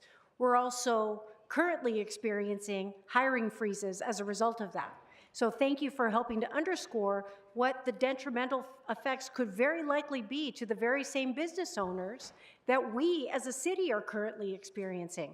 In fact, our Bureau of Contract Administration has also just indicated that in order for them to even conduct the oversight in the roles that they have for BCA with respect to honoring this ordinance, that they would need an additional 5 positions in order to be able to provide that monitoring. So we know the consequences of what happens when you increase your overall costs for labor, but you don't increase your revenue. And that's what we as a city are currently experiencing. And so when you now assign that to private sector entities that, again, not government dollars, but we're saying people that have invested in developing businesses to operate in this city, to provide those good jobs, now overnight we're going to increase 30% of their bottom line. It will have the same dire. I don't understand, because we're living through it right now, so we are our own test case on this as far as I'm concerned. We already know what the effects are. And so, I recognize the potential impact to these very same operators in that same manner. One of the questions that I had, we talked about, you're saying, it's, we haven't seen the unemployment. Have you seen underemployment of individuals, thereby the redaction of hours for what people work as a result of these? Because, and I ask because I want to thank you for acknowledging how the pandemic has still affected. LA Times just finished talking about the 65 restaurants that have just closed this year. We continue to see additional restaurants. I know in many of the areas that have historically sustained a lot of the restaurant industry that have done incredibly well in areas like Silver Lake and whatnot. I continue to see the number of restaurants, because restaurants obviously in very significant ways operate on margins that are substantially far more lean than even to be conflated with general hotel operations. And so I want to thank you for acknowledging that you recognized that those the food industry has been adversely impacted still and is still lagging in its recovery. I want to thank you for that public acknowledgement, because what we have not aggregated in this conversation, colleagues, for policy is the proposal to ensure that we don't adopt policies that have adverse implications for the very same operations in the hotels. We've not aggregated it because the council president decided to eliminate the opportunity for us as a policymaking body to consider some of those amendments that many of us proposed. And that's unfortunate, because it will have very dire implications for the sustained operations for a lot of these businesses. So silencing the conversation does not help us to have a robust policy conversation. To cherry pick certain amendments to be included in a substitute motion is not responsible policymaking. And it's unfortunate that this is where we find ourselves right now. And so I'm very disappointed procedurally how this has occurred, because it has shut down a lot of the proposed amendments that many of us were trying to help make adjustments on, so that we could ensure the success of both the operators and the workers. But we are being shut down from that. So I want to make it clear for those of you who are advocating on whatever side you're on. Everyone has a perspective, and our job is to make sure that we have policy making that is respectful of all of those parts of the conversation. But that isn't what's happening right now. That part is being silenced. And we're living currently as a city right now, learning for the reeling from the very same adverse impacts of those same salary increases. And, by the way, not expanding our workforce, limiting it and not even allowing the opportunity for departments to currently restore the hiring that we so desperately need. That is a reality. So we can talk about all the theories, but we know what the true cost of making these decisions is, and we're living with it right now. And so for that, I have a really big problem with this substitute motion. I think it does a complete disservice to everyone that has a vested interest in this conversation. Councilman Soto Martinez. Thank you so much, Council President. I just want to start off by thanking Dr. Henry Flatt for working on this, and Professor David for coming in here and just really bringing data-driven, studied evidence to this body. It is why we asked for this study almost 2 years ago, because none of us in this horseshoe are experts. But we have an expert right here who has looked at this countrywide, internationally, has written many books. And this is what I heard today from your answers, Professor. It's going to increase, but because what we're really talking about here is putting more money in people's pockets. And what's the effect of that? That's what we studied. What would this living wage have an effect on the city of Los Angeles? And what I've heard today is that it's going to create thousands of jobs, because when you put money in people's pockets, unlike the very wealthy who hoard that money, our communities go out there and spend it. That's going to create more demand on jobs. When that money is spent, we capture a sales tax, which goes into our city coffers. And it's going to create 6,319 jobs. It's going to increase our tax revenue. And there's been some concerns about our TOT and what that will look like, and the professor said that it's going to be either plus or minus 1% to 2%. Very negligible amount, even in the worst case scenario. But in fact, if you look at the TOT revenues over the previous years, we've seen that it's consistently gone up, and in this last year, it was at record levels, especially for hotels. So it's not the first time we've done this policy, so we can also look at the past to see what we can predict, so we can try to predict the future. And there's been lots of comments about businesses closing and job loss, and I get that moves a lot of folks, because we see that every single day. A restaurant in my district is going to close at the middle of this month, and that of course worries me.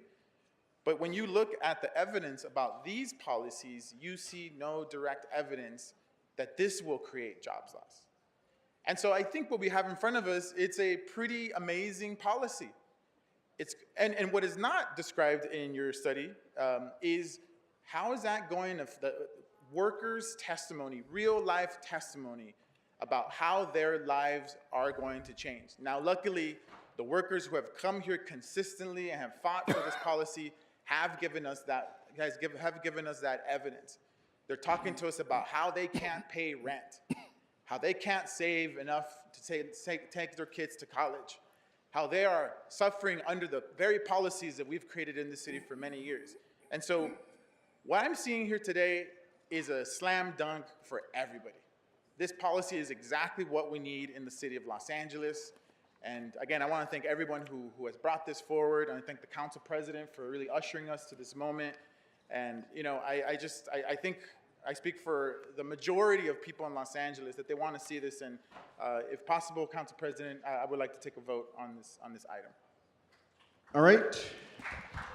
Mr. Soto Martinez has called the question. I have Mr. Lee on the board for a second time, and Mr. Price was on the board prior to that, so I want to give both of them an opportunity to speak before we go. Mr. Lee? Thank you, Mr. President. Just so I understand, I've heard you say it over and over. I've heard some of my colleagues say it about how when wages increase, there's no correlation to job loss. So help me understand. What are you basing? Is that like when all federal minimum wage goes up, or like why don't we Why don't we pay everyone $100 an hour? Like, why don't we in the city of Los Angeles, why do we not pay our very own employees? Why do we not pay them the same exact amount that we are proposing? Why? Colleagues, I'll tell you why. Because we can't afford to. Because when we do that, make that choice, then we have to make cuts in other areas. We have to lower the amount of jobs in other areas to make up that pay. So can you explain to me why, if we were to raise them, everyone in the city to $100 an hour, that won't, there has to be some sort of curve that you're trying to explain to us. Can you explain to us what that means? The law of gravity has not been repealed. The demand for labor does change with the wage, but the question is the degree to which it changes. I'm sure you'll all remember this from taking an introductory economics course. There's a fiendish concept called elasticity. That's the magnitude of the change. The direction is not, it's not controversial. Remember, you're absolutely right. Your intuition is correct. If you raise the wage, you will reduce demand for labor. How much is the question?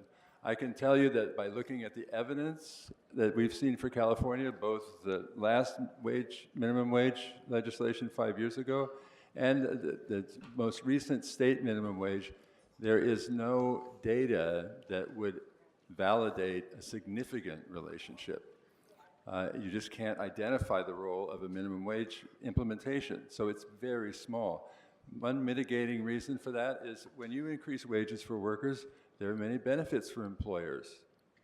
Workers are more loyal. You increase retention, reduce turnover costs, training costs. They also tend to be more productive. That's why the tech sector works the way it does. People seem to have absurd compensation there, but they're also absurdly productive. So the productivity effect and the retention effects are not insignificant. And for that reason, employers will often look for offsetting savings in order to finance higher wages. I agree with you. So, but your studies show an across-the-board state of California minimum wage increase.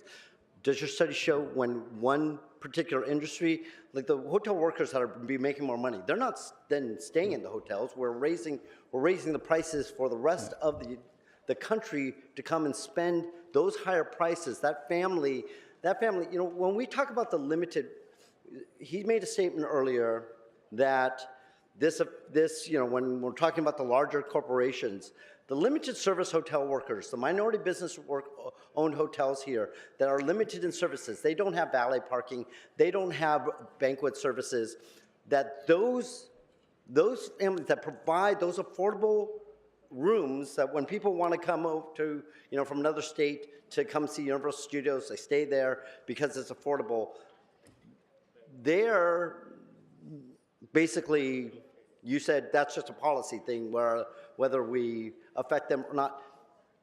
So you do believe that those small mom and pop, they will be hurt by this. They're more vulnerable, there's no question about that. And I said that in my opening remarks, that the heterogeneity in that sector is very important to take account of. And indeed, we did estimate a short-term unemployment impact, but it was about 1.5% to 2% from the direct policy. But then the indirect consequences, as I said, 3-to-1 benefit to cost, those overwhelmed that. And the hotel sector ended up better off after all this 3 years later because of the growth of the regional economy, driven by payrolls. So am I just forgetting, or am I wrong when we raise the minimum wage just for the specific sector of manufacturing, that this city didn't lose manufacturing to other states? When we, and look, I'm not in the business, I get no satisfaction of saying, ever standing up here and saying, well, I told you this is going to happen. Like when we did the increase in the grocery store workers, we said there are going to be underperforming stores that shut down because of this, and those people are going to lose their jobs. And everyone said, no, that's not going to happen. Well, businesses still have to make a profit. I agree when they say that, like, the CEO's pay. I was just talking to Councilmember Harris-Dawson. We were talking about, I think it was in the 70s, where a CEO made 7 times the amount of the average worker's pay, and now it's like 7,000. I agree with you. It's too much. But I don't know if that changes the behavior of these hotels on whether to decide to employ people or decide to make that investment into our city. We have, colleagues, we have 11, I believe it's 11 current hotels that are under the loan watch list, meaning that they are in danger of closing. I don't know, and this I don't know for a fact. If one of you tell me differently, I believe you. But I don't know of a single hotel, new hotel, that is currently in construction. Now, that's an issue for us when we talk about, we are making this investment in our convention center. We want to bring more conventions here to provide more TOT so the city can do more good things, that we can provide a better economy here in the city of Los Angeles. We are number 20, somewhere in the mid-20s. We're the second largest city in this country, and we're in the mid-20s. We have to be more competitive and bring more hotel rooms around this area. This is about looking at the whole economy and how this affects our ability to do the jobs that we want to do. So I just hope everyone, when I hear my colleagues speak, that we take a look and we look at this policy thoughtfully. We all want to help the workers of the city of Los Angeles, but there are reasons why we here in this horseshoe are not. LAWA now has to make a decision to say to its workers and say, you know what? You're not as valuable as them because we can't pay you that much, the same amount we are paying now, that this ordinance is now going to be paying for the employees that it affects at our airports. This has then an effect on LAWA's ability to do their job. So I have a motion in front of us. I have a motion that was in front of us that I will introduce again, but it's something that's thoughtful. We want to get them to $30. It gets them there to $30, but it does it after our economy comes back. We are last place of major cities in recovery. Airlines don't have to, it's a very easy move for airlines. They don't have this big sort of structure. They can just, if there's not a demand for the city of Los Angeles, they just move planes.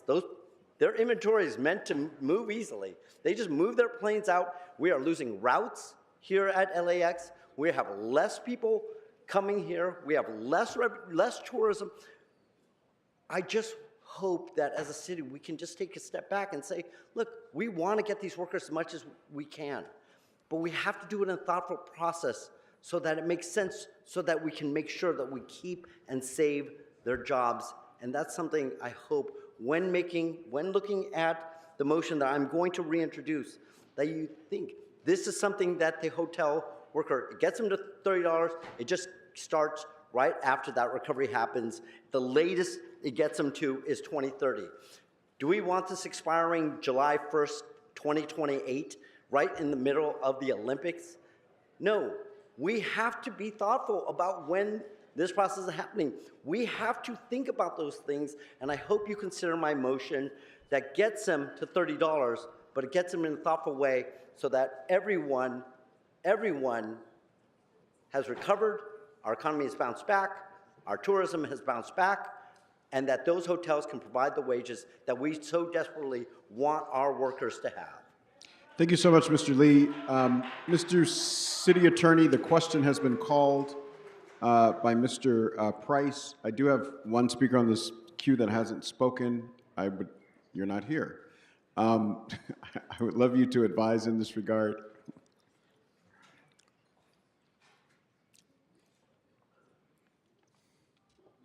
The question has been called by Mr. Price. We have one speaker on the queue who hasn't spoken. I'm sorry, Mr. Soto Martinez. My apologies, Mr. Soto Martinez. Okay.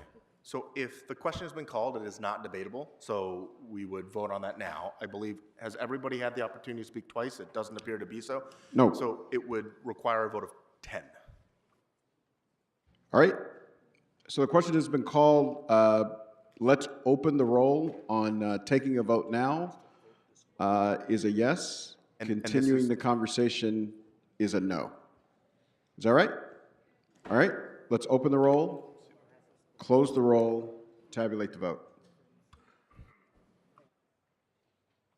12 ayes, 3 noes. All right, This motion passes. And for the record, is there a second to Councilmember Price's motion? second.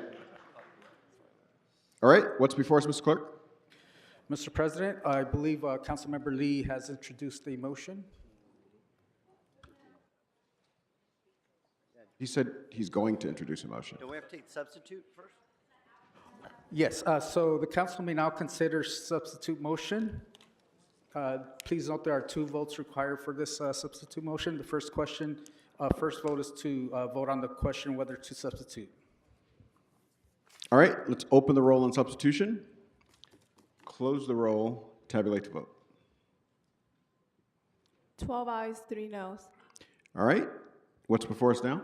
The council may now vote on the substitute motion itself. All right, let's open the roll on that item. Councilmember Park. Attorney has copies.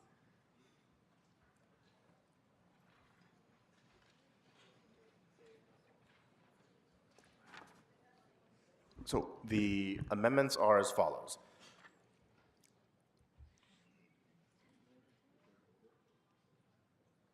So the first one reads, I move that item 66 on today's council agenda be amended to the following. I move that the substitute motion relative to the matter of the Economic Community Development and Jobs Committee report relative to the living wage ordinance and hotel worker minimum wage ordinance, item 66 on today's council agenda, be amended to the following. 2, request the city attorney to prepare a revised LWO in accordance with the recommendation 2A through recommendation 2E, and to draft a new ordinance to be added to the Los Angeles Municipal Code, LAMC, that applies recommendation 2A through 2E to hotels with 150 or more rooms. And is there a second to this motion? All right, that item is before us. Or is there a second one? There's a second amendment as well.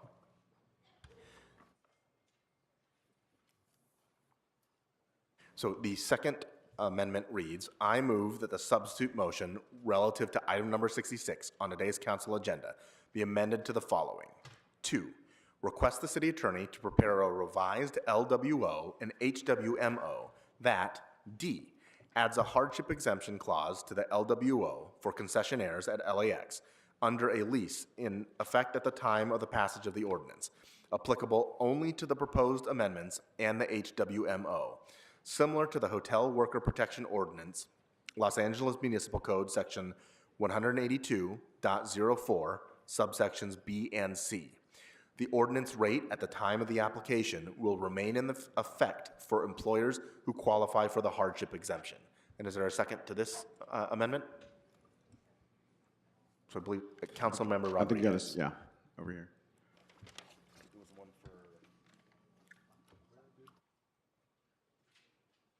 And I have a amending motion to the substitute motion from Councilmember Rodriguez. And the amending motion reads, I move that the substitute motion for item 66 on today's council agenda be amended to request the city attorney to draft an ordinance to be added to the Los Angeles Municipal Code, LAMC, similar to LAMC Section 186, granting the following wages and benefits identified in the amended Economic, Community Development, and Jobs Committee report. 1, includes a definition of hotel worker to mean any individual whose primary place of employment is at one or more hotels, who is directly employed by the hotel employer, or by a person who is contracted with the hotel employer to provide services at the hotel and who performs housekeeping, security, building and amenities maintenance, or front desk service at the hotels.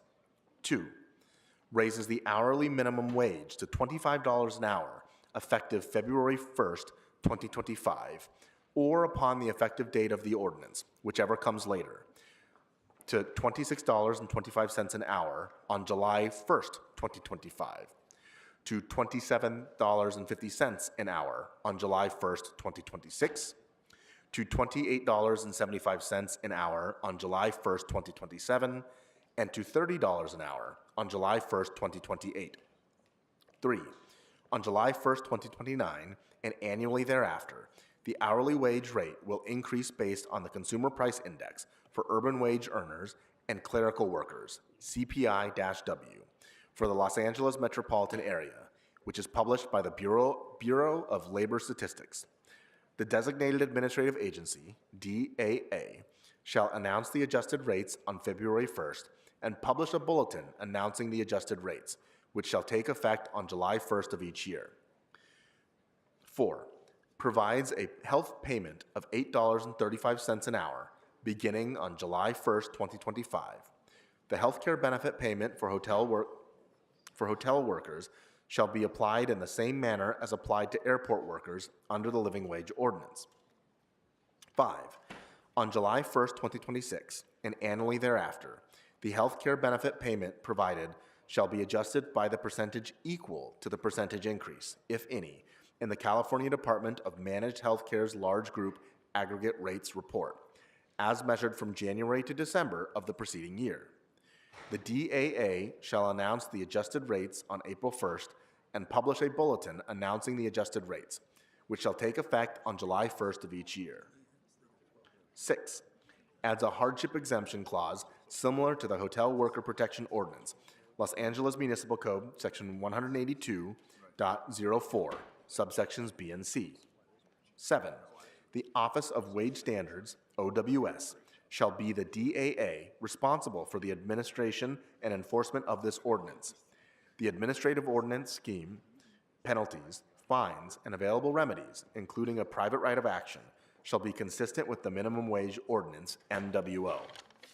And is there a second to this motion? Ms. Park. We have three motions, we have three amendments before us. Mr. Clerk, I'm asking you to call the roll on the last amendment that was made. Yes, Mr. President, and that would be amending motion Rodriguez Park to the substitute motion. All right.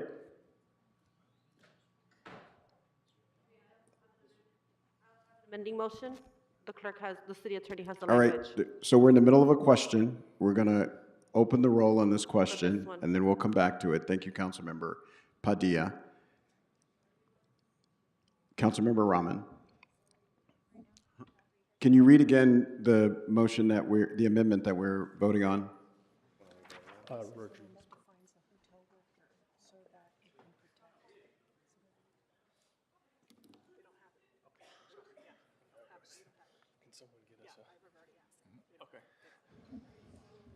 Sure. Okay, the amending motion, this is Rodriguez Park, reads as follows. I move that the substitute motion for item 66 on today's council agenda be amended to request the city attorney to draft an ordinance to be added to the Los Angeles Municipal Code, similar to LAMC Section 186, granting the following wages and benefits identified in the amended Economic, Community Development, and Jobs Committee report. 1. Includes a definition of hotel worker to mean any individual whose primary place of employment is at one or more hotels, who is directly employed by the hotel employer, or by a person who is contracted with the hotel employer to provide services at the hotel and who performs housekeeping, security, building and amenities maintenance, or front desk service at the hotels. 2. Raising the hourly wage to $25 an hour effective February 1st, 2025, or upon the effective date of the ordinance, whichever comes later, to $26.25 an hour on July 1st, 2025, to $27.50 an hour on July 1st, 2026, to $28.75 an hour on July 1st, 2027, and to $30 an hour on July 1st, 2028. 3.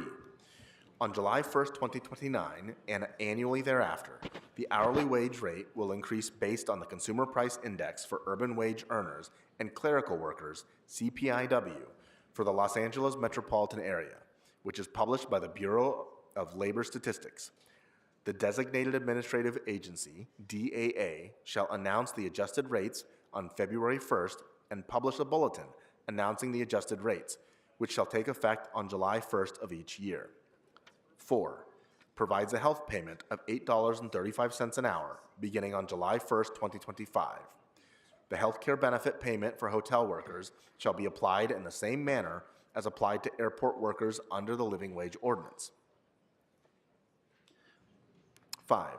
On July 1st, 2026, and annually thereafter, the health care benefit payment provided shall be adjusted by the percentage equal to the percentage increase, if any, in the California Department of Managed Healthcare's Large Group Aggregate Rates Report, as measured from January to December of the preceding year. The DAA shall announce the adjusted rates on April 1st and publish a bulletin announcing the adjusted rates, which shall take effect on July 1st of each year. 6. Adds a hardship exemption clause similar to the Hotel Worker Protection Ordinance, Los Angeles Municipal Code, Section 182.04, subsections B and C. And 7. The Office of Wage Standards, OWS, shall be the DAA responsible for the administration and enforcement of this ordinance.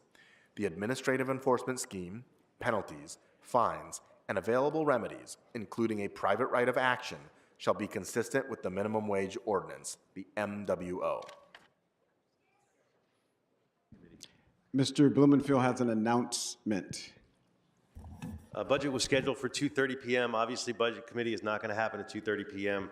My goal is to have it about 15 minutes when this, after the council adjourns, is to then have Budget Committee at that point. So I wanted all the departments to hear that, because otherwise they'd be coming down for the FSR. Thank you. All right, so we have an amendment before us from Councilmember Rodriguez.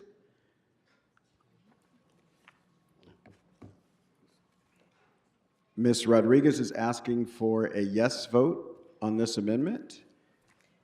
The Council President is asking for a no vote on this amendment. We're hearing an amendment at this moment. So This is an amendment. we're hearing an amendment now. So we're going to open the roll, close the roll, tabulate the vote.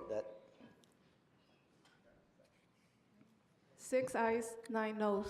This amending motion fails. All right, next. Councilman- Pardon me, Mr. Clerk, could I be recorded as a no vote on this one? Yes, sir. And for the record, that would be 5 ayes and 10 noes. Thank you.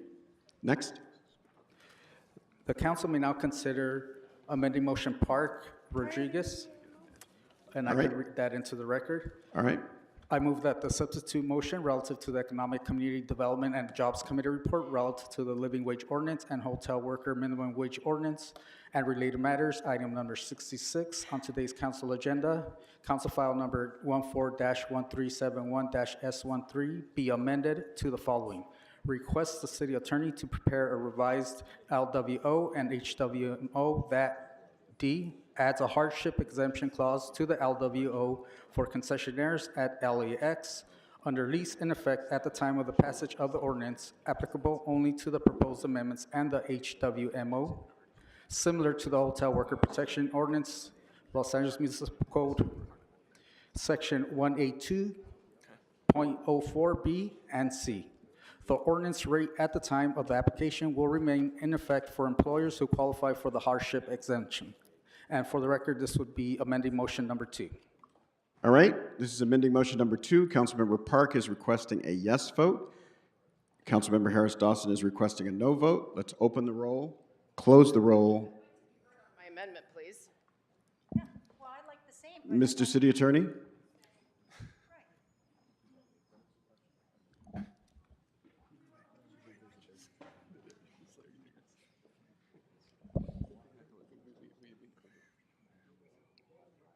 All right, so Councilmember Park. President, colleagues, like our hotel economy, our airport concessionaires continue to struggle as well. I want to summarize once more. Our passenger counts at LAX for both international and domestic travel are well below 2019 levels. While labor and operating costs for our concessionaires have increased by more than 80% since 2010, their sales are down from pre-pandemic levels. LAWA has advised us that this has created unsustainable economics for the food and beverage and retail concession operators at LAX. Of our 23 DBE concessionaires, only 11 are under 50 employees. Even the Bear report concedes that concession sales are still recovering from COVID. Most small businesses have tried to weather the cycle, cutting costs and increasing debt in the hope that the lunch after hours trade would return to work-adjacent venues, but this has not happened as quickly or as extensively as hoped. This has already resulted in a steady stream of small business failures. The amendment before you addresses these challenges by creating a hardship exemption for concessionaires. This would not exempt every concessionaire, but those that meet the stringent threshold of financial hardship. LAX has made huge investments in people and opened LAX to businesses and individuals who have been historically shut out through airport concessions disadvantaged business programs. We must support them, and this amendment gives us the ability to protect this very special business community within LAX. I urge your aye vote. Councilmember Soto Martinez. Thank you so much, Council President. First of all, I just want to sort of express frustration that I'm feeling right now. We have literally discussed this item for many hours. We were one vote away from doing this thing, and in a very coordinated way, a flurry of amendments have come in. And personally, I am offended by that, and it's an embarrassment that we are acting this way, considering that we've had so much time to talk. These amendments could have been introduced at the beginning of the meeting that were not. And I'm speaking. Thank you so much. And yes, we've had numerous meetings about the LBEs at the airport, and that's why I introduced with Councilmember Price amendment number 4 that speaks to this. And I want to repeat this. It's to create a financial distress concessionaire in LAWA with options for rent relief, modifications to hours of operations, facade improvements, permit fee refunds, technical assistance, and assistance securing low-interest loans. It's because we heard from those businesses and see what is the support that we can give them. And I think the fundamental difference here is I believe that we should be supporting those businesses. I just don't think that support should come off of the workers' backs. The workers should not be the ones taking a pay cut in order to support this. The city has enormous amount of resources and energy and talent, and we can find that support in other means. Let's look for the low-interest loans. I think it is unfair that our local business enterprises are having to compete with multinationals and can't secure the same loans. So let's go find those loans for them. Let's go find the things that we can support them, but it should not come off of the workers' backs. And so I'm asking not only for this amendment to be shot down, but all the amendments we should be voting no. We have a policy that takes into consideration many of the opinions, and so I'm asking for a no vote on this one and a no vote on all the amendments that are being brought forward at that last minute.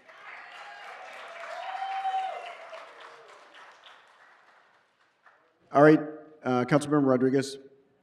Thank you. And I just want to clarify for the record, Mr. Soto Martinez, many of us actually introduced these amendments, and yet a backroom deal that eliminated and received and note and filed all of our amendments is what came before us. So to be clear, we actually procedurally honored that and respected that in respect to all parties that are affected by this policy. However, the council president and select individuals were informed on a backroom deal that basically silenced all of our substitute motions. And procedurally, each one of us should have the opportunity to present our motions and our amendments and have them voted up or down.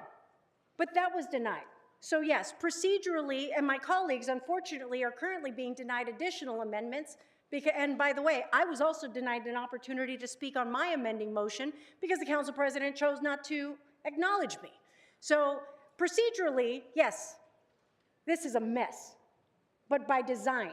And it wasn't by the colleagues that are trying to actually responsibly honor the rules and procedures to have good policy making and dialogue. And that is the problem. So, colleagues, again, I know Ms. Padilla and Mr. Lee still have additional amendments for consideration. All of us are trying to get to a place that makes this policy functional for everybody, because no one's trying to deny it. We're just trying to make it work for everybody so that they can continue to operate in the city of Los Angeles. Councilmember Padilla.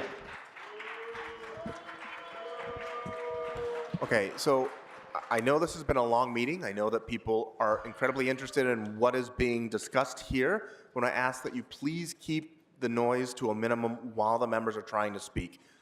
Sorry, Councilmember Padilla. Yes, so, you know, it's fine to be offended that a ton of amendments come at the end.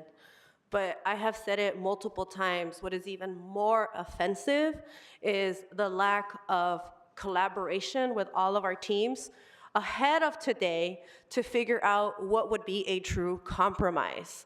So I know that I've been very vocal about that. I've been very vocal about that. I wish that we would have considered the hotel workers differently than the LAX workers, but this is where we are today. But to say that we worked collaboratively to reach a compromise is not accurate. I was ready to be a yes vote today, but what is not cool with me is that the final language was put in front of me minutes before a vote. And now that it has been put in front of me minutes before the vote, yes, I'm looking at the language, and even what I thought was a compromise to what I wanted completely is opposite of what I was trying to do, which just shows the importance of why we need to engage often and not just here. So with that, this is my amendment. I move that the council replace recommendation 7 of the substitute motion for item 66 of today's agenda with the following, because this is language that truly gets to what I wanted versus what was presented to us. In December of 2025, or when the Department of Tourism verifies that the city has reached 2009 annual hotel occupancy levels, whichever comes first, council will consider the economic conditions and assess whether it be necessary to implement a public housekeeping training ordinance. I never said, tell me in 90 days whether it be appropriate to start in December. What I wanted to know was to figure out whether it be appropriate that we even need it. So therefore, this is my new language. All right, Mr. Lee. Thank you, Mr. President. So, yeah, Mr. Soto, I apologize that you're offended by it. My amendment is listed on the screen as 23A. This is not something that is brought up. This is something that was brought up the meeting before. And so I would like to bifurcate 23A to be considered, and also move that the substitute motion for item 66 on today's council agenda be amended to request the city attorney to include the following language in the draft LOL, just seeing the new amended substitute motion being put in front of us just again today. Notwithstanding any other provision or requirements of this article, the provisions of this article shall not apply to employee of an airline that is subject to the Railway Labor Act, who are represented by a labor union and have been subject to a collective bargaining agreement at any point since the effective date of this ordinance, or B, become subject to a collective bargaining agreement after the effective date of this ordinance. Such collective bargaining agreement contains any provision addressing wages and hours of work. And 2, define and exempt limited service hotels so we don't ruin the mom and pop industry. Thank you so much, Mr. Lee. Mr. Nazarian. Thank you, Mr. Council President. First and foremost, I just want to not speak out of order, and I want to mention that I still have questions from the CLA and the author of the report, and if you don't mind, I would very much love to be able to ask those questions now if I am not breaking your protocol or the institutional protocol. Absolutely. Thank you. So, Mr. President, for the record, amending motion 2 is still pending a vote, and that would be Park Rodriguez. And really quick, so on the motion from Councilmember Padilla, 2 things. First of all, okay, so to be clear, the year would be 2019. Second, so in December of 2025, or when the Department of Tourism verifies that the city has reached 2019 annual hotel occupancy levels, whichever comes first, council will consider the economic conditions and assess whether it be necessary to implement a public housekeeping training ordinance. And is there a second to this motion? Rodriguez, second. Park. All right. Mr. Nazarian. Thank you. Thank you to CLA and to Dr. Holst for being here. I wanted to go back and ask a couple of questions just to clarify. So first of all, if all the hotels are treated the same, they're homogeneous, as you were mentioning, then do we have data on consumers' preference of hotels and whether they would make the trip, for example, to come, for example, for major events, if the hotel of their choice is no longer providing services? Have we looked at individual preferences and considerations? Thank you for that question. To be honest, we don't have the detail on either the supply or the demand side to answer that very interesting question. This is what we call matching theory, and I mean, basically, you're absolutely right that people self-select for certain categories of products and services. But as far as we know right now, only Google has that information. We can't really get the data on the demand side.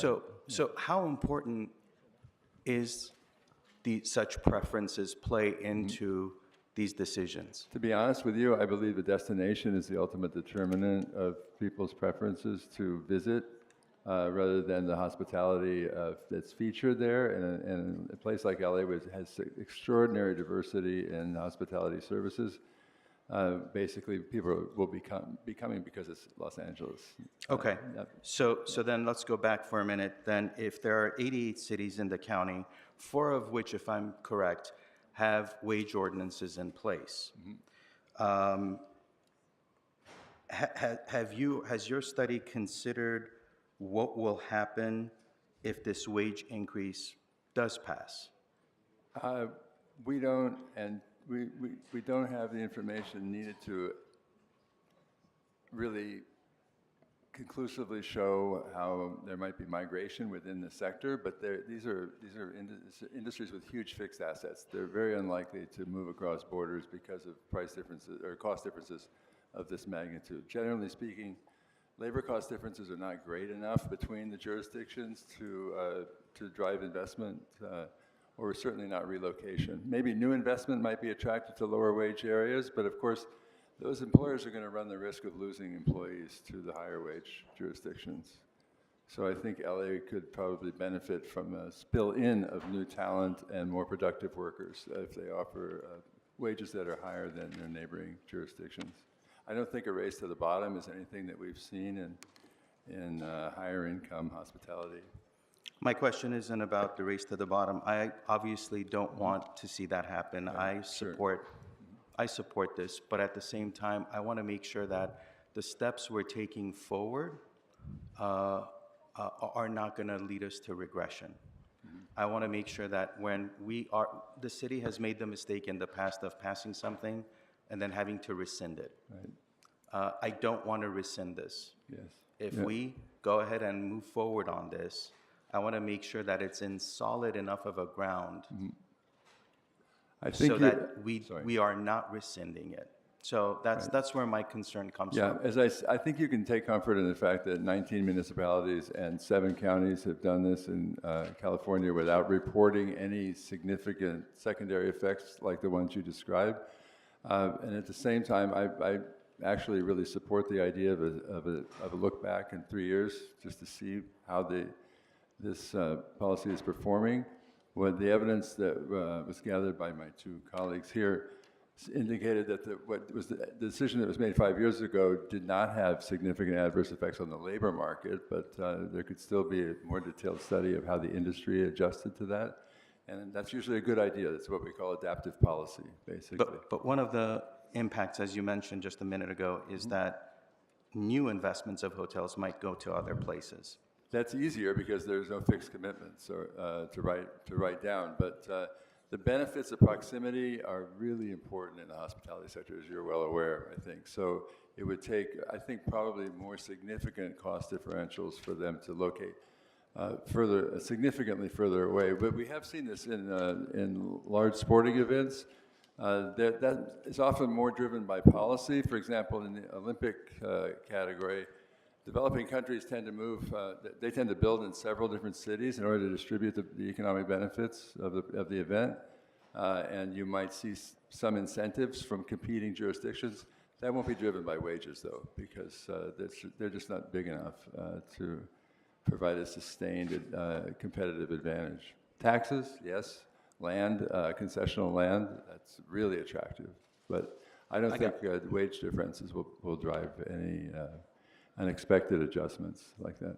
Council President, I have two more quick questions, if you don't mind. Maybe a third brief one. So a little while ago, earlier, you had mentioned that the benefits are 3-to-1, correct? Okay. In the aggregate, right. On the aggregate. Right. And that's based, so thank you for that. So when you say on the aggregate, I'm assuming that's based on what we do know, which is the wage that we're proposing. Right. And also figured into it the potential net job loss that's going to come from this, correct? The direct job loss, yes. There will be some, but our estimate was about 1 to 3%. Sorry, what was that again? Short-term, about 1 to 3% short-term employment adjustment in the sector, directly affected sector. On average, again, there's no question the heterogeneity is going to lead to more significant job losses in some firms than other firms. We can't identify that with the data we have available, but we have for an aggregate average 1 to 3%. And that's subject to uncertainty, but the most important point is that over a 3 to 5 year period, the growth dividend of the 3-to-1, the expenditure effect, the growth dividend and expenditure effect overcomes all of those disadvantages. And so because we get of the multiplier factor. That's right. The multiplier basically amplification overcomes the cost disadvantage, and even the hospitality sector is better off by 2028. So then, my follow-up question was going to be, what were the job loss assumptions in this study? So it's 1 to 3% direct. In the first year. First year. That's right. Yeah. Yeah. But then And the then growth. ongoing? But then the growth of the regional economy raises demand for everything, especially services, and the hospitality sector recovers. It gets back on trend and actually goes above the trend. Okay. Because, as I said, it's a 3-to-1 effect, so it doesn't take long for that to come back to important sectors like food service and hospitality. Not necessarily the same firms, though. We've got to be really honest about that. We can't identify the individual firm adjustments. So you also brought up the state minimum wage and the fact that that has not had a significant impact. Right. I just wanted to, I appreciate that. I voted for that. Yeah. I do want to bring up, though, just a bit of a comparison. The state minimum wage, obviously California, 40 million population, much different regional area issues. And so when you're passing something for the entire state, it needs to be much more malleable to absorb. But that minimum wage increase is 50 cents a year. Yeah. Compared to this minimum wage, which the substitute motion, which again I support, is $2.50 a year. How does that compare? And do you see impacts from that coming that's going to have potentially a significant blow to the local economy? We do see an adverse employment impact in the first year, but it's still single-digit percentages. Sorry, can you speak in the mic? I said we do see adverse employment impacts in the first year directly, but those are single-digit percentages of the relevant labor force. So they're not drastic or catastrophic. Nothing like you've been hearing about today, where massive layoffs or large companies going out of business. They're quite modest. And the reasons for this are twofold. One is that as a percent of total operating costs, the wage change is much smaller. I mean, the percentage is much smaller than the wage change.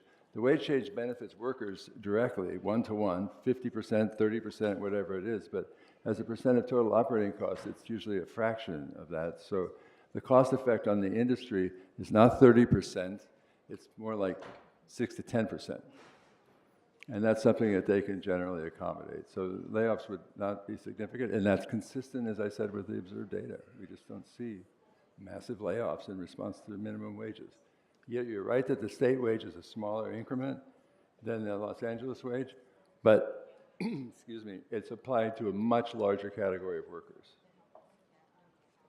So it's reasonable to expect that it would have larger number, absolute number of job losses. But no, we don't see it coming. I mean, I have to say to tell you the truth about our analysis, we don't see evidence that there'll be significant job losses. Okay. They'll be significant to individuals, of course, and to individual firms. But for the economy as a whole, the benefits are 3 times the cost. So this is a potent catalyst for growth. I'll say it one more time. This policy is a potent catalyst for regional growth.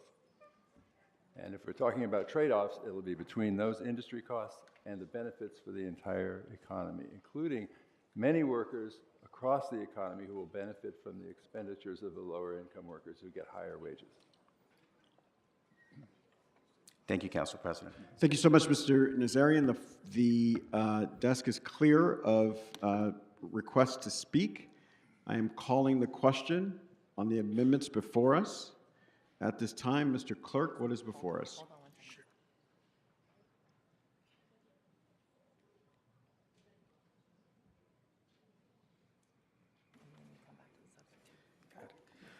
Mr. President, the council may now consider the motions introduced by Councilmember Lee. However, seconds are needed for both of those motions. Seconded by Ms. Rodriguez. Okay, and we will call this amending motion 6 to reintroduce amending motion 23A as listed on the council agenda. All right. Amending motion number 6 is now before us. Mr. Lee is calling for a yes vote. I am calling for a no vote on this amendment. Open the roll. Close the roll. Tabulate the vote. 5 All right, what's next? This amending motion fails adoption. The next is motion Lee Rodriguez, read into the record by Councilmember Lee. All right. Mr. Lee is requesting a yes vote on this amending motion. I'm requesting a no vote. Let's open the roll, close the roll, tabulate the vote. 5 ayes, 10 noes. All right, what's next? This motion fails adoption. The next motion, amending motion, is Padilla Rodriguez. All right, this motion is before us. Councilmember Padilla is requesting a yes vote. Let's open the roll, close the roll, tabulate the vote. 6 ayes, 9 noes. All right, what's next? This motion fails adoption. The next motion is Park Rodriguez. All right, this motion is now before us. Councilmember Park. Pardon me? Oh, thank you so much. I'll request to change my vote on the last one. This next motion that's before us, Councilmember Park calls for a yes vote. I'm calling for a no vote. Let's open the roll. Council President, I'd like to be heard on my amendment, please.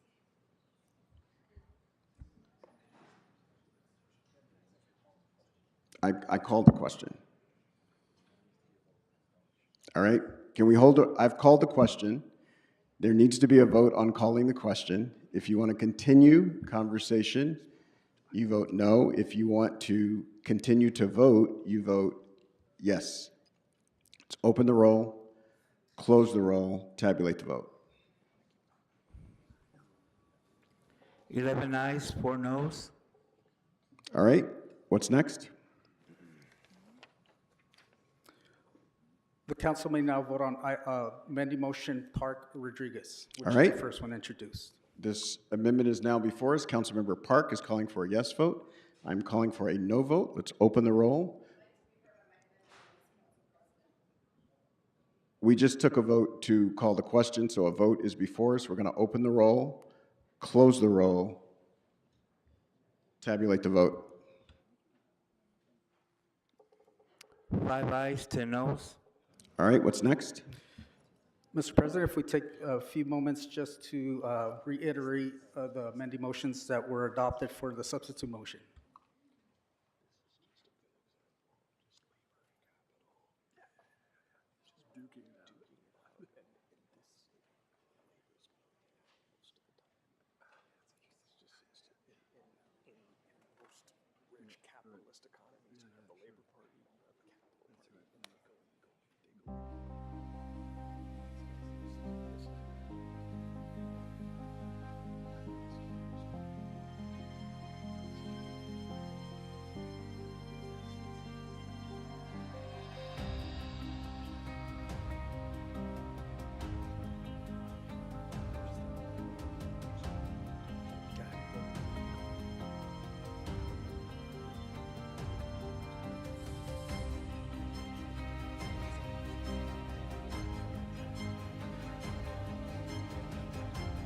Well, Mr. President, the council may now vote on amending motion 2, introduced by Councilmember Park and seconded by Councilmember Rodriguez.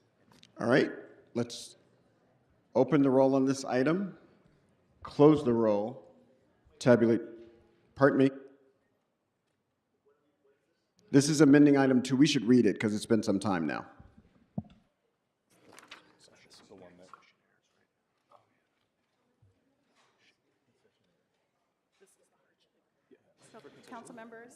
Council members, if I can have your attention. So there was 2 park motions. The council took a vote on one of the motions for Ms. Park as it related to the 150 rooms. Is that correct, Mr. Clerk? For the 150 room exemption, the second park amendment to the substitute motion relates to the hardship exemption. That's the vote that is before you. Please read the motion. So the second Park Rodriguez motion that is before council currently reads as follows. I move that the substitute motion related to item number 66 on today's council agenda be amended to the following.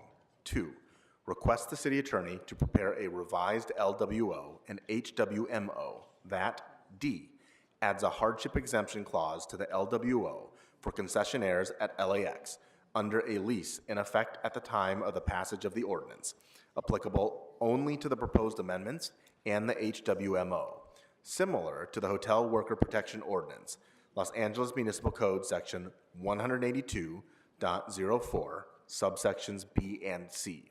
The ordinance rate at the time of the application will remain in effect for employers who qualify for the hardship exemption. All right, this item is now before us. Councilmember Park is calling for a yes vote. I'm calling for a no vote. Let's open the roll, close the roll, tabulate the vote. 4 ayes, 11 noes. This All right. motion fails adoption. All right, what's next? Mr. President, the council may now consider the substitute motion without any amending motions which all have failed. All right, the amending motion is now before us. Mr. President, 2 votes are required for the substitute motion. All right, there's a motion to substitute on the floor. Let's open the roll, close the roll, tabulate the vote. 13 ayes, 2 noes. All right, and now the item is before us. Let's open the roll. Councilmember Rodriguez. I was supposed to be registered as a no. My button isn't working there. Councilmember Rodriguez registered as a no vote. And for the record, the vote is 12 ayes, 3 noes. All right. Push my button to make a quick remark. Okay. Colleagues, I just wanted to say I've been incredible. I've already voiced my incredible disapproval for the procedure and lack thereof with this process. It is completely disregarded everybody that is affected by these policies. And in fact, it's been so egregious in the way that this was all conducted and the way that it's all been jammed through, trying to silence any of us and our proposed amendments. Just to have an honest conversation about it. It's absolutely wrong, and it's a failure of process and a failure to include the voices of everyone that is affected by these policies. And it's for that reason that I actually was prepared. We were talking about it yesterday. I said, you know, with some amendments, with some thoughtful conversations, I was prepared to be a yes on this.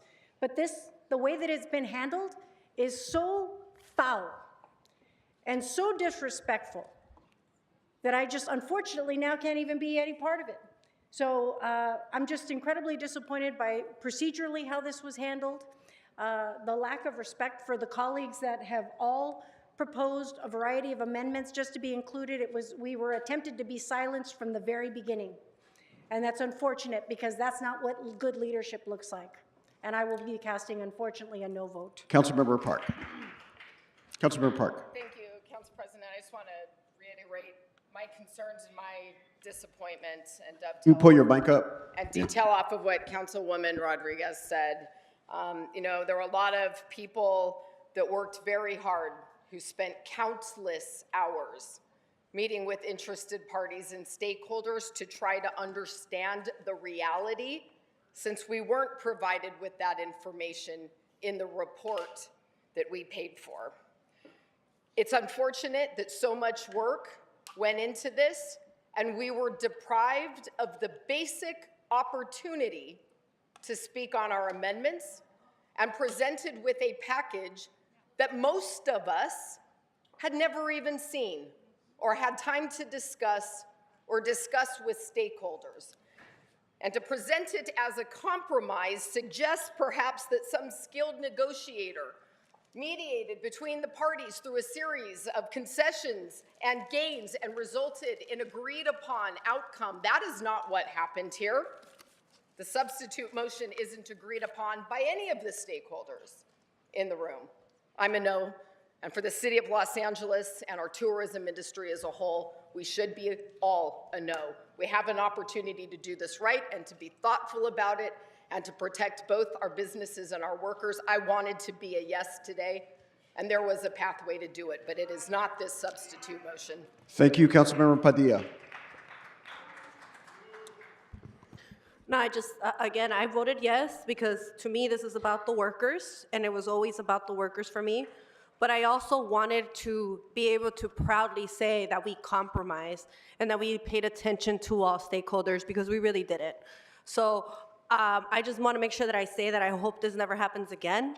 I know that I have been very vocal about how unfair it was, and it felt like it was a backroom deal, because every time I would ask my team, so what's the update? So what's the update? There was never an update. Our legislative teams were not brought to the table one by one the way good citywide policy is supposed to be done. So I just want to make sure that I just hope this never happens again. Thank you so much. The question is now before us. There are no speakers on the queue. Item 66, as the substitute motion for 66 is now before us. Let's open the roll, close the roll, tabulate the vote. 12 ayes, 3 noes. The substitute motion passes.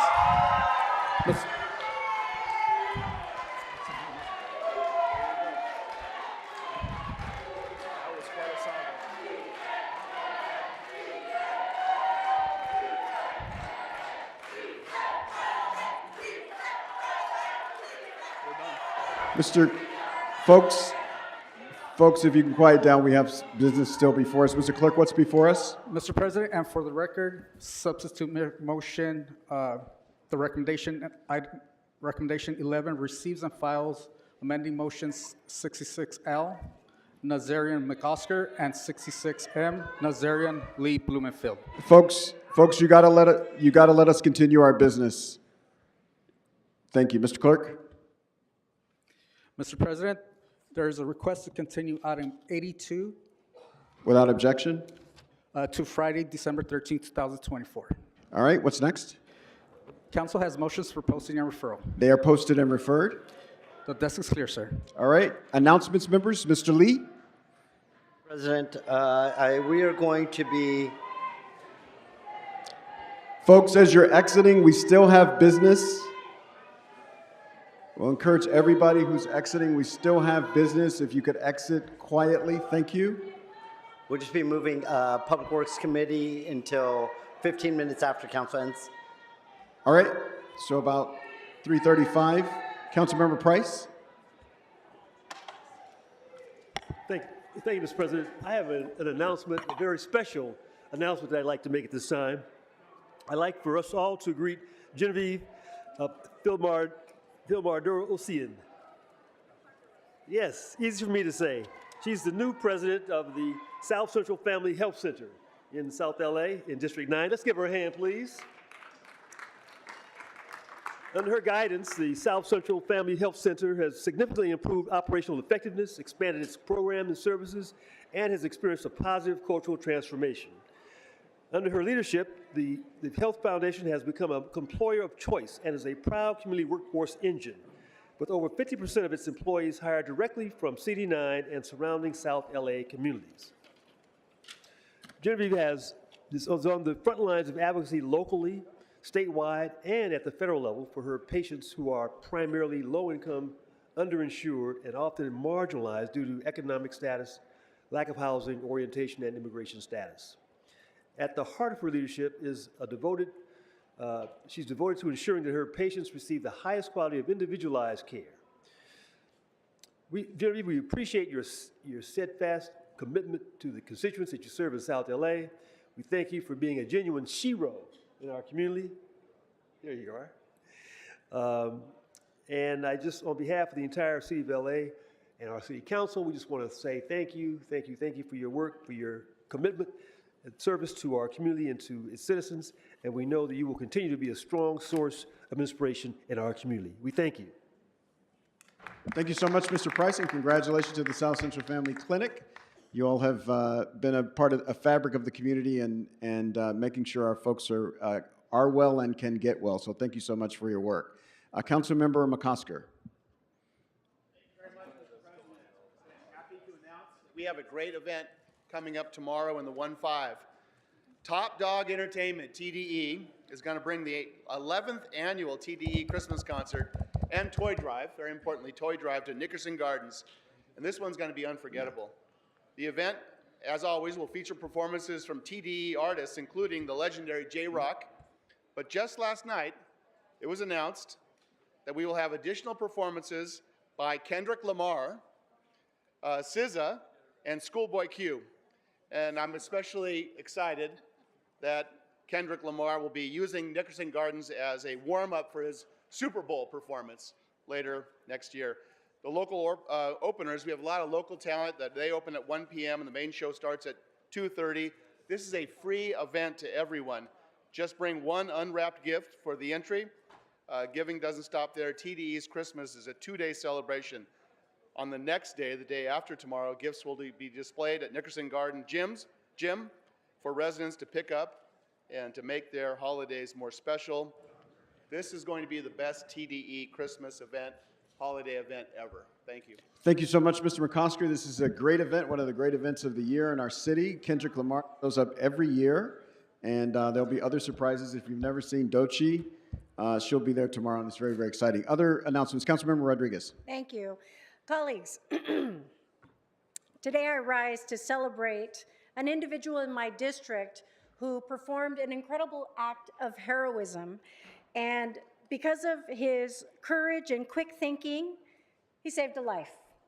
Andres Rualcaba is a shining example of selflessness and the kind of individual who embodies the heart of our neighborhoods.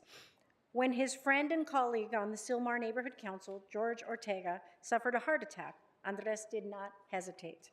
He immediately jumped into action, performing CPR for 9 minutes, an extraordinary act that ultimately saved George's life. 9 minutes is an eternity in such a tense and critical moment, but Andres' determination and composure never faltered. His actions were not just heroic, they were life-saving. And what makes this story even more profound is the bond Andres and George share as members of the Sylmar Neighborhood Council, a group that has been dedicated to serving and strengthening our community. Andres' quick thinking and willingness to act in the face of crisis exemplify the very leadership that drives our communities forward. Because it's about stepping into circumstances that perhaps you were not always prepared for.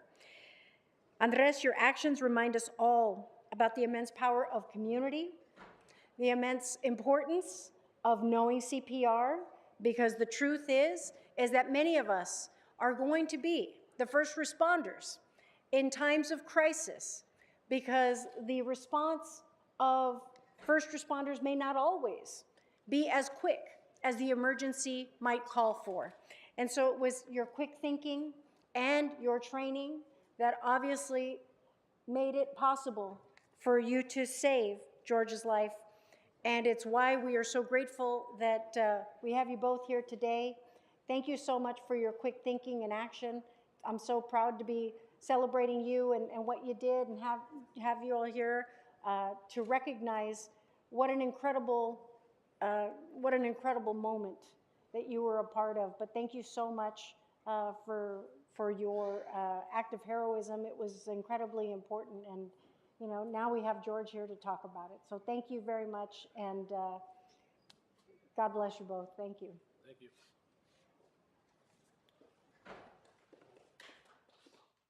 Thank you so much, Councilmember Rodriguez, and congratulations. Thank you so much for what you all have meant to the city of Los Angeles. Take really good photos. Any other announcements, members? Councilmember Jurado, you're just trying to leave, huh? Okay. All right, I'll ask everybody in the chamber to rise for adjourning motions. Any adjourning motions to my left? Any adjourning motions to my right? All right, folks, we are adjourned. Thank you so much.